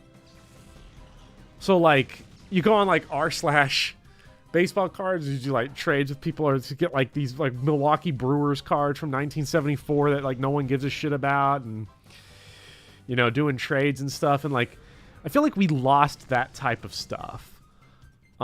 With everything becoming super consumable and collectible, and everyone viewing the stuff they get as the next thing, people that collect baseball cards, for the most part, the people that I've met, they love baseball, they love the cards, they love looking at them, they love all the different photography. I highly recommend watching John Boyce's video on the Bob Emergency to see some great baseball cards right there at the beginning. Whereas, like, Funko Pops and stuff like that is just, I want to own shit. You see, like, because it might be valuable one day. Like, there are people I know of who, like, let's say Pikmin 4 comes out. They're going to buy Pikmin 4. And then they're going to buy Pikmin 4 again so that they can have an unopened copy of it. Like, I'm at the point where I just wish shit was just more expensive just to tether us better. Not be as obnoxious about buying everything that we can. And I don't know. I feel like our brains, fast fashion, everything being a collectible, Beanie Baby craze, I think it's all broken us. Never really got into hyperspending culture, and I fully attest this growing up. 3 different R4DS cartridges. I ain't never buying games. Like, I buy games for the most part, like, you know, but let's just do Helping Hand here, because I don't think we're not getting through these Pokemon here. Bopper's what Team Plasma needs. Everyone's a small-time investor these days, yeah. I mean, and as money gets stretched thinner and thinner, I get why people want to, like, have this stuff as, like, a potential investment. But just do stuff that you like, you know? Might actually get FE Cypher cards, but just of the green calves. I've been trying to find fan merch of everyone, but sadly, it's apparently the only you're the only supporter of green mediocrity. And that's fun. I love interesting and weird collections like that. Those are always fun. Ristic Studies videos on MTG's Black Lotus. There's really good look into the top of the collectible pyramid. Yeah, it's a fucking scam, for one thing, and it's just lame. Like, the 90s really did get like, middle-aged men to beat the shit out of, like, 12-year-olds for baseball cards. It was crazy. My dad also emphasized the fact that if you buy baseball card packs, you get the shittiest gum ever. And, like, even though it sucks, you'll never forget that texture or that taste. And you don't. That shit was brittle and stale and disgusting as fuck. And I'll love it to this day. This collectible talk got me to wonder about the this figure pre-order you made in January 2020. Just checked and the company's filing for bankruptcy. Well, did you at least get the figure, Mary? Please tell me you did. Brother has like a wall of Funko Pops. He's really into them. I find it very silly. And if you're really into them, you're really into them. You know, this isn't like saying you can't like them if you don't. But I think there are a lot of people that just buy shit because one day it's going to be valuable.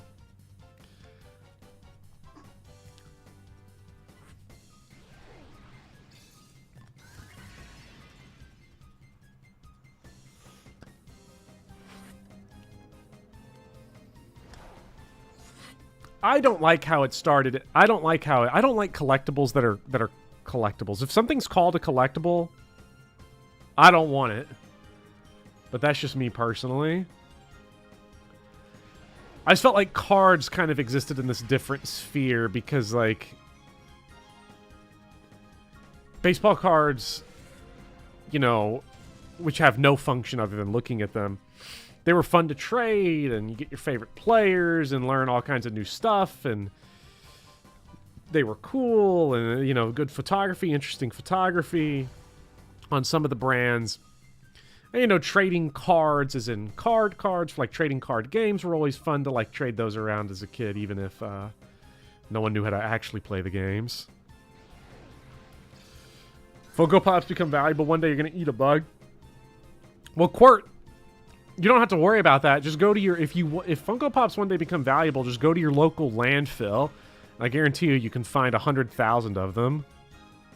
We talking baseball cards? We were talking about my experience growing up. My dad and collectibles in general, Kyle. You'll buy a collector's edition every once in a while. You know, because... And I think that's what you need to emphasize for yourself. That's what I emphasize for me is, like, if I see, like... You know, when they released FE1 a few years ago on the Switch, and I saw what the collector's edition for that looked like, I was like, you know, I want that. I want the book. I really want the book. I want the NES thing. I think those look awesome. I think those will look really cool displayed, and I love that game, and I love that series, and it means a whole lot to me. So I went and I got it. You know... But Engage came out, and I was like, I looked at the collector's edition, and I was like, I don't think I'm going to get that. Nothing wrong with it, but it's not for me, and I didn't. I think where it can be a problem is when you, like, obsessively want to get the collector's edition of, like, literally everything that you get. And a lot of them are, like, ass. So... The bopification of man, for real. The bopification. Used to buy cassettes because I think they're sick. But man, they're just worse quality than digital. They are. But there's a certain charm to absolutely terrible sound quality. And I think there's a fun to cassettes. There's a lot of people that are really into cassettes. And I get it, man. Get most games from Best Buy because they have a steelbook for free and you just like them. Steelbooks are cool. They don't take up any space. I got the steelbook for Elden Ring because I did the Best Buy pre-order for that one. I believe that was a Best Buy pre-order. Had to have been.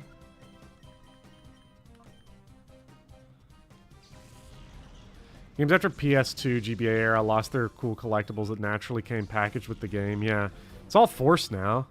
Collector's Edition being announced before we know if the thing is good is another one. I couldn't imagine buying a collector's edition and then the game sucks. The phrase collector's edition is also hilarious. The stuff that made, like, 90s games collectible was that, like, nobody viewed it as collectible. It was just, here's your game. And then slowly over time, there were a lot of people that were like, these are really cool. I like these.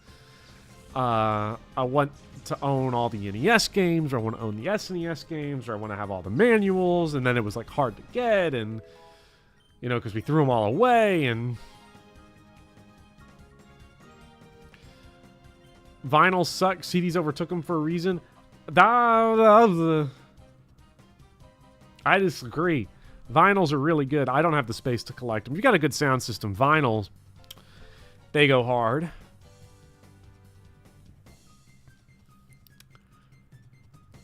I don't know if Baton Pass is worth it. Doesn't seem all that good. Collectibles NFTs equals a source of profit that exists purely speculatively, which is a symptom of capitalism expanded beyond the supportive capabilities of an actual economy. Well, it's viewing everything from the infinite growth lens. We can't just make money on a game. We have to make infinite money on a game. So there's got to be season pass, and there's got to be DLC, and there's got to be this, and there's got to be that before the game is ever even announced. You don't have any moves that make Baton Pass good, so...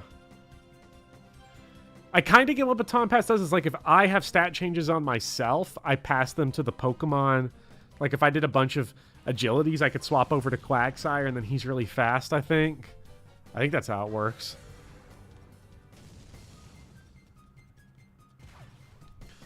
Can't wait for all the VCs to be pouring in. I know I saw something way earlier about, like...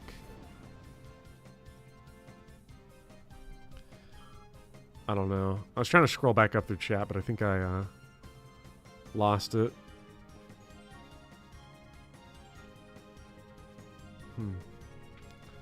Oh, yeah, about voice actors and AI. That is the one thing where it's like, fuck. The idea that you can recreate someone's voice with an AI. As funny as the president stuff was to a lot of people, the fact that we can mimic voices like that with an algorithm is, that's actually scary as fuck. Surskit is such a cool typing, then Masquerain has to ruin it. Surskit is what exactly?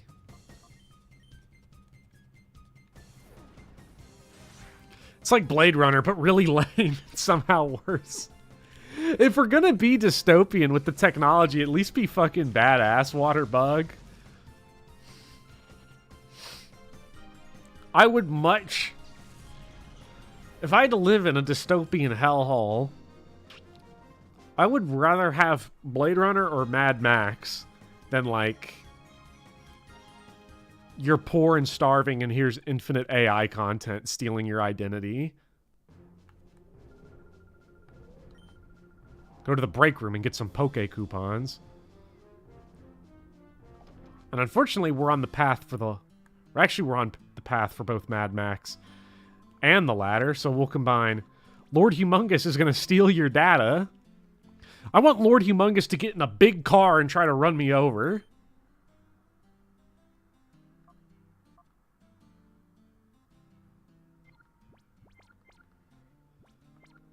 My boyfriend collects vinyls. He's wild into them. Go off, King.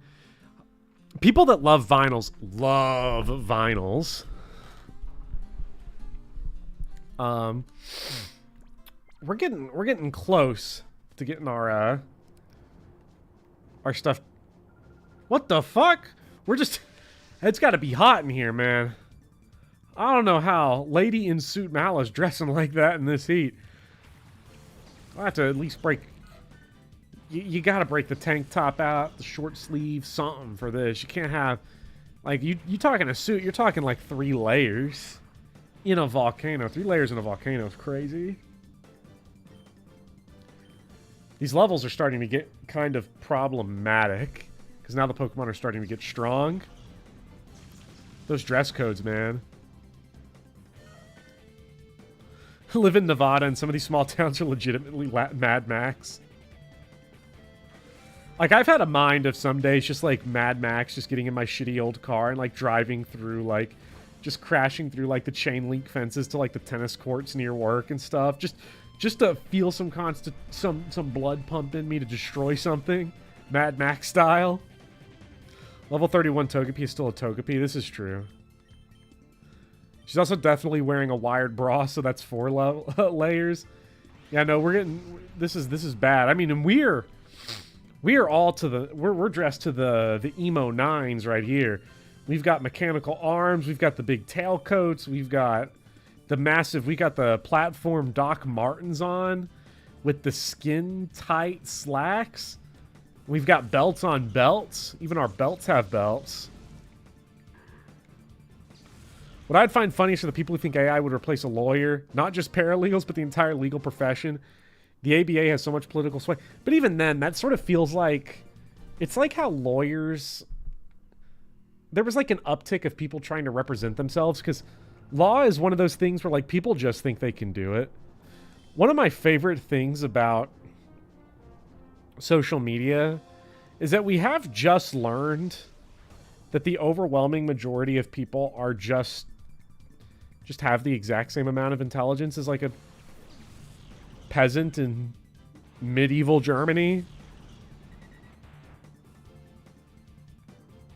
Like, especially with the conspiracy theory stuff, now that the big things is that Antarctica and nukes are fake. This is just where we're at. And it's where we've always been. We've just tread water. The fact that a lot of people think nukes are fake doesn't actually change anything about the world. And it won't change the progress of technology. But it is funny to realize that We just haven't changed. People basically think movies and TV are real. Yeah, they do. No worries, you played all the Ace Attorneys. I can represent myself. Just bring in a bento box for the judge. And I'll be like, oh yeah, definitely guilty then. Audrey II is my government name, Your Honor. Your Honor, with all due respect, you weren't even there.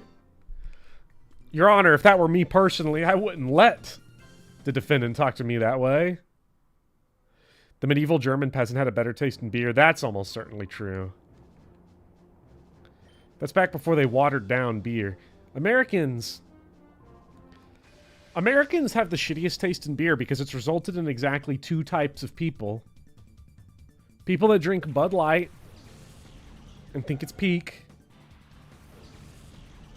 And people who drink craft beer and thinks that makes them awesome. So, I would prefer it if our mass market beer were just good. So that I didn't have to deal with both of these types of people. But now that's everyone.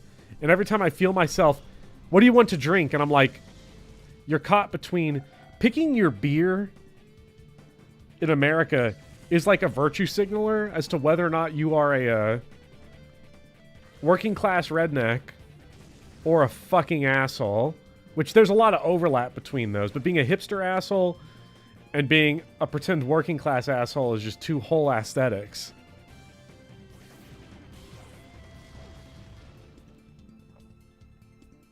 When you were a kid, you thought that when a character in a movie died, that actor died for real as well. It's like, I remember,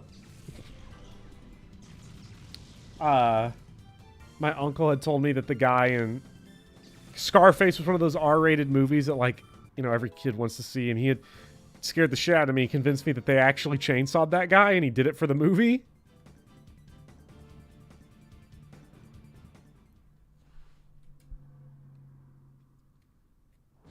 Can't stand beer that tastes citrusy. See, Victor, I love like I love a sort of citrusy sour. I love beers that have like just that very slight hint of an orange in there.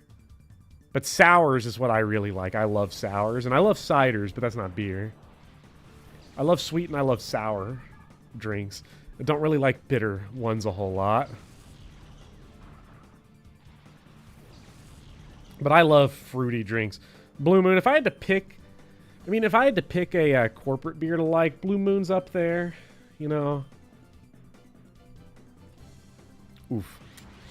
A good beer has some stank to it, in your opinion, like bass in a funk song.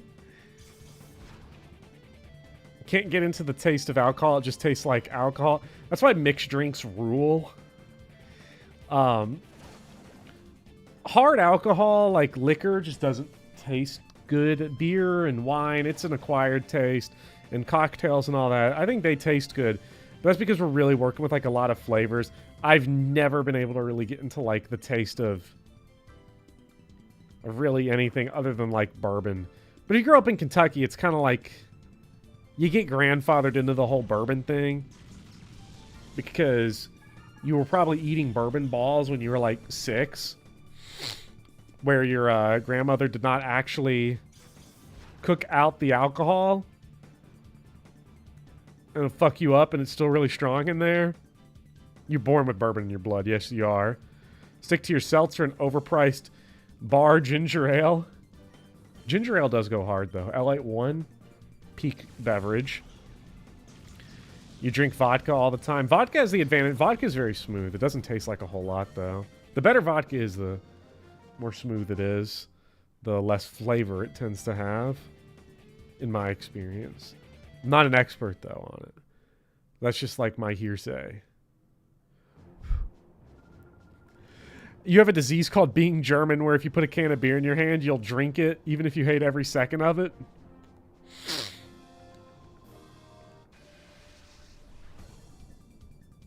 Never gotten into bourbon, was introduced to gin by oboe players. That's so weird, but that's awesome. Bourbon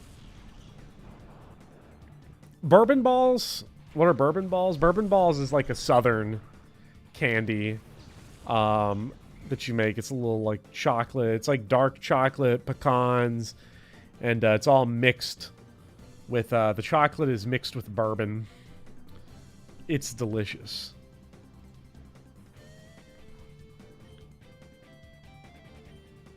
Very, very, very yummy.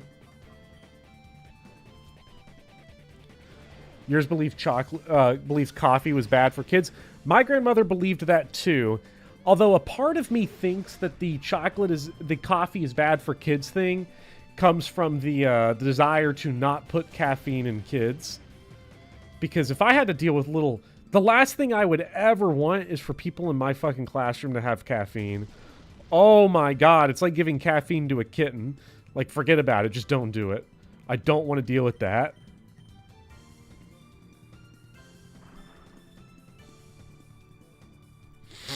Hate that there's this deeply proliferated idea that good coffee has to be hella bitter. There's more complexity to coffee than that. I think it's because most people just burn their coffee. Most people just burn their coffee, and so it has that bitter, burned taste to it, and then it sort of gets, like, put into all of us that it's got to taste like ass. Do I teach youth or teens? Teens. Either way, though, I would not want them drinking coffee. Sometimes they'll pull out like a Monster or something, and I'm like, here we go. It's about to be one of those days. You're taking a swig from a melted McFlurry. Melted McFlurry, M&M's, that shit is delicious. I'm not a huge coffee drinker, although I have been drinking quite a bit of coffee the last few days. I love my coffee sweet, but I don't add sugar. I will have, like, when I have coffee, I've literally been like 3/4 coffee, 1/4 whole milk. I love milk, like white milk, like whole milk. I think it's fucking delicious. And adding it to coffee and you get that little sweet, little rich, creamy milk flavor in there with the coffee. Peak. Absolutely peak.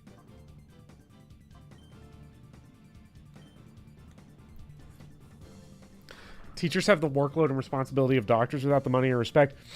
I am of the opinion now, having worked in education for 4 full years, that if you do as much work as a doctor, you are a sucker.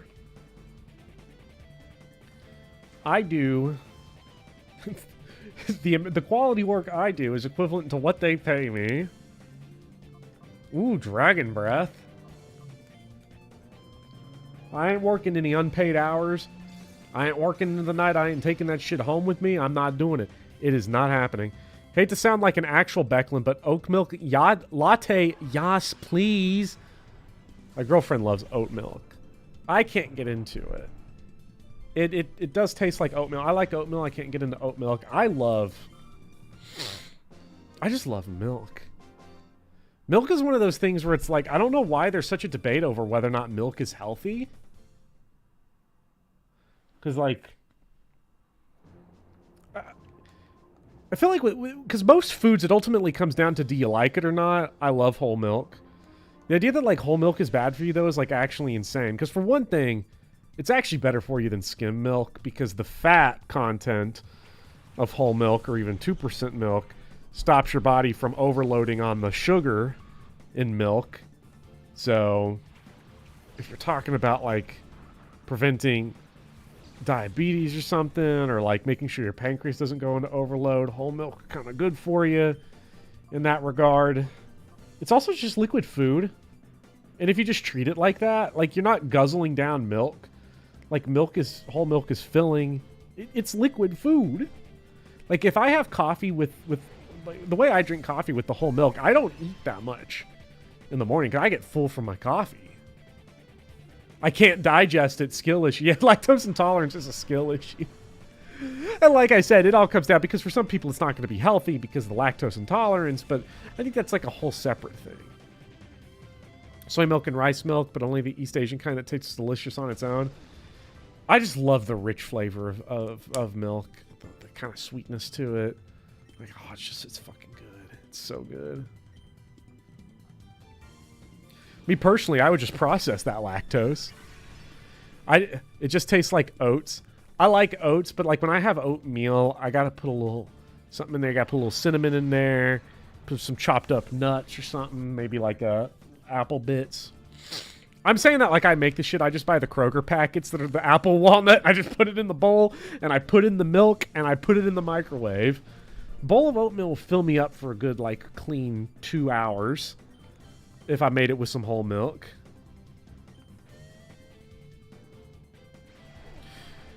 You worked a graveyard at a casino for a couple of years, so you got addicted to mainlining black coffee and the smell of cigarettes. The smell of tobacco is interesting. I have a weird love for it. I've never smoked a cigarette. I don't plan to. I have smoked very expensive cigars, though. Very expensive relative to what I could afford. I've smoked one cheap cigar, and I've smoked several pricier ones. A cheap one was disgusting as fuck. Oh my god. Left like a layer of film on your tongue. Whereas, like, the pricier ones is, like, smooth. You know, because that's also a case where it's, like, smoking... Like, that shit's just bad for you. So if you're ever gonna do it, buy something pricier where the price is gonna, like, limit you in how much you're gonna do it, and also just be enjoyable. If it's gonna be bad for you, you might as well enjoy it. If I'm having a bad time, like, if I'm gonna eat dog shit food... or, like, smoke something, at least have it be good, you know? My dad never smokes, but he also likes to smoke the one cigar a year. That's basically me. I'll smoke the 1 or 2 cigars a year. Not even 2. It's really, like, 1. I'd probably average, like, 1 every 18 months. To those that like oatmeal in the morning instead of cooking the stuff, try letting oats soak in a bowl of liquid of your choice overnight in the fridge. That's interesting. I'll have to try that, Waffles. Especially because it's such a... It's not like marinating a steak where I have to stare at it. I'm never like, oh my god, oatmeal, I've got to eat it now.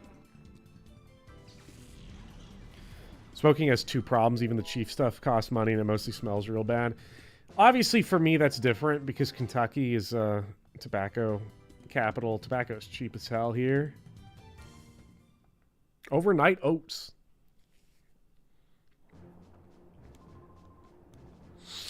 I have had a Cuban cigar, and I will say, like, a somewhat pricey one.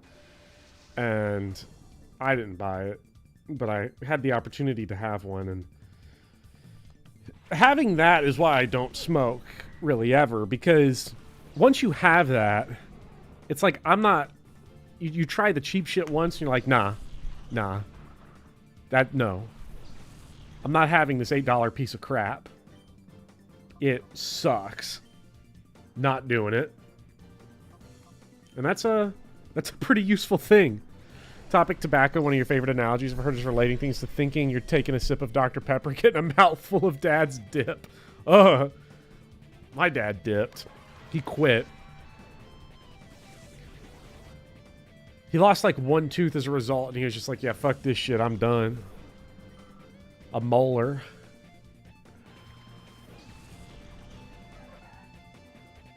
Or no, that was from chewing tobacco. That was my grandfather who lost the tooth. My dad just had bad teeth. I have bad teeth. I mean, my teeth are fine. I just have to be very precise in caring for them. I've had, like... Because I'm one of those, or I'll just get a cavity. I'll just get a cavity. Brush my teeth every day, floss every day, mouthwash every day, doesn't matter. I'll get a cavity, unless I, like... I'm very peculiar, so... Never really got overnight oats. Oats are ready in, like, 4 minutes on the stove. See, I'm not even going to dirty a dish. I'm just going to put it in the bowl and put it in the microwave. I've got zero class when it comes to oats. They just said just quit, and the Mad Lad actually did it. Yeah, I never understood it. My dad was able to quit both tobacco and alcohol by just one day being like, nah, I'm done with that shit, and then never touched it again. Which is crazy to me. Some people can just do that. Plusle is always winning. I can't believe Plusle's winning like this. I need hyper mode Vibrava bad right now. The Ubermensch. Cold turkey. Yeah.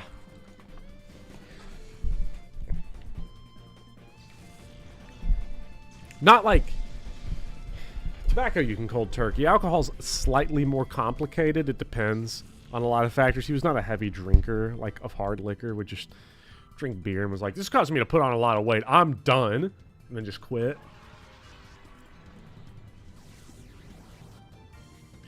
Beer is literally liquid carbs. You don't want that.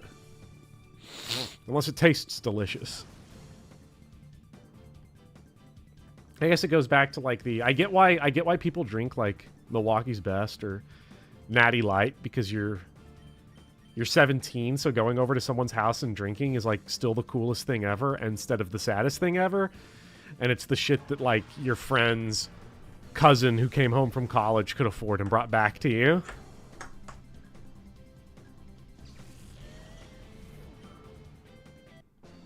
But now that I can afford to do it, I drink less. And I drink shit that tastes good. And I think that's the equilibrium everybody needs to go for. That seems to be what we're coming back to. Spend a little bit more on things you enjoy and do less of it. Don't become addicted to just constant consumption of it. Beer is great. It makes me cooler. And I can drive better. I've known a lot of people that have been like, I didn't want to admit to it, but I've driven drunk before. And I'm like, damn, why? Just stay on the couch, bruh. Plusle's about to pop off when we go back to that one fight.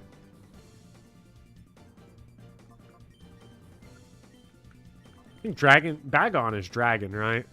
Pretty sure. Doesn't affect... Oh, Numel's part ground. Oof.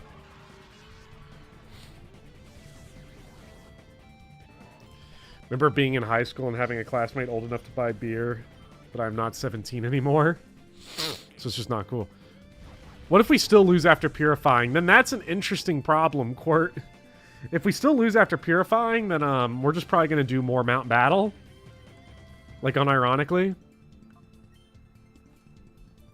Because that's probably the intention anyway. Because I feel like we're close to having the team that we need. Verbrava's just got to hit 45, though. Plusle's shown an anime training arc.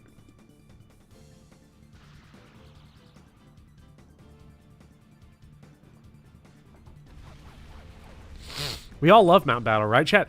Look, it's been completely brain dead. It's actually been fun to talk with everyone. I think if I was doing this on my own, I'd go insane, but just jumping from topic to topic has been a lot of fun. Person go to your school and talk about vaping, and I think it sucks they spent the whole time talking about how vaping sucks and not how people doing it can stop. Well, that's the thing, and I think, like, there's a certain point where it's like...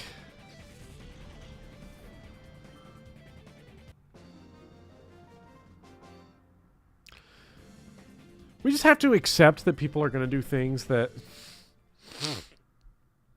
are not good for them. And there are certain things where people get really judgy. You know, people get really judgy with, like, people that do drugs. Or people that drink a lot. Of course, everyone has their vice and their thing that they do. That they convince themselves is not actually as bad as other people. And I think as long as you're educated and know what stuff is and what the consequences are of doing it... Well, if you know vaping is bad for you and you still want to vape, go right ahead. I think you should still respect people that, you know, don't want to do it. Like, if someone's like, don't vape near me, you shouldn't. And I think some people get really... Some smokers get really uppity about that shit. What? What do you want? You want me to put my cig out, shove it up your ass? How about that? Like, you will get that. But if someone wants to smoke like a chimney, I'm not going to stop them. Like Dr. Carl Hart's work on decriminalizing drug use. Is Dr. Carl Hart the guy that... He wrote the book talking about how he uses opium, like, just recreationally, and he's fine, and it's a way to, like has his way to destigmatize it, because everybody just assumes that, like, oh, you're a crackhead, you're this, you're that. Smoking around kids is an absolute no-no to me. Well, yeah, and I think it goes back to also, like, respecting the, parents that smoke around their kids are super touchy about it. Like, shove it up your fucking ass. Like, that type.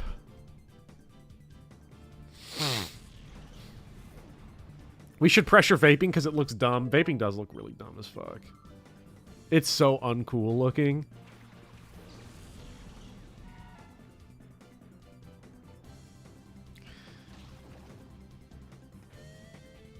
Clean needle programs actually help with OD cases much better than criminalization.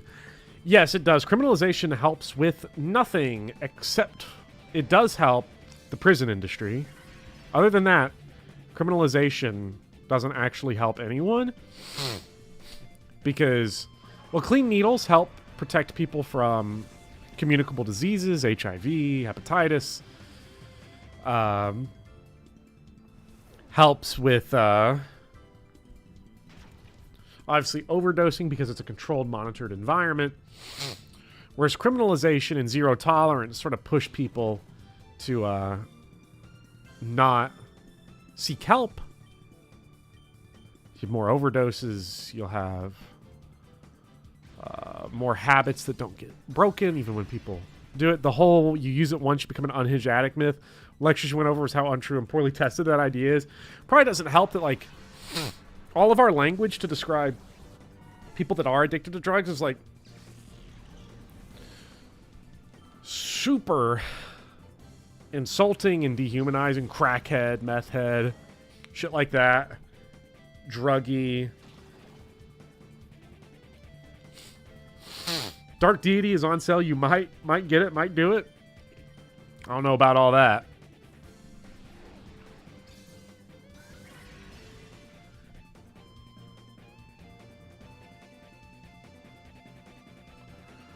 Man, Vibrava is really slowing down on this last bar here. Where is my hyper mode when I need it?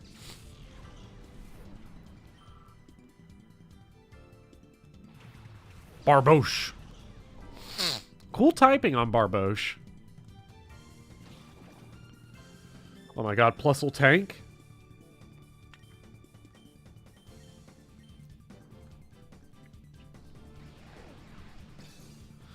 Hyper mode only triggers when using Shadow Rush. Really? So I need to start using Shadow Rush then.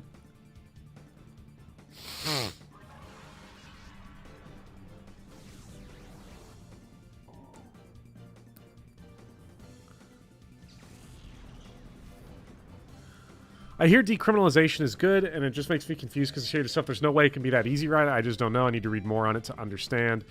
Decriminalization is one of those things where, like, in a general sense, it actually is that easy.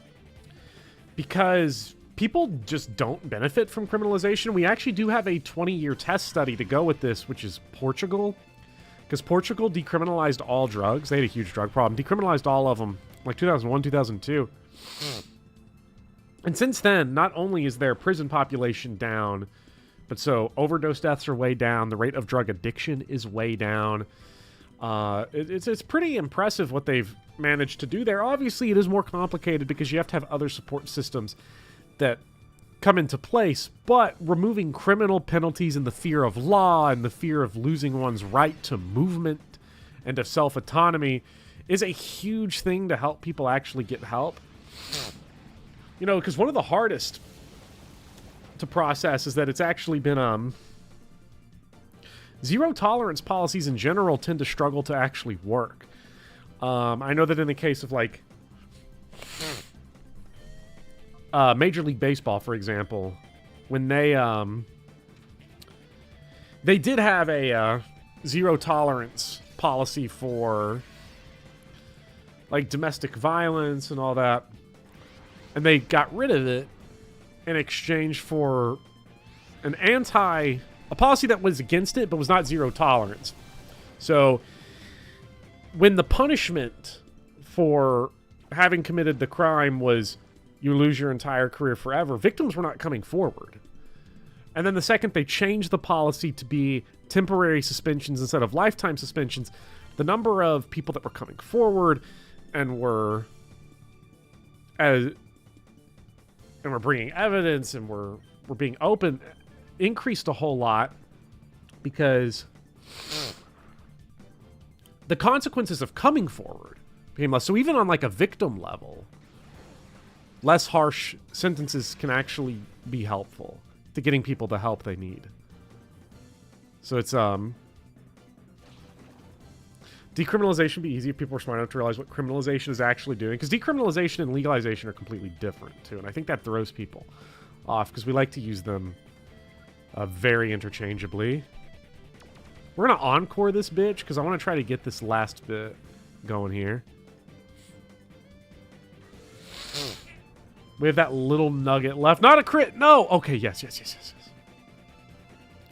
Portugal is also quick to point out that decriminalization alone isn't how they got the results. Highly important step, but the additional supports pulled a lot of weight there. They did. You need those supports there, but you have to absolutely remove the barrier of going to jail. It's pretty big.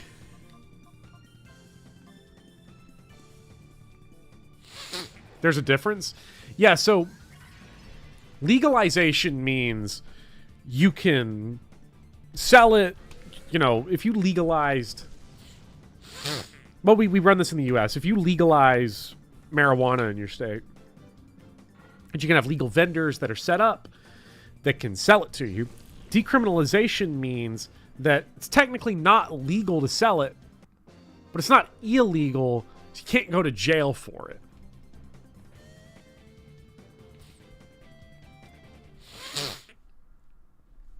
Paid no attention to this discussion because as Chapter 8 Leaf said, if that were me personally, I would have just bought food from the store.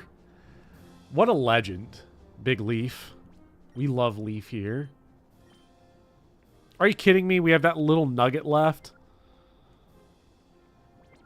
We'll go grind that out on that one dude that's just hanging out in the one town.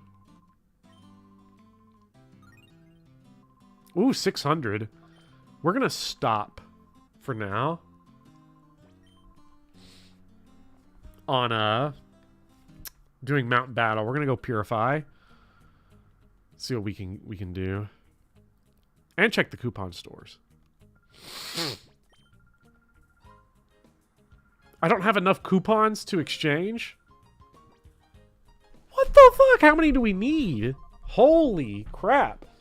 Lots of cool things though. I guess we're going to get a lot of them until, once we get later into it. Berries. Fires an icy cold beam that may... Ooh. Ice beam would go hard. We get that for Piloswine. But we don't have anywhere close. I don't know how many we actually have. We probably have like 1,000. Have I tried using your Papa John's coupon from Teacher Appreciation Week? I have. I got a free breadsticks. With the purchase of a large pizza. What a treat.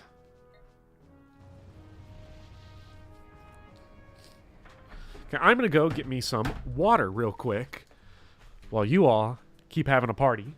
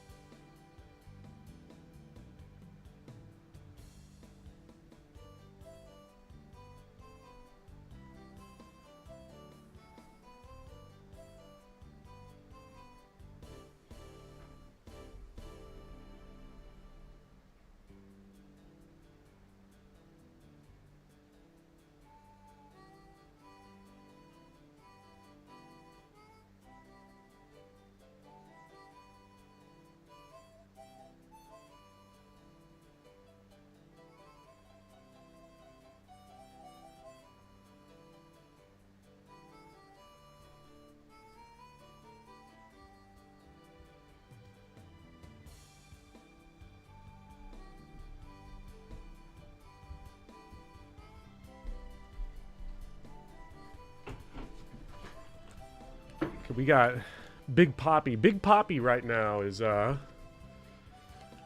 He is very grumpy today. He just woke up from his nap. He's upset, though. Poor little guy. Got 3 vaccines. And got his ears cleaned by the vet. So his head's still all wet. And he's angry about it. Whew. Just got back off the bank for disputing your figurine pre-order. I had to describe in detail what I purchased, and it was so embarrassing. What was it exactly, Mari? Was it like a just anime? Hatsune Miku Sakura Fairy version? Yeah, I wouldn't want to describe that either, to be honest. Hey, it looks like we got out of it. That's cool. We are no longer, we have purification now for everyone. Which is pretty neat. I do hope you get your money back. Fucking scam-ass company. You know, because if that were me personally... What do we want to do? We'll hit... He's going to one-shot Plusle. Don't want that. Let's get Brett Dog. There's $270. Oh, man.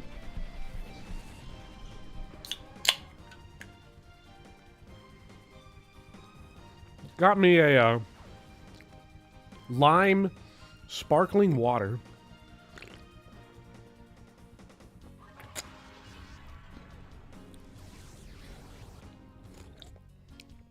$270 United States dollars. Oh my goodness, that is horrible. But best of luck. You should get that money back.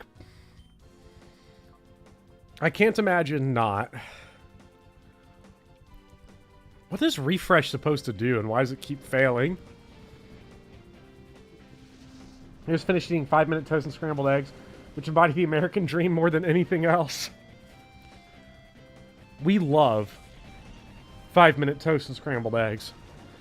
We love cracking open a can of pork and beans and going to town. Canned sparkling water, yes. Lime.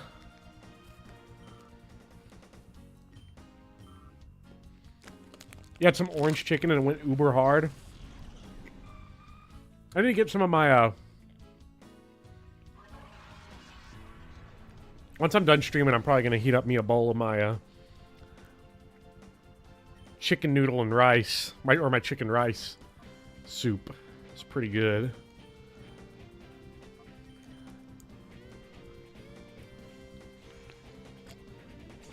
Eggs are so stupidly good. They're like a quality of life mod, but for real life. Used to have a Soda Stream, but we got tired of ordering the refill canisters. Was that the thing?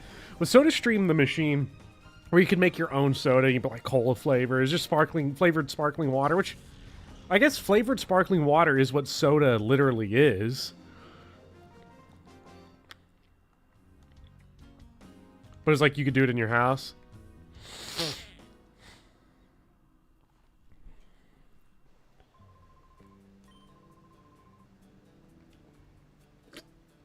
Let you carbonate water. Carbonated water, like just sparkling water in general, is badass.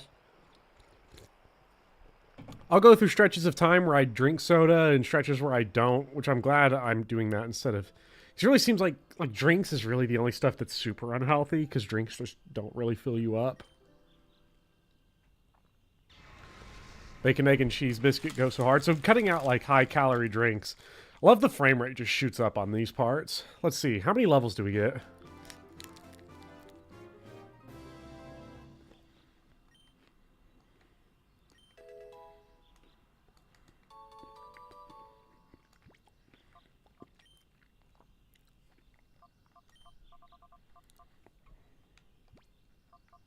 So, looks like we only got the one. I guess we'll see how close we are to getting that next level.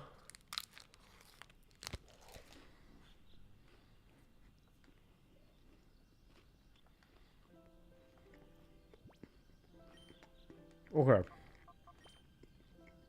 A little peanut butter bar, though. It's good. Okay. Pile of Swine doesn't evolve, right? He's like a 1-tier dude. I'm pretty sure.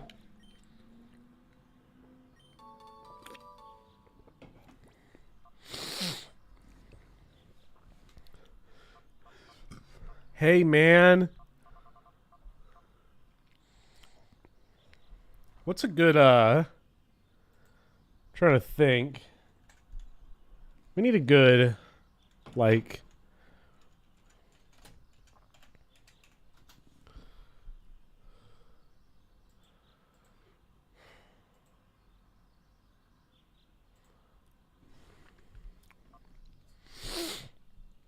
Lowen, the dude.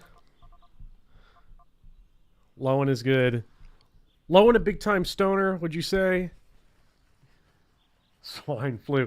Trying to think of a stoner name, but we'll go Lowen, but exactly the way it was typed out by Becklin when I saw it for the first time, which is with a space between each one. Setsuna is a stoner. I love Setsuna Gaming. Alright, and then Entei! Yes! Let's fucking go!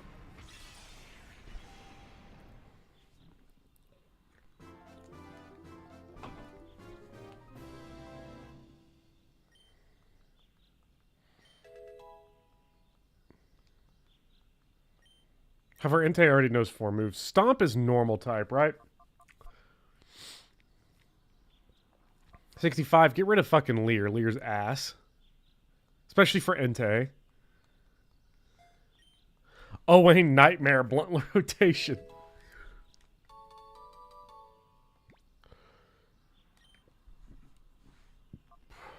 Entei. His name is Frank. He looks like a Frank to me. I think it's the big mustache. The big, like, grandpa mustache he's got. So his name is Frank.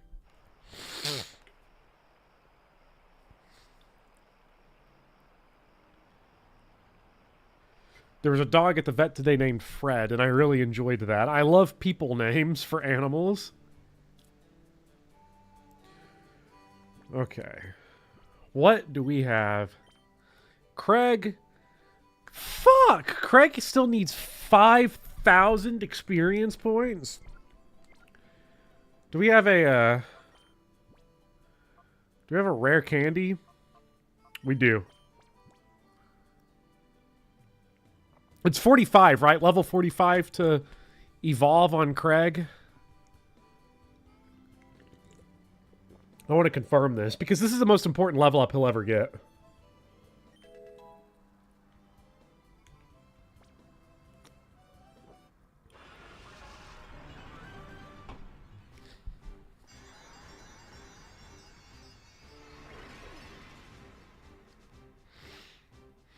I just want Craig to be happy.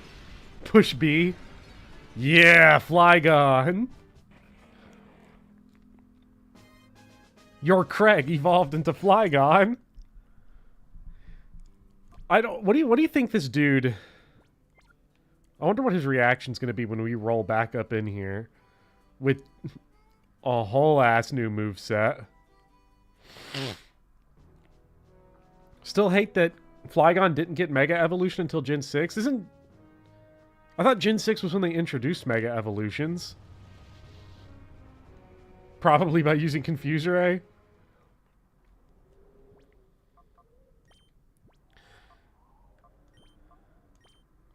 Oh man, Craig is not at a full health, so let's go, wait, was it in here? No, it was in here.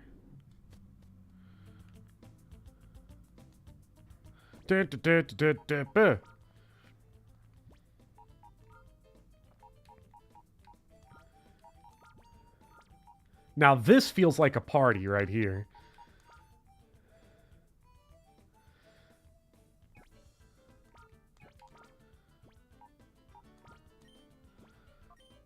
So here's the question.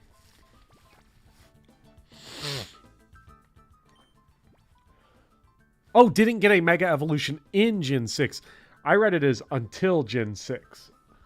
Oh, we wanted to do a Flying Mega, but we couldn't think of any. Really? That's why? That's funny. Who should we open with? Like, I want Espeon for the light screen and stuff and the reflect. What did this guy have? He has the lantern. That's a big problem.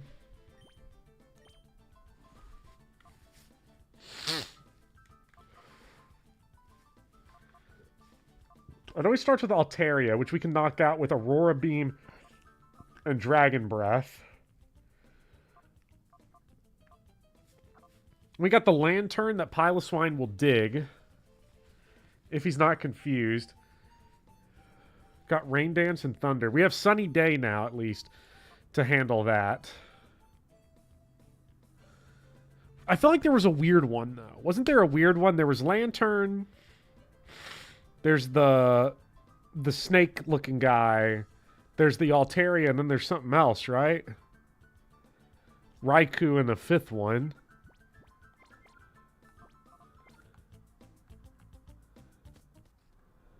Golbat. Yes, Golbat.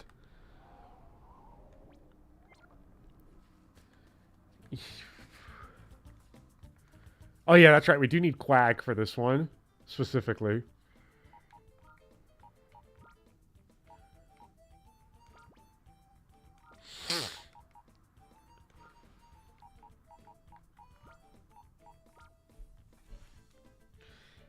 Even though this dude's 43.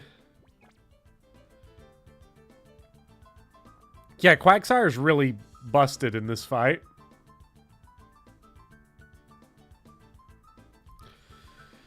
Wait, which building was it that we have to go through? I think it was this one.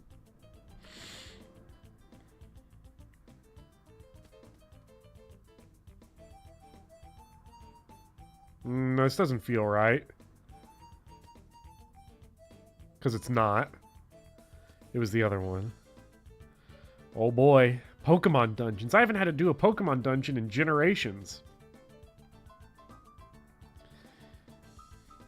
I do think one thing going back and playing older RPGs, even like a game like this, which is not as old as an RPG can get, recent games have definitely been a lot more conscientious about time.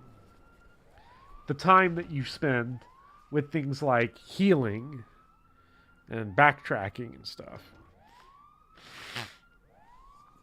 I feel so spoiled by modern games just frequently healing you or giving you so many resources to heal that you never have to do shit like this, like run all the way back. I know you can go buy potions and stuff, but it's inconvenient, it's out of the way, there's item limits. I'm lazy. You know, there's just so much to consider. Rave alarm, it's time.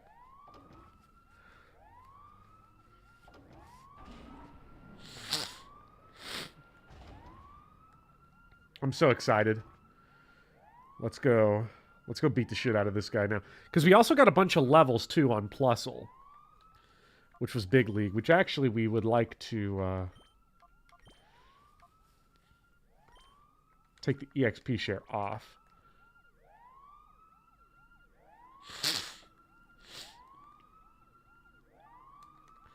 Alright, I think it's cool that they swapped their starting Pokemon around. I don't know how... this is not... I did not plan... This is not what we started with the plan for. I was assuming... Because Altaria had come out each time. So this is not the best.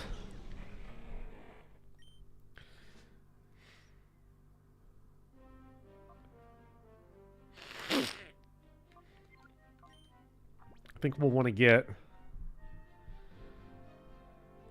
We'll get Quag out because the Lantern may target him there. And then we will... Lantern's got to go. Lantern's the worst. So get Quag Gaming going.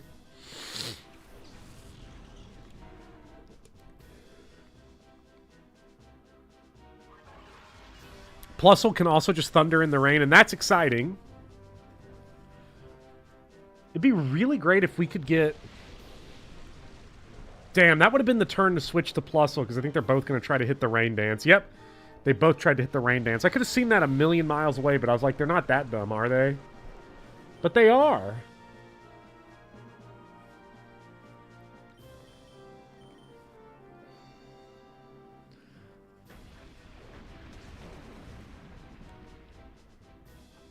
To be fair, in this instance, he can't get his Thunder out because I think we're both of these are ground types, so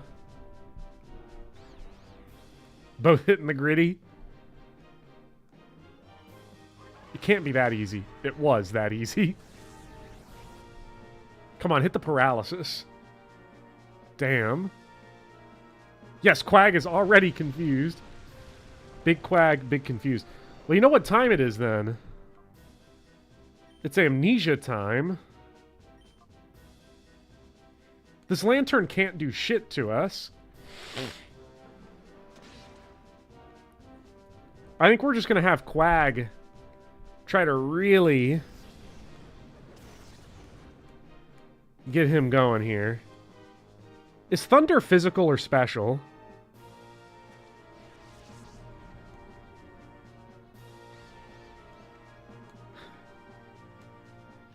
Damn, he flinched. Fuck. I wish Rain Dance healed Quagsire. She needs it.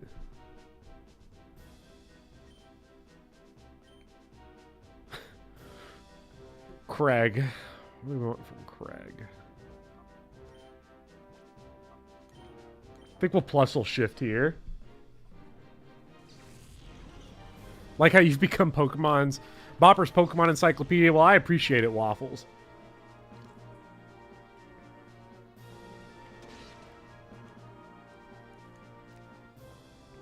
Uh-oh. Damn, I was hoping to hit the Quag, but it didn't happen. Oh my god! Even after all those levels, it didn't matter. I think Plusle would need something from Espeon to survive. Wow, we're just going to be flinching now.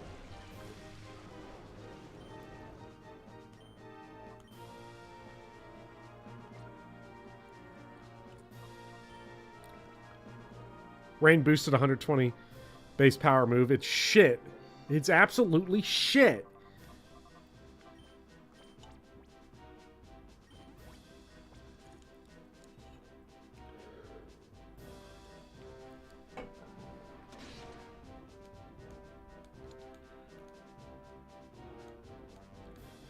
And stab boosted. Yeah, no, we were screwed.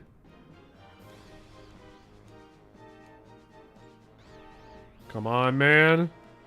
Yes.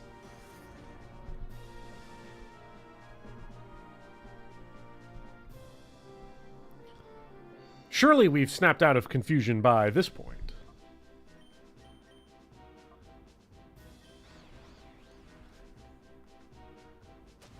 Fuck. They're both gonna Rain Dance, aren't they? So when we don't have the weather effects, it looks like Entei's Sunny Day will give us a lot of cheese options if it comes to it, because they will both try to set the weather.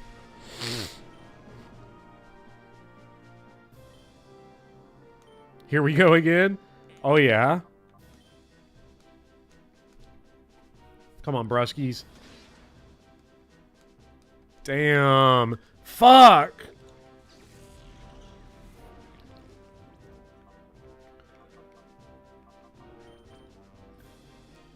We've actually killed nothing? I'm just dicking around, though. That's the problem.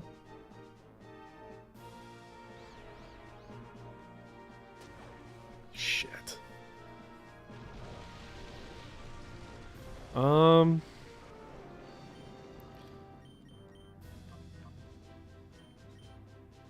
Yes! And he quit Claude. That's what I'm talking about.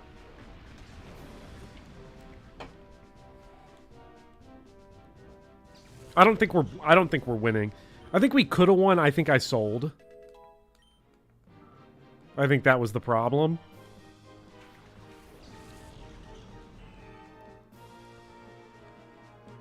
come on. Don't hit Craig. Do not hit Craig. Craig is about to unleash a jump scare dragon breath on this thing. Come on. No! We had him right where we wanted him too. Unable to attack and ready to take it. Come on, man.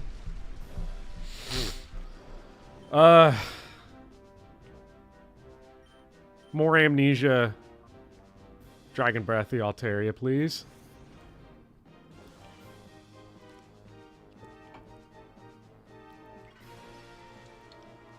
I appreciate that one, bruh. Thanks.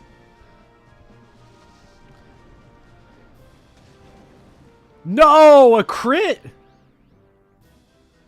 Didn't need that. Come on, Craig.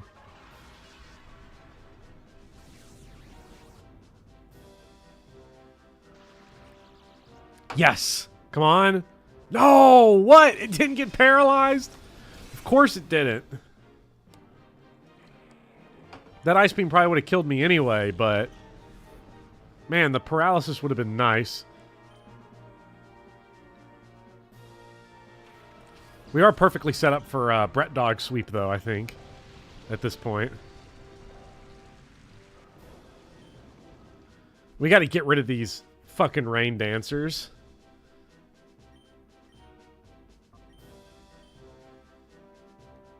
Really now? Come on, come on. Who we hitting? Who we hit? Okay, okay, so we're going to kill the Altaria this turn. Frank, Sunny Day to make Thunder 50% accurate. We're definitely going to do that. We're going to see who comes out next. Might pull Frank.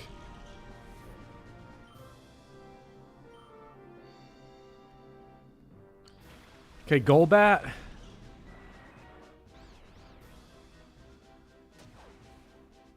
Without Plusle, we just don't really have a good option to deal with. Okay, so Lantern's going to waste his turn on setting up Rain Dance, which means we have the perfect opportunity now to get Frank in for Sunny Day.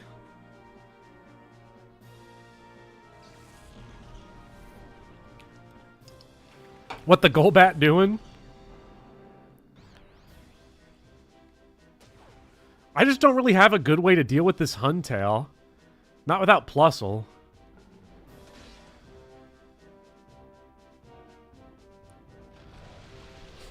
Lantern, more like waste turn, am I right? That's me. I've been just fucking wasting shit so much. We have got to get this Huntail out of here. The Golbat is the least of our concerns.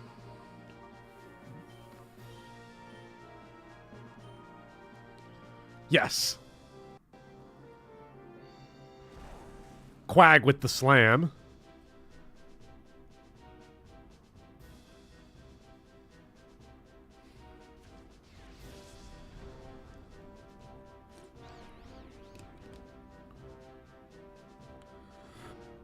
It is true, but oh my god, what? That was so clutch. But this is going to force it to waste a turn setting it up. So now we've got, well, we would have 2 free attacks on the Huntail. Would it be better to stomp it or bite it, I wonder? We were blessed with that. We'll just bite it. Stomp or bite? I don't know which would be better on Frank to go with. I don't know which one does more. Stomp or bite?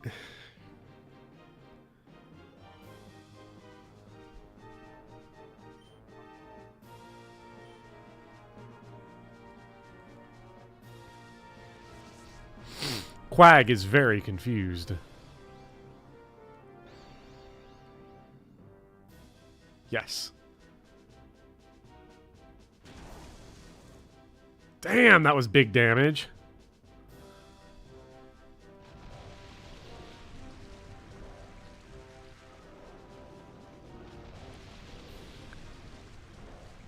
Okay, so we got our free turn in here. Okay, so here's what we're going to do. Slam and stomp and hope to God one of these hits. Oh, fuck.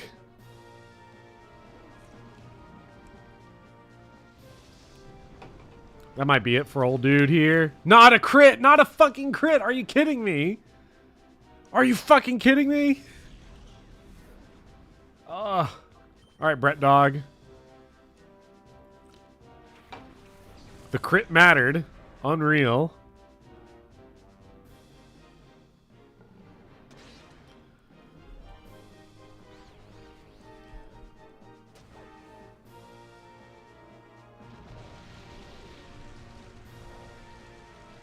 It's Braum over again. No, it ain't.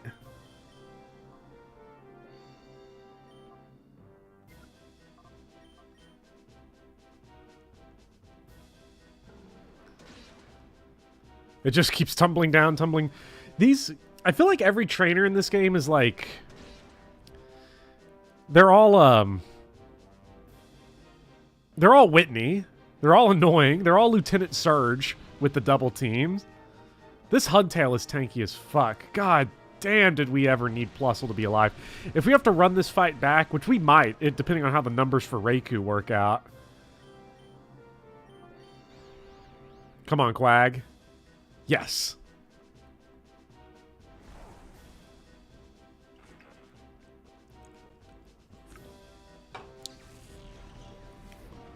Where are the level 31 Togepi's when you need them? Finally, some good fucking stats.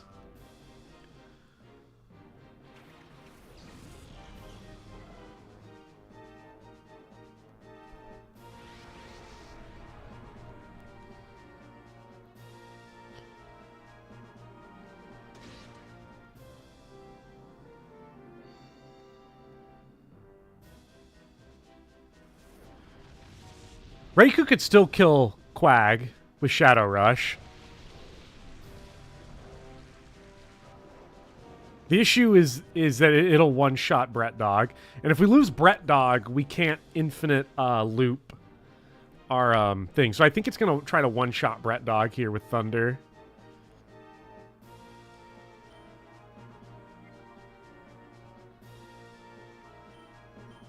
So we're going to try to knock out the Golbat here.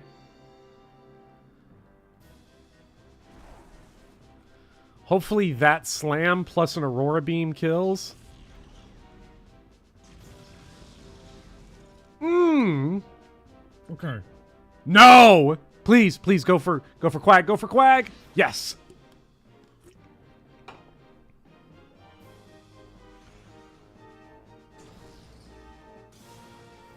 Oh my god, the Golbat tanked it! Okay, but the rain stopped.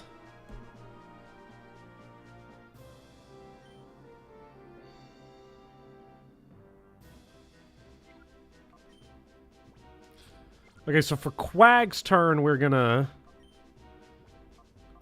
Hyper Potion Brett Dog, and then... Brett Dog's gonna Aurora Beam Golbat. Oh, man. There's no point. Oh, jeez. I don't think we can do it. This guy's got to die. This Golbat's got to go, got to go.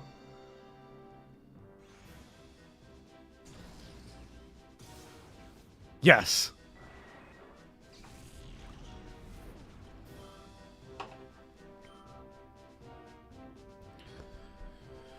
Oh boy, oh buddy, oh boy, oh pal.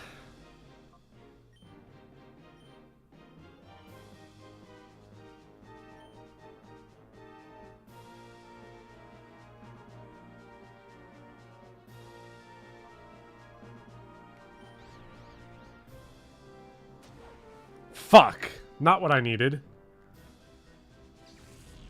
And Thunder just still hit every time, so we're not going to catch it.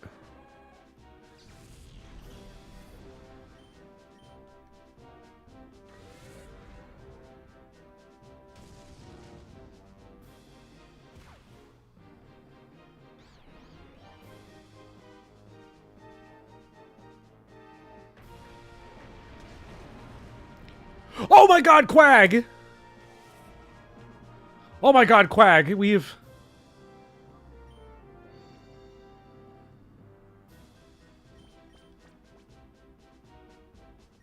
Heal him? And we're chucking.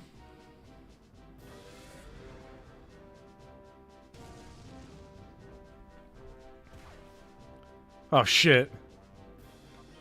It's gonna kill itself. It's gonna kill itself before we die. The Shadow Rush. Timer ball, go!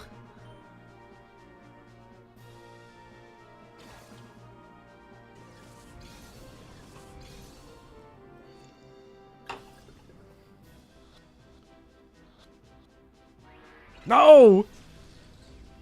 You can get Raikou later if it dies, really?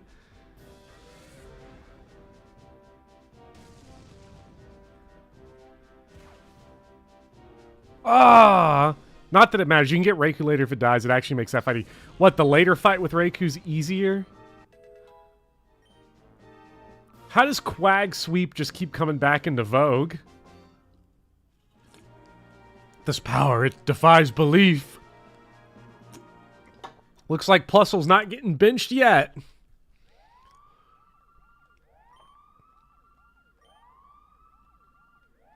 The ultimate shadow Pokemon. Level 35 Quag just keeps doing it. One data ROM. Who was it that wanted the data ROM? Was it the old dude back in Pyrite Town?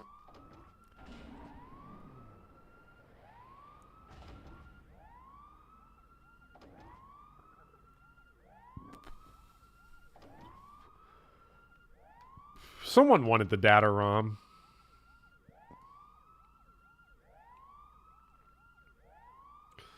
We gotta go stock up on some hyper potions, though. That's for sure. Wrong way. Really want that box there? Wait, what box? Did I miss an item box?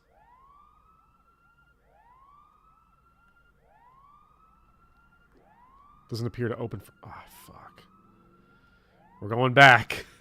We're going back. Hopefully he didn't lock all the doors as he ran out like a little coward.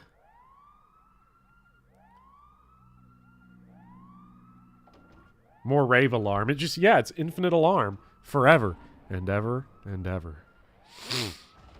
The Wooper line is like Kirby. Unspeakably powerful despite all appearances. And we love it for that.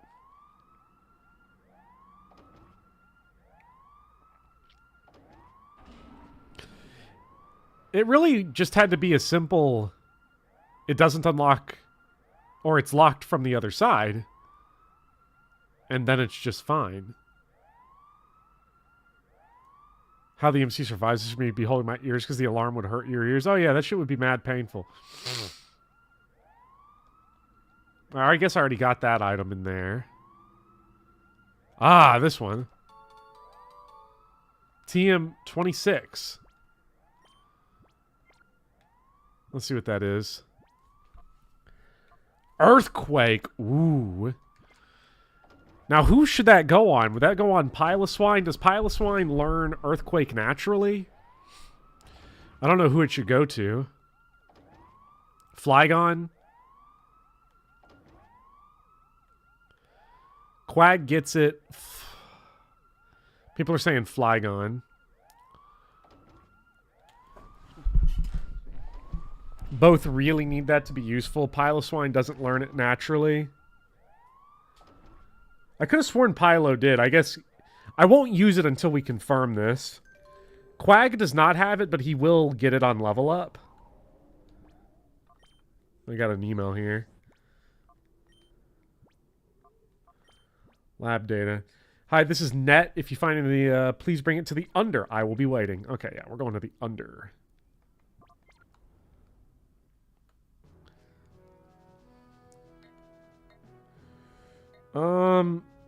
Let's go to Phoenix City first, just to heal up, and then we'll go to the under. Pylo will be stuck with Dig if he doesn't get the TM, whereas Flygon has other use. Sadly, we don't really have any good, synergy anymore, do we? For, like, if we got... If we got the Mantine out of the PC, we'd still be good. So neither Flygon nor Pylo get it naturally.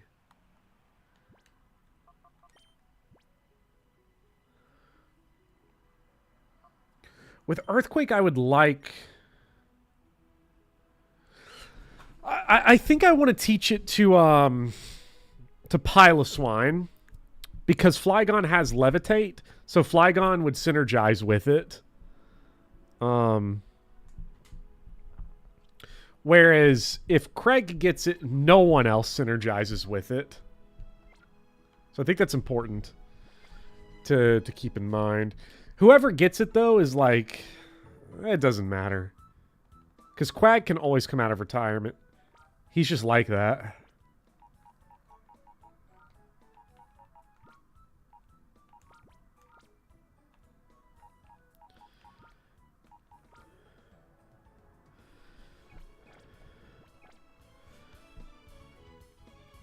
Wait, people are saying Noah has it right. Wait, so Piloswine does learn it. Quag learns it at level 42. Wait.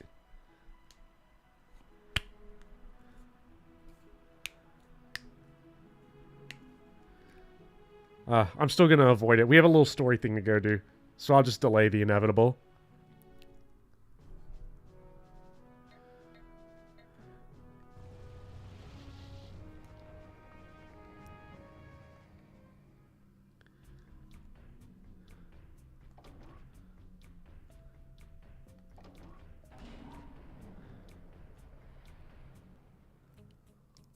Oh, wow, there's a heal right here. So we start our time in Phoenix City. All right by me, I suppose. Can we do a poll for who gets the TM? I mean, I just want to figure out... because I want Pylo to... Pylo needs to learn Earthquake, because Pylo then can synergize with Flygon. Flygon, who really is like... You got the Dragon utility... You got a lot of good stuff with Flygon, even without Earthquake, I think. I mean, his ground moveset is bad. Pylo does not, looking at the Cerebi on its Gen 3 page. Okay. Yes, we hand the data ROM. Let's scope it out right away. Obtain a list of shadow Pokemon that have been made so far. Looks like they wiped the data. I'll somehow try retrieving information from this data ROM. If it means going over it little by little. As soon as I discover anything, I'll email your PDA. Okay, so now I don't know where to go now that we've returned that. So we're probably about to get a story trigger. If I had to guess, a little dialogue box somewhere. So Pylo definitely needs it.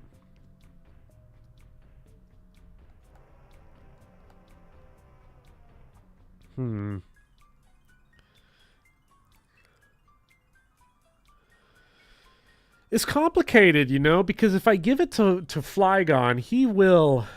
Because Earthquake is physical.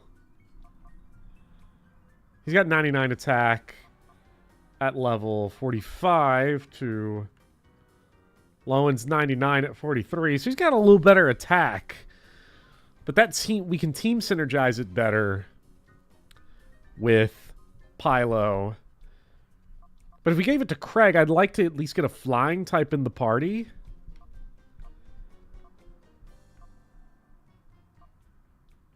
You know, I don't know who that would be or where. Might replace Suicune. Suicune's advantage is the big time bulk, though. So, like... And Rain Dance into Surf is pretty good.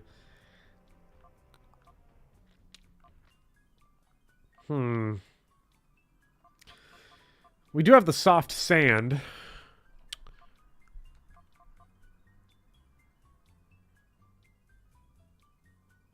Is there a better dragon move? Like, if there's a better dragon move that we can get, or like a slightly better... Like, if Craig could upgrade the ground type to like dig or something, or if we got a stronger dragon move at some point, it'd be nice. I feel like Craig is just all around useful.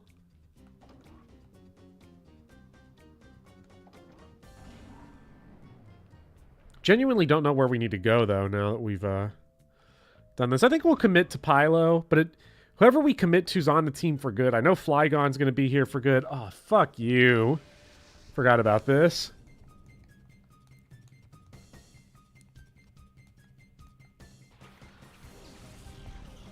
TMO2 is Dragon Claw, but Dragon is special in this game. Flygon special's not bad. It's not embarrassing. It's not significantly lower. It's like 82. Being immune to ground is a big plus in the end game.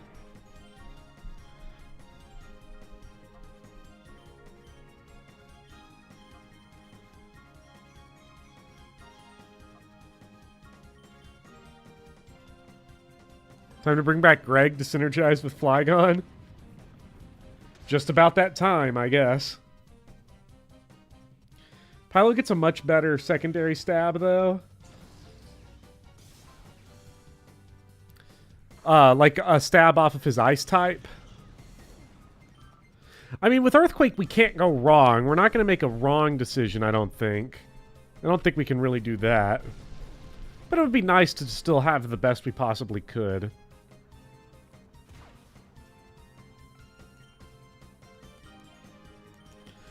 Guess the way we're debating this is, we really just don't know what's going on. Split blizzard damage off of Piloswine ain't much, though. Yeah, it's really not. Like, if he had Ice Beam, you know, we could really work with that. But...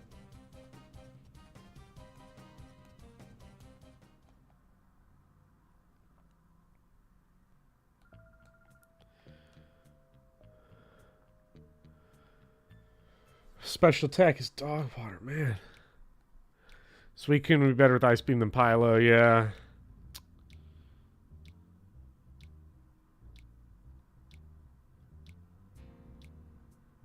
Wonder where to go next. Ding ba do do do do do do do.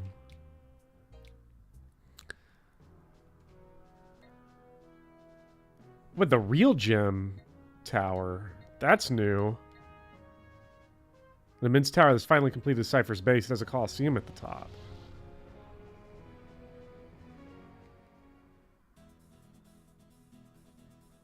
Whoa!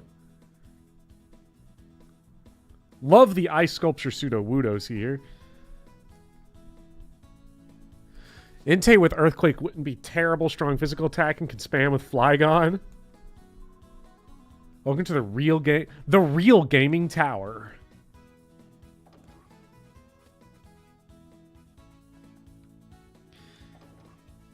Huh. Wonder what's going on in here. Oh shit! What the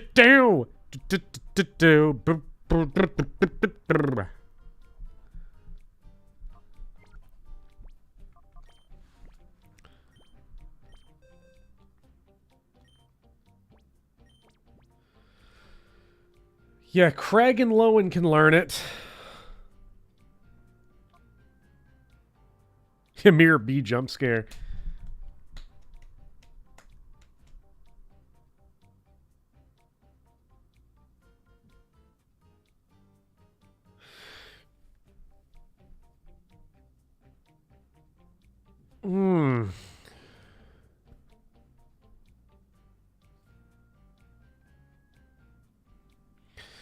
The trouble...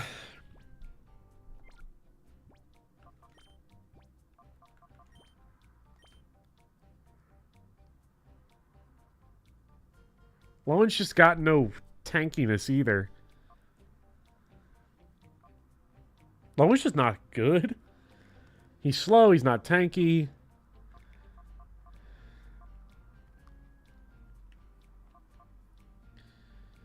But Flygon... I mean, Flygon's special attack is almost as high as Lowen's attack.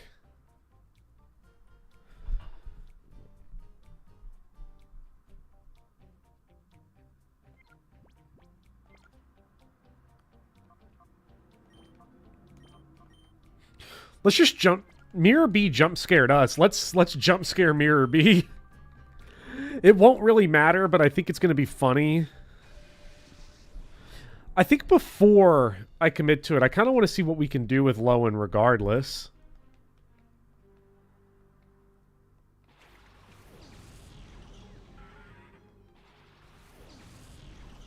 Imagine he's like, oh yeah, Loudred, Ludicolo, and we're just like, Suicune, Entei. Yeah, the music is ass now. Don't like that.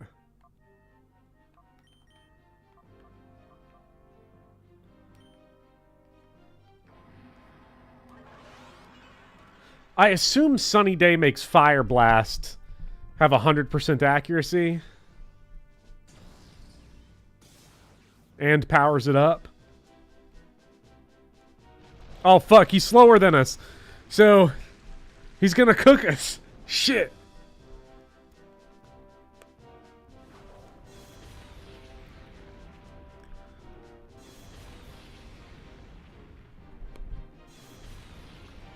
Nice. He critical hit himself. You love to see it.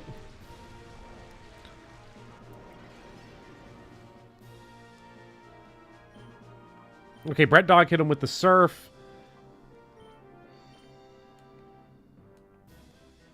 And we'll take advantage of this for some thunder shenanigans.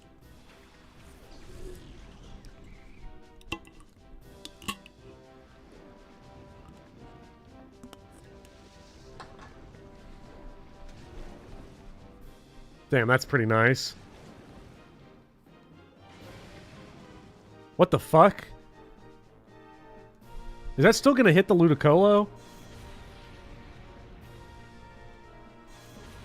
Oh shit. Plusle just tanked a whole ass Earthquake. You love to see it. Damn. Oh, he gets hit by the rain, but not the Earthquake. You love to see it.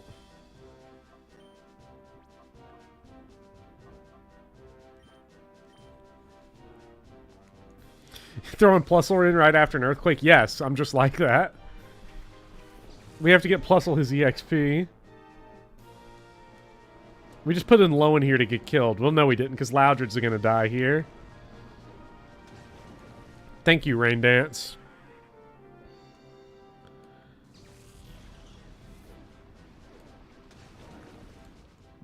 Ooh, nice. Surf can hit underwater, which I feel like that sequence of attacks hitting the Earthquake and the Surf feels a little off from what it should be.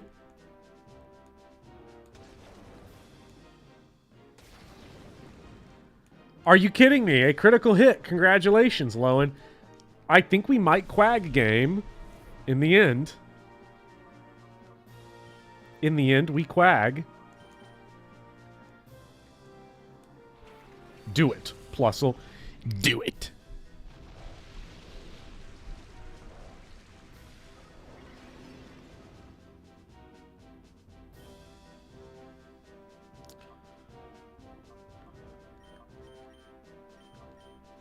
Come on, yes. Wait, which one did I attack? Did I attack the right one? I attacked the wrong one. No. Come on. Sweet. Okay, we killed him.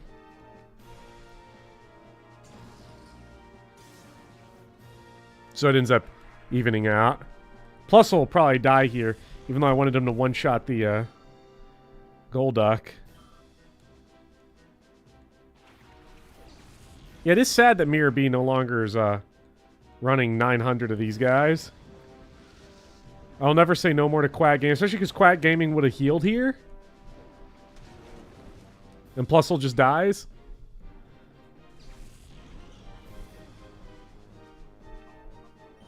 Alright, get in there, Craig.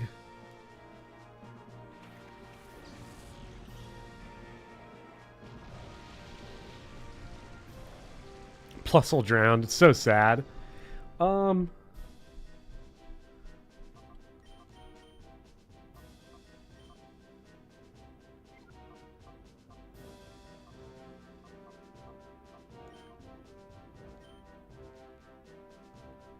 Not good here. Oh, that's not gonna end well.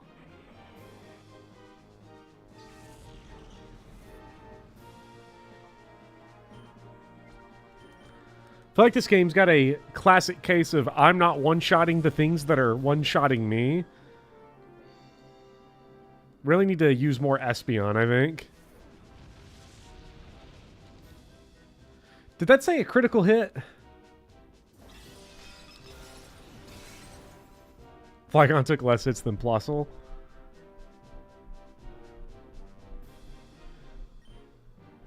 And we're so close, too.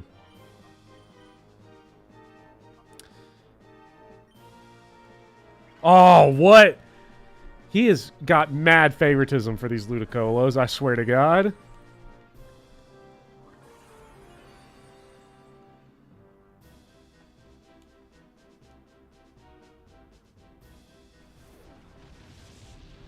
Okay, we did crit on the last one, so... Yeah, that's not really that good, so we probably want to stick to Ice Beam, then. Oh, okay, another crit. Thank you. Yeah. This is going great.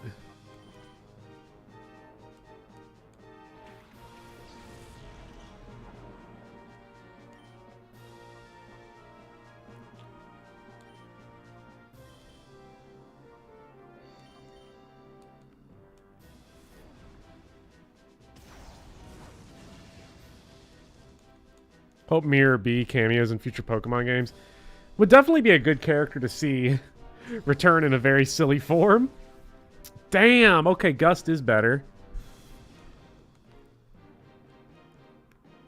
Goodbye, Frank.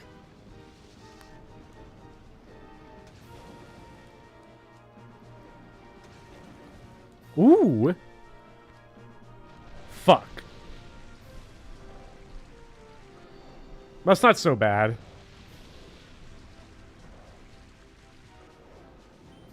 Because now all we gotta do is, Brett Dog will Gust that, and then we'll stomp the Golduck.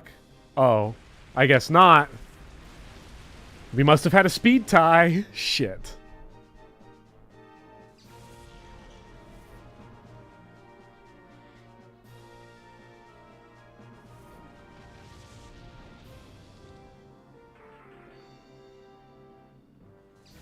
Swift Swim. Well, does that cause you to go first in the... oh, the rain makes you go faster. Ooh. Armaldo.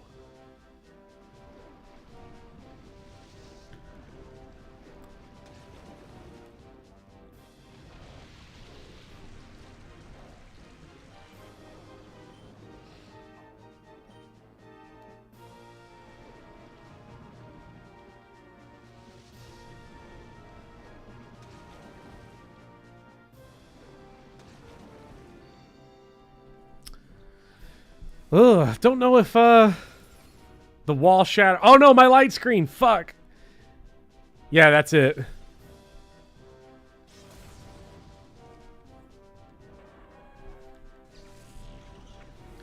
Okay. Mirror B got the best of us. Oh, okay, all the way back here.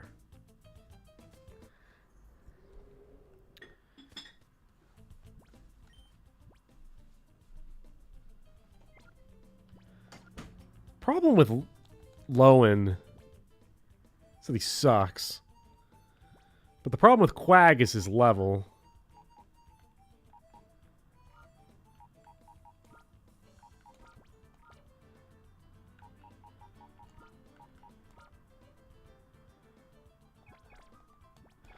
Mirror B is a rough opponent, but we almost had him. What would be the best for Ludicolo? I mean, Ludicolo gets... Frank is pretty good on him.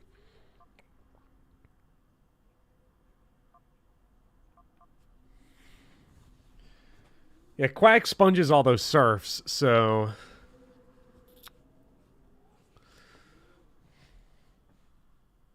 Plusle is not good. Plusle's there strictly for the Golduck, I think.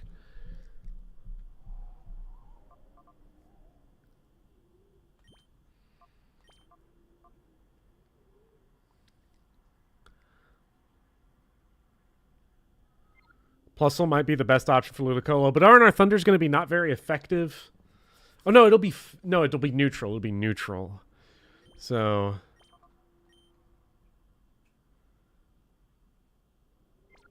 let's just see what happens. How much money do I got? I'm sure I have like none. 5,600. Plusle's there because we fumbled the Raikou. Well, We're probably going to keep Plusle anyway. We put in all the work. Let's take advantage of it.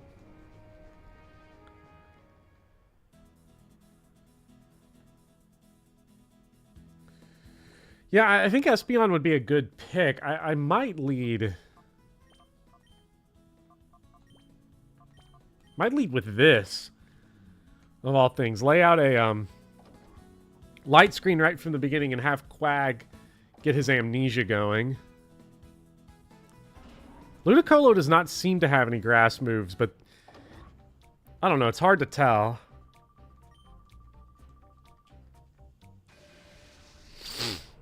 Is grass physical or special?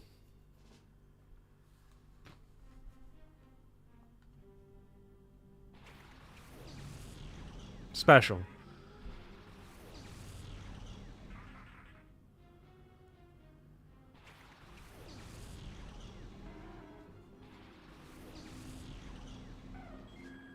Leech Seed would be a next level problem. Get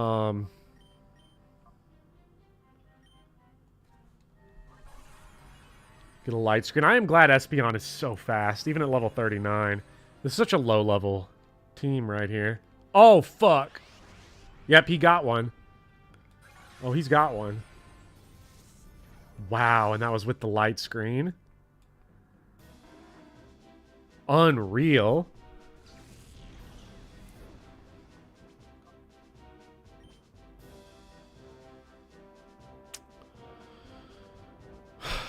Uh-oh. Well, I think this might already be a dead run.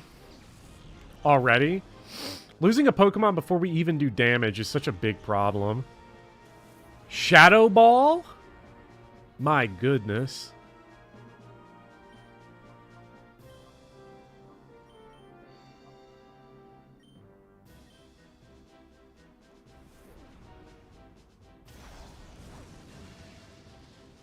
Let's see if we can... Are you serious? Okay, okay, we got him. We got him. He survived on 1 HP, but we got him. I think Espeon might still be dead, but we at least got him.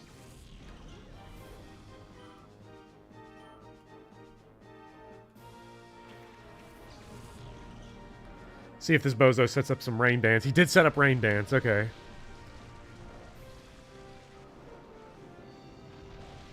I feel like the cast options you have struggle with Ludicolo no matter what, because you need a good flying type or something to really, like, handle it, I think. Which makes it a real pain in the ass. Frank is not going to handle this well. We'll swap to Brett Dog. And...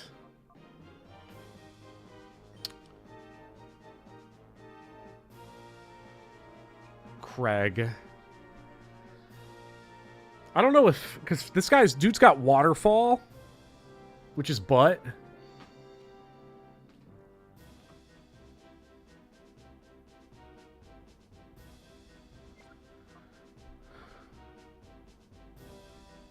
Ludicolo does have Ice Beam.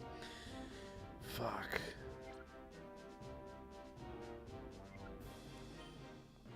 Frank, you're going to take one for the team.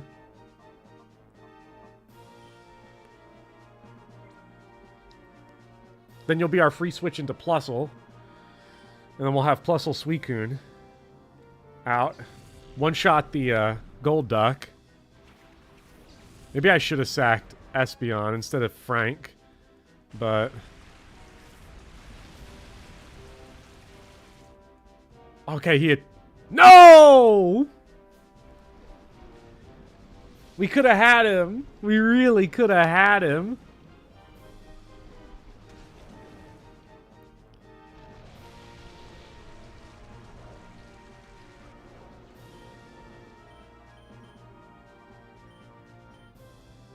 Shit, shit, shit. Come on, Frank. No, I thought Frank could have ate one. Rain has the damage of fire moves, but it would have been more than 0. 0 is the half of infinity.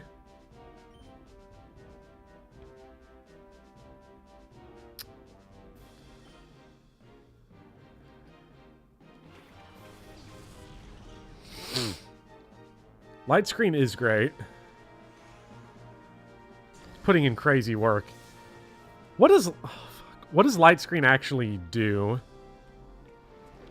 Like, how many levels of extra defense do you get out of it?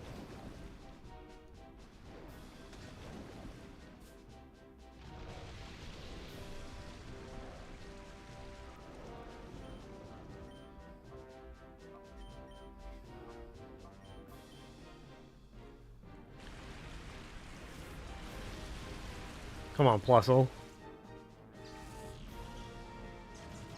That's what we're talking about! 0 is the half of infinity is the one I'll have to remember. You know, I mean, it's in the ballpark. Ludicolo is just such a fucking pain in the ass Pokemon in this game. They really kind of balance this roster perfectly around not doing shit against it. Oh, and our light screen's gone. Goody.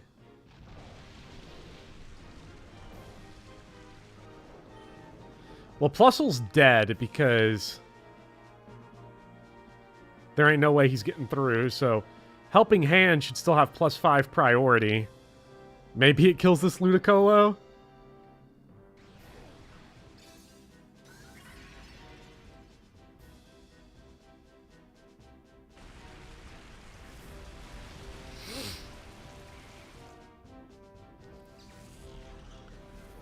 They are in sync, and it's a big problem.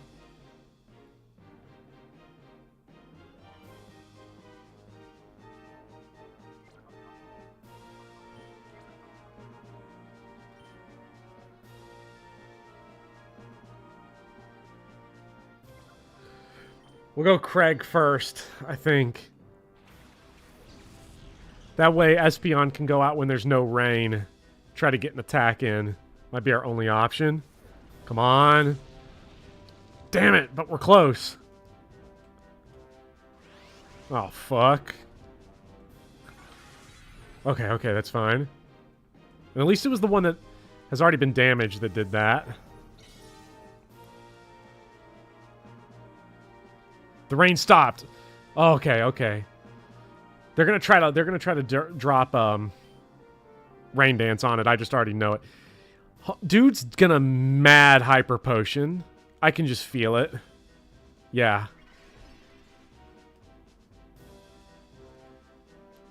Come on, paralyze him.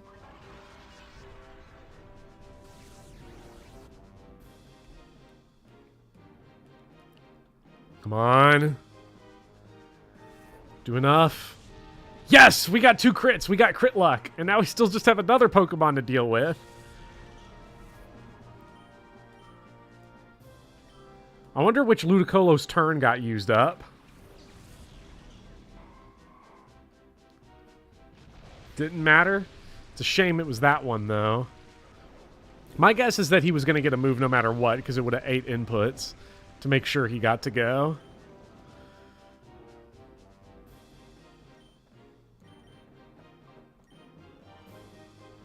We still outsped it? That's incredible. Ooh, it really did need that crit. But with the Rain Danced Surf, I'm hoping... That guy's not going to take much damage, but I'm hoping the Armaldo gets fucking... Oh, no.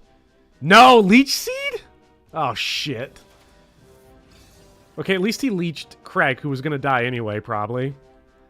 Hey, what's up, Big Poppy?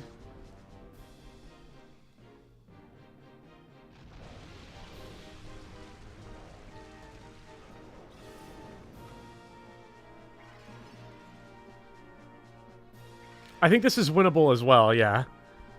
This Ludicolo's got Rain Dish. He's not getting the super speed, so we can...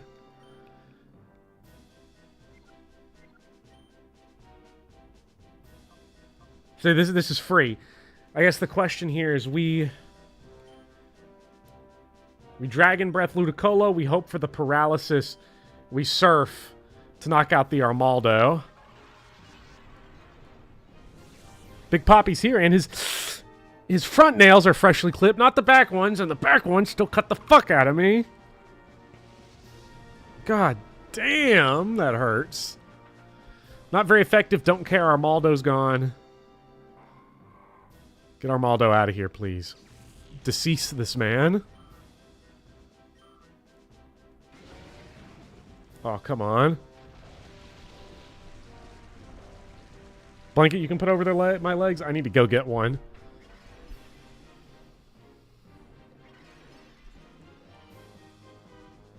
Those big old rabbit feet are just terrorizing right now.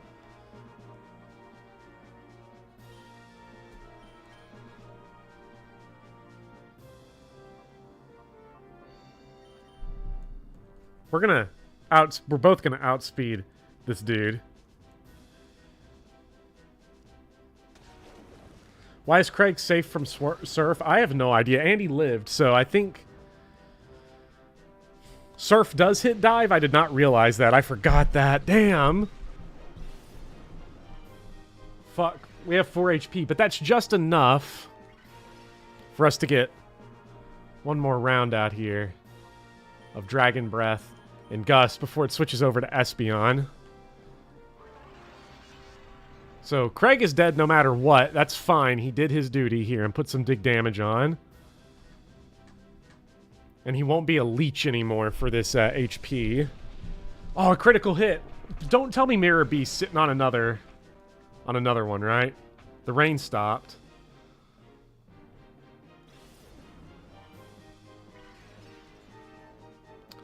Damn it. And this Ludicolo is absolutely going to one-shot this Espeon when it goes out here.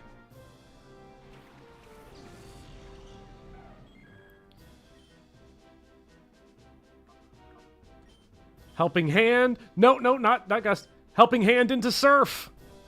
Come on. Let's see what it does. Do I get my Espeon HP as well?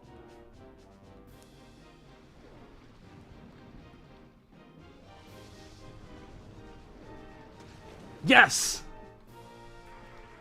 Finally, some non-legendary EXP. Been dying for some of this.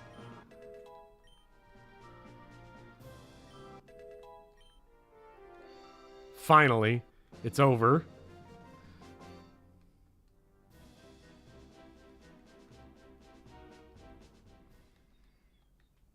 I just won't do. I'll admit you beat me thoroughly. Okay, since I'm done, I'll give you this here. Red ID badge. Nice. Little gift from our leader, Nascore.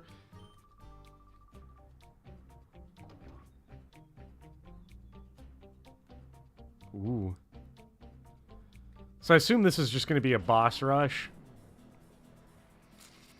Should probably go ahead and give Earthquake to Flygon.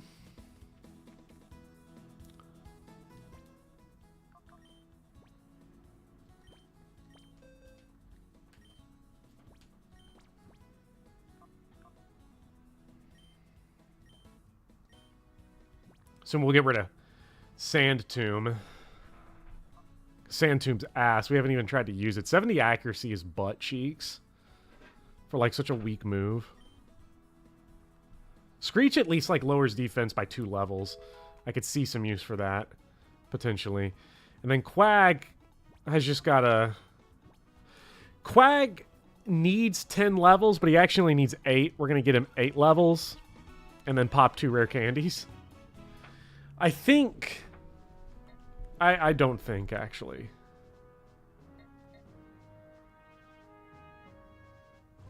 Look to Pokemon available later. Unless you plan on doing post-game, you won't get better Earthquake users. I'm fine with it, honestly. Dude died underwater. He just... That's rough for that Ludicolo. Did Flygon get purified past Earthquake level? Yes. Because you get... The Flygon you catch is level 43. The Vibrana you catch is 43. So, that's just that's such a troll. Yeah, I did that on purpose. So annoying. Alright, well, with that, we've been playing for a long-ass time. I can't wait to probably beat the game next time or come damn well close to it. But thank you all for joining. I need to go get me some grub. You all have a great rest of your day. Thank you for joining. It was a huge blast. And I shall see you guys next time for some more Pokemon Colosseum. See you guys then. Goodbye.